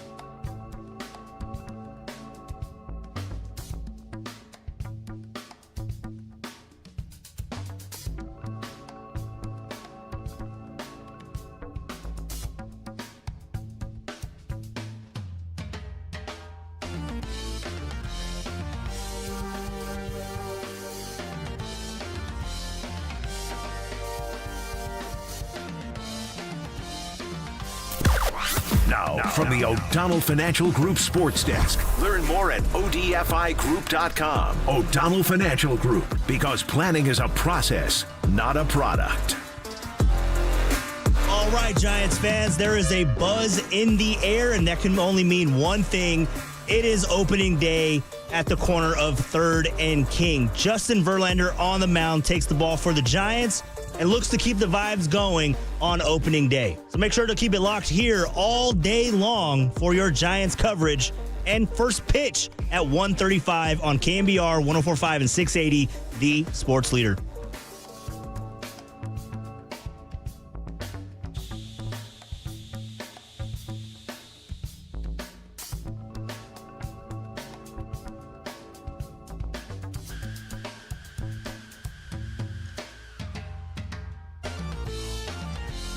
Happy New Year, Giants fans. Play ball! Greg Papa here from Oracle Park, and on behalf of my friends, the Laser Eye Center of Silicon Valley. For over 25 years, the Laser Eye Center of Silicon Valley is the Bay Area's leader for modern vision correction. Do you struggle with distance vision, need reading glasses, or wear bifocals? CLR from Laser Eye Center of Silicon Valley could be a game changer for you. Don't wait until you're older to see great.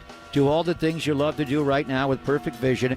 It's at the Laser Eye Center. They offer LASIK, Smile, Evo, ICL, or the procedure I had a couple of summers ago, CLR, custom lens replacement. It is the permanent solution to glasses, contacts, readers. All I need are stylish sunglasses now, and I'm good to go. Plus, I will never develop a cataract the rest of my life, and neither will you if you have CLR. After tens of thousands of procedures, Dr. Craig Bindi and his Laser Eye Center team have the experience to tell you which procedure is best for you. No readers, no contacts, no glasses or cataracts. What are you waiting for? Book your free consultation today at modernvisioncorrection.com. That's modernvisioncorrection.com.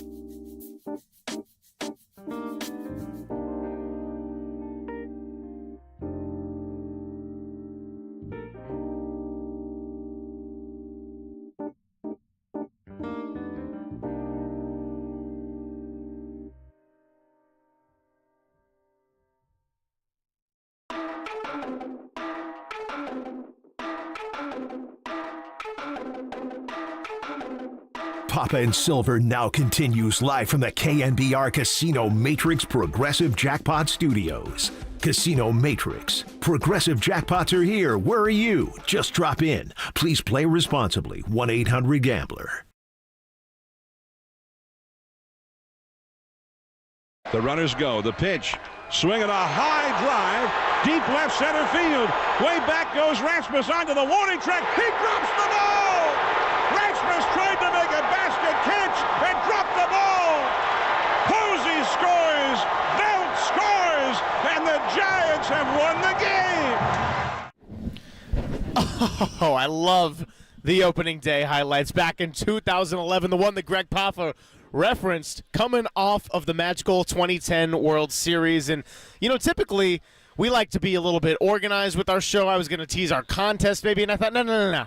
Come on. Today is all about having fun, and we got Ron Wotus checking by. No, we just had him on the phone, but this is different. And look, I know the weather stinks. I know everyone's in a bad mood today, but I think we're going to pull through, and thanks for joining us.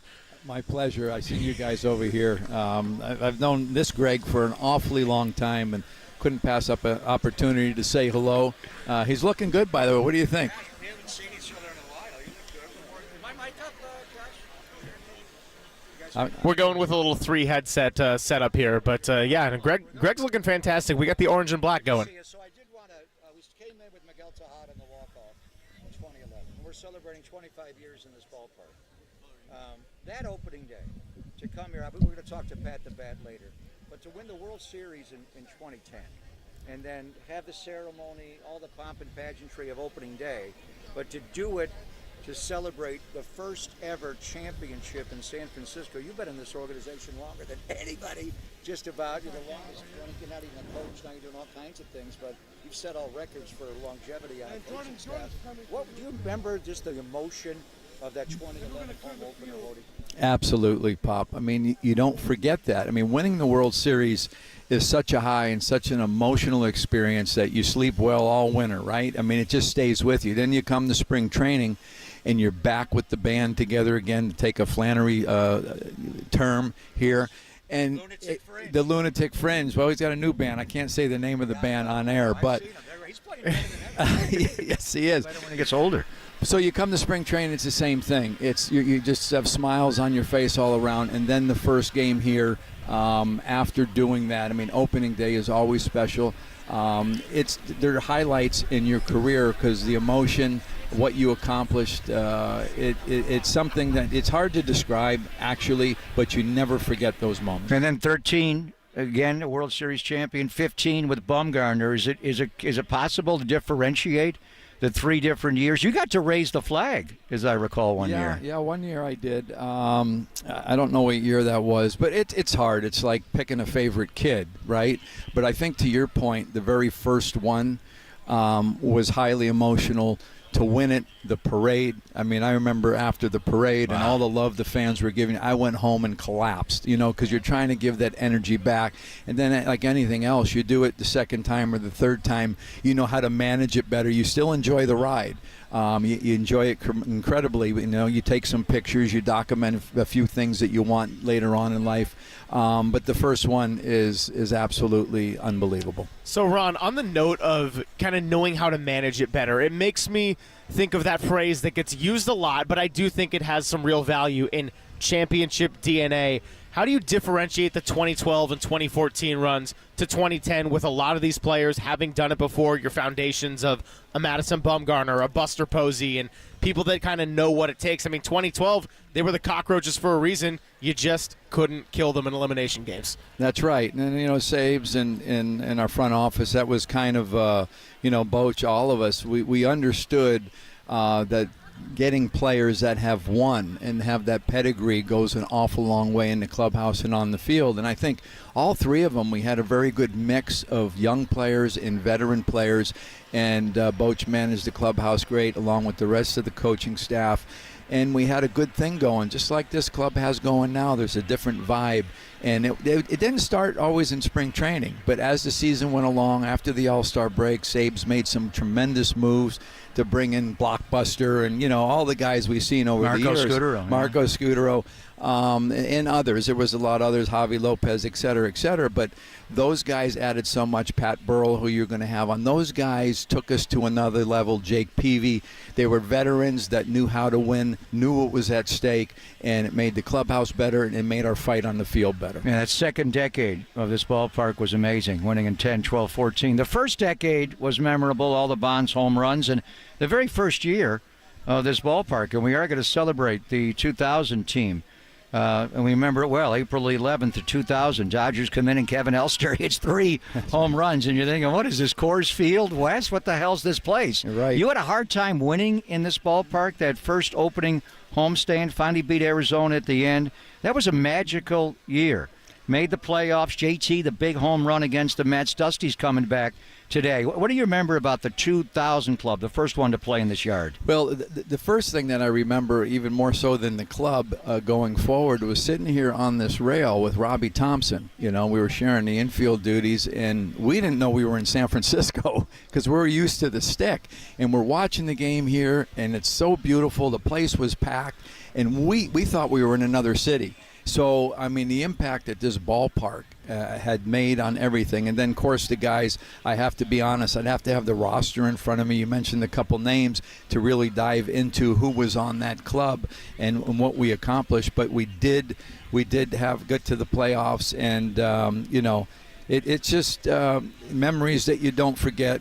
But honestly, Pop, I need a roster to know exactly who was on that Jose club. Cruz Jr., Yes. you had JT Snow. Marvin Bernard was on that team. You had a good pitching staff. You had Woody. You had Livan Hernandez. You know, Rob Nan in the bullpen, obviously. Russ Ortiz in the starting rotation. I mean, just go to Bonds in the middle of the order. I mean, you had some power hitters. That was a special time. But let's flash ahead to the ball club today, because I think there's a lot of energy in the ballpark, obviously coming home for the home opener, but doing it after a 5-1 road trip. To be able to play Buster Ball the way you guys were talking in spring training. To me, it speaks to the coaching staff to be able to drill the guys, to get them to execute right away. So what are you seeing from this team? Well, first off, I'm seeing from the whole organization, it starts at the top and it filters its way down, you know, through Buster and Zach, Kyle Haynes, Randy Wynn, to the minor league coaches. But the biggest change is obviously going back to the baseball that I know and how we won here in the past. And Bob and Matt Williams and this coaching staff, they all believe in defense. You know, that wasn't high on the list before. It was chasing the bat. Well, if you can pitch and you can play defense and you can manufacture runs, situational hitting, get the guy in from third, and you pop one here and there, that's how we've won in the past. And that's what's happening now. And you mentioned the coaching staff here has done a tremendous job. Even, you know, obviously Pat and his crew with Damon Minor and, he's going to kill me. Yeah, the third hitting coach. Yeah. You guys Anyways, lead the league in pitching coaches and hitting coaches. we actually got rid of one pitching coach, I think. I know. But Oscar, the third hitting coach. Right. But the situational hitting and what they've been preaching, and, you know, when we're doing here at the major league level, it does filter down to the minor leagues as well. It's easier for the AAA team to get on board and everybody throughout the system. So it's an organizational philosophy on what we're trying to accomplish. And so far, it's been a quick adjustment because for 6 years, nobody thought like this. Yeah. Right. So we're what do you bringing mean it back. chasing the bat? What was the philosophy before? Just to score runs, even with 2 strikes, 2 outs, just barrel the ball, hit home runs? What does that mean, chasing the bat? Well, chasing the bat means, you know, we'd plug in offensive players regardless of their defensive abilities and played a lot of guys out of position. Right. We would move guys all over the field, infield, outfield, below average defenders, moving positions. That's not a good recipe to catch the ball. But you had the offense that you were trying to get. Everybody wants to have offense, but if you pitch and catch the ball, you know, you're going to save a lot more runs than you'd possibly drive in, especially when you face good pitching. We know this in the playoffs. You just don't pound these Hall of Fame pitchers, so you have to play baseball. Ron, appreciate your time. I know it was a lot to just rein you in for 5 minutes, and 5 minutes. We're going to do it all day, brother. Always means 15. Barry Bonds is here. Barry's up now. We're going to do it all day. Thanks so much for coming. I know by. you're My not pleasure. hitting on the field today, I don't think. No. You are going to take infield, aren't 11 you? o'clock, ground balls. I want to see Chapman take infield. Well, he's okay. Hopefully he'll come out for ground balls. But what are those new bats they're using? Torpedoes. I'm getting one of those to hit my fungos. Do you have one? No, not yet. No, not yet. Ben Grieve swung a torpedo bat in 1994 with the Oakland A's, so it's not a revolution. All right. Thank you, my friend. You look good. You got it. Great seeing you Good guys. to see you. Thanks, Ron. Ron Wotus. He is Ron Wotus, and coming up next, we're going to talk to a Verlander. And no, it's not Justin, because we all know well by now that you do not. Kate bother Upton? Kate Justin Verlander? I'm very excited. It is Ben Verlander, who's actually out in Atlanta trying to, save the Braves season or something. They're off to a tough start. We'll talk to Ben Verlander, does a podcast, the Flippin' Bats Pod, sponsored by Fox MLB, and he'll join us next. And then we'll tell you about our contest after Ben Verlander. It is Pop and Silver, live at Oracle Park on the Sports Leader.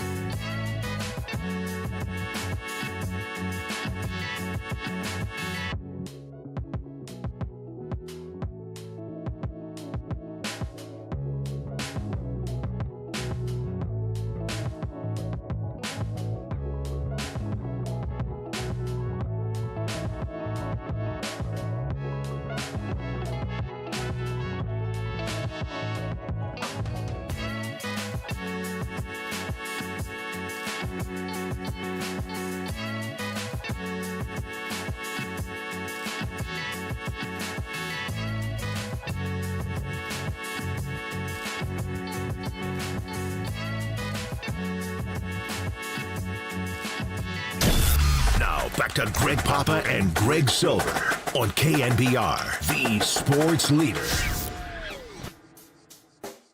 Check the mic and make sure it sound right, boys.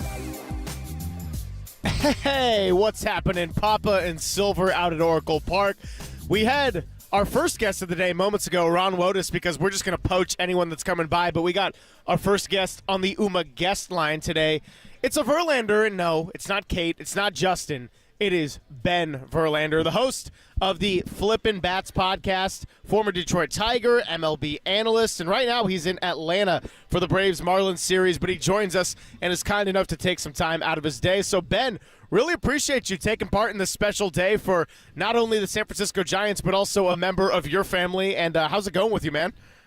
It's going great. Thanks for having me. Sorry to disappoint everyone with like the 4th or 5th best Verlander, but here we are, baby. It's opening day at Oracle Park. Whoa. I didn't do rankings. I would have put Ben probably close to the top, and we'll see how Justin does today. I think I would have put the sister-in-law number one and then the Hall of Famer after that. So when your brother's pitching, Ben, do you get nervous? Do you sit and watch every pitch today? How do you consume a JV start?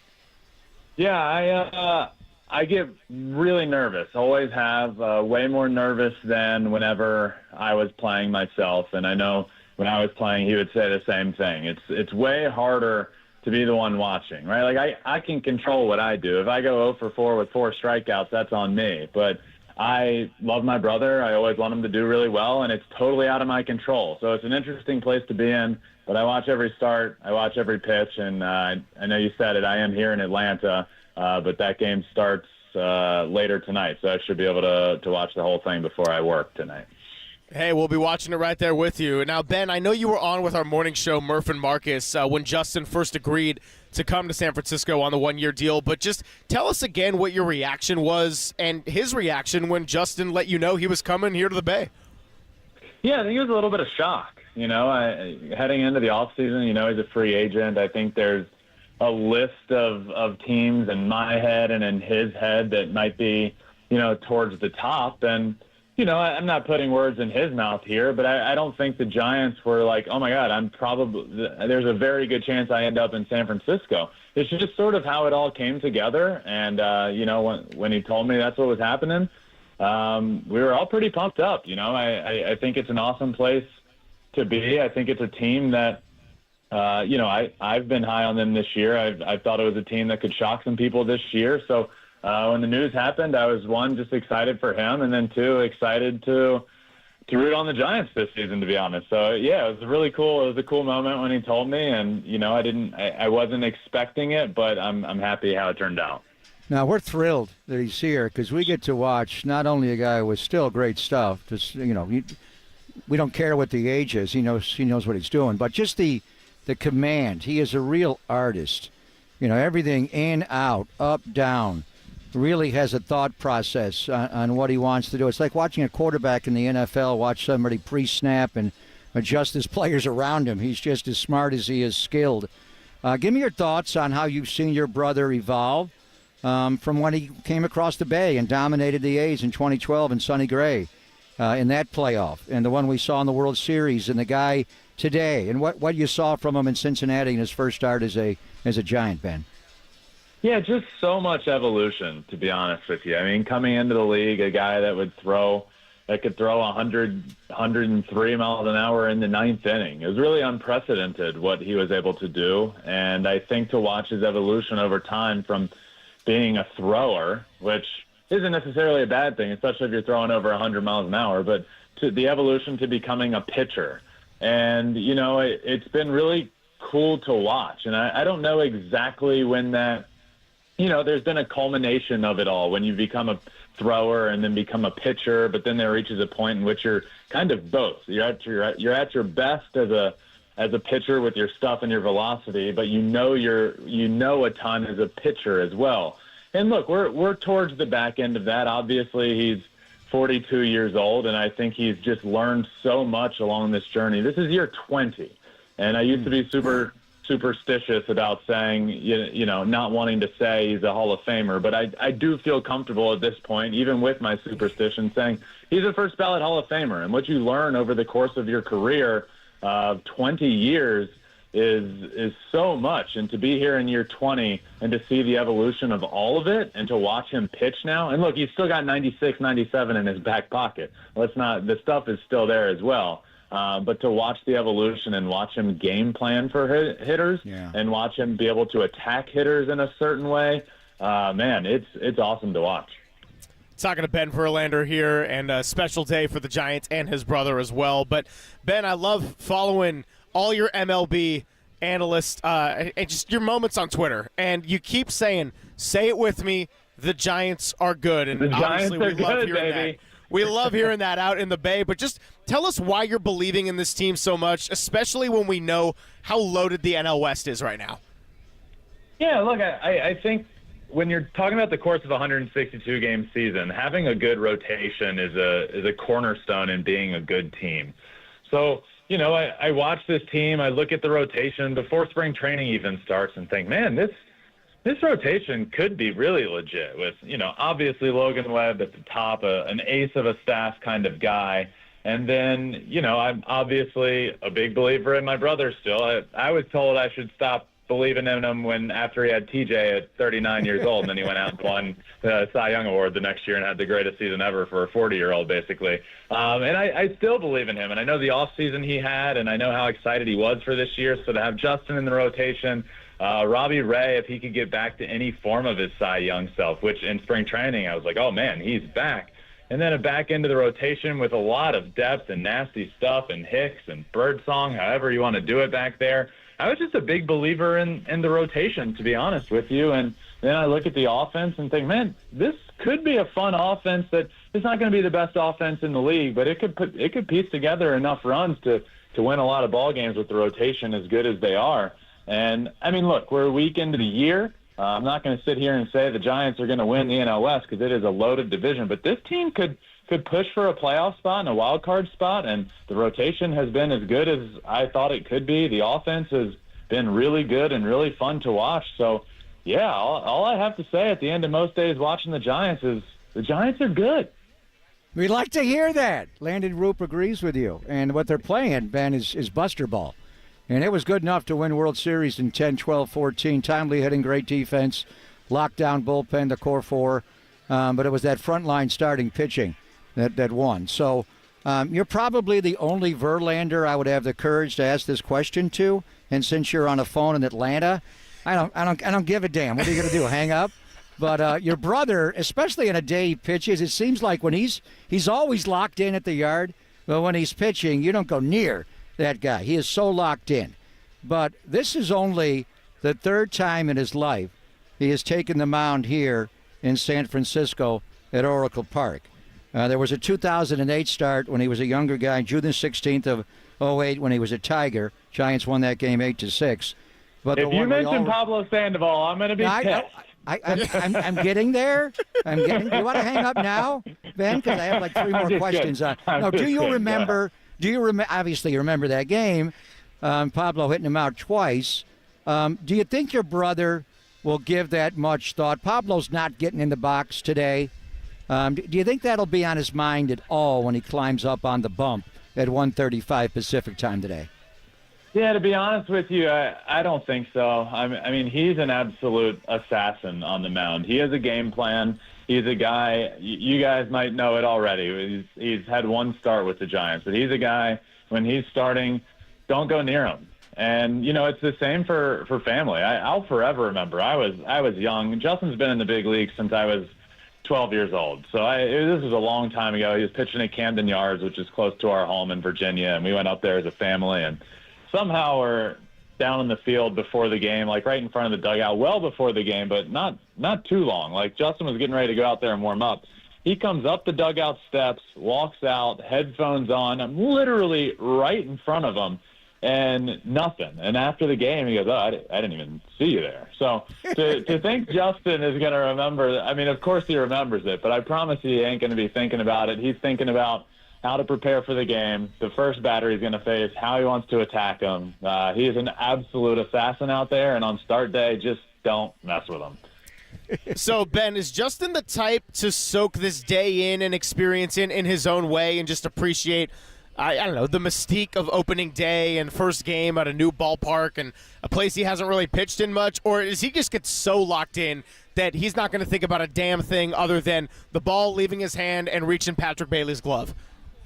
You know, I think things have changed over the course of his career, and as he gets later in his career, and now that he's a father and has his daughter, things have changed. And it's not to say he's not any less of the same guy on the mound, but I do think he's now able to soak things in a bit more. I think, he's on the back end of his career, whether that means a couple more years or however many it means. But I think he's to the point, and he said this to me before, where he's now at least thinking through and being able to appreciate moments while they're happening.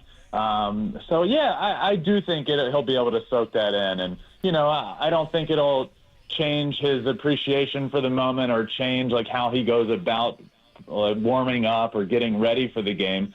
But I do think there might be a moment, and it might be during the national anthem when he's in the bullpen or when he takes the mound and takes that first deep breath, that he'll be able to soak it in and say, man, this is really cool. I'm 42 years old, throwing the home opener, and I don't think that ever gets old. And I do think now he's able to appreciate it a little bit more than maybe 10, 15 years ago. After all the pomp and pageantry of opening day at 12:30, he'll throw his first pitch at 1:35. You mentioned the first batter. Seattle will lead off with Victor Robles, he is a very aggressive on the first pitch. He steals a lot. Stole third base last year 13 times. Then Julio Rodriguez. The greatest nickname in American sport is the Big Dumper. Love that with Cal Raleigh. He got a big old booty there, catcher, and he's as good as Patrick Bailey as far as catching behind. And then Arozarena, Polanco. Just a word on Seattle. To me, Ben, they're kind of the American League version of the Giants. They got great pitching, frontline starting pitching, and they got a great bullpen, very good defense. But hitting, they kind of have to do it the same way, situationally. Yeah, it's what I would say about Seattle is it's frustrating with them to have a team that, in my opinion, could have the best rotation in baseball, but continually just doesn't do enough in the offseason to add around that. You have a fairly young rotation, a dominant 1 through 5 when everybody's healthy, and they're fairly controllable. I mean, Luis Castillo's getting paid, and some of the guys are, but for the most part, the rotation and for how good they are, it's a front office dream, right? And they just continually don't do enough offensively, and, that's not to say they couldn't come out today and put up a bunch of runs. I hope that's not the case. But this is really just talking over the course of 162 games. It's a team that has some really fun, promising players. Julio Rodriguez could win an MVP award at some point in his career. He's a superstar. Cal Raleigh's got a ton of pop. They do have some really good pieces in that lineup, but it is a team that I just think is going to, once again, pitch really well all year long. They're going to win a lot of 2-0 ball games, but they're going to lose a lot of 2-1 ball games as well. And that's seemingly been the Seattle Mariners over the last couple of years, and they seemingly never do enough in the offseason to go about correcting that. Ben, we thank you so much for your time and coming by KNBR, the sports leader today. Before I let you go, you're out in Atlanta. Are you going to save the Braves season? Like, what is going on in Atlanta? I don't know, man. I picked the Braves to win the World Series. I was high on them this year. I'm starting to think maybe it's my fault. They haven't won a game all year, so the true story is that I'm here to do a national pregame show on here at the stadium. But the real story of the matter is I'm here to save the Braves season. This is getting out of control, So that's why I'm here. And I'm a little upset with the Braves personally because, they played a couple of NL West opponents and they got swept. And I'm like, hey, can the Padres and the Dodgers just chill out for 1 second? The Giants are 5-1, and it's a third place 5-1 that we're dealing with. But in all seriousness, best of luck to you out in Atlanta. We'll be cheering Justin on as well, and really, really appreciate your time coming by Poppin' Silver today. Appreciate you guys. I work in the game of baseball, but today I'm a family member, so I'll say go Giants. Remember, everyone, the Giants are good.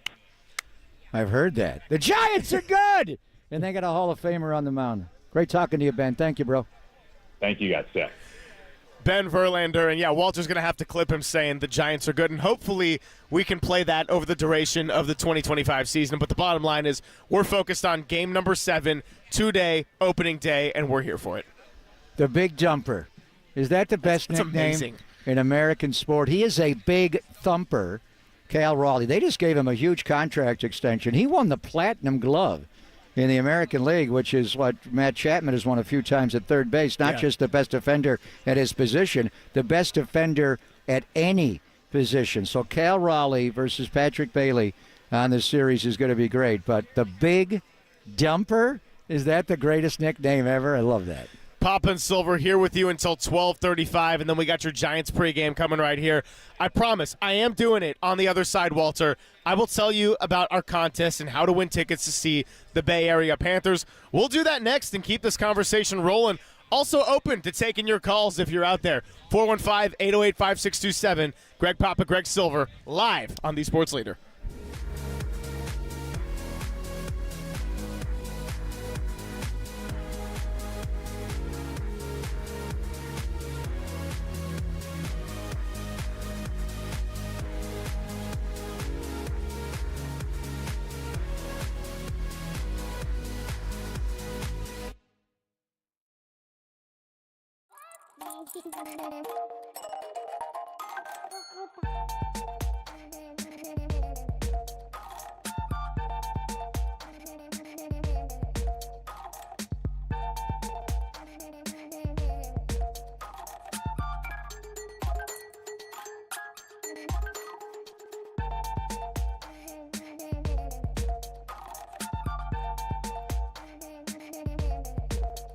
And I'm Greg Silver, and you know by now that it is opening day. Am I right, Murph? Brian Murphy looking slick walking by. But did you also know that many of the attorney ads you've seen or heard aren't even based here in the Bay Area, sometimes not even in the state? Well, Chris Dolan and the Dolan Law Firm are based here in the Bay Area, and they have been for more than 25 years. Yes, we are talking about award-winning personal injury and employment attorneys fighting for you where you live. If you've been discriminated against at work, sexually harassed, wrongfully terminated, just know that your rights matter, and you could go to DolanLawFirm.com to learn more about your rights. Now, unfortunately, over the past year, Chris and his team saw a sharp increase in no-fault injury accidents. And remember, we got motorcyclists, pedestrians, cyclists. We're going to have a bunch of people in traffic around Oracle Park these days all around us. So please be careful, and let's work together in making the Bay Area a safer place. Feel confident that you're in good hands with award-winning California Lawyer of the Year. The Dolan Law Firm has secured more than $1 billion. That's right, billion with a B, in verdicts and settlements on behalf of their clients. And here's the best part. You pay nothing up front, no hourly rates, no upfront fees of any kind, and they don't get paid until you get paid. They live here, they work here, they win here. DolanLawFirm.com.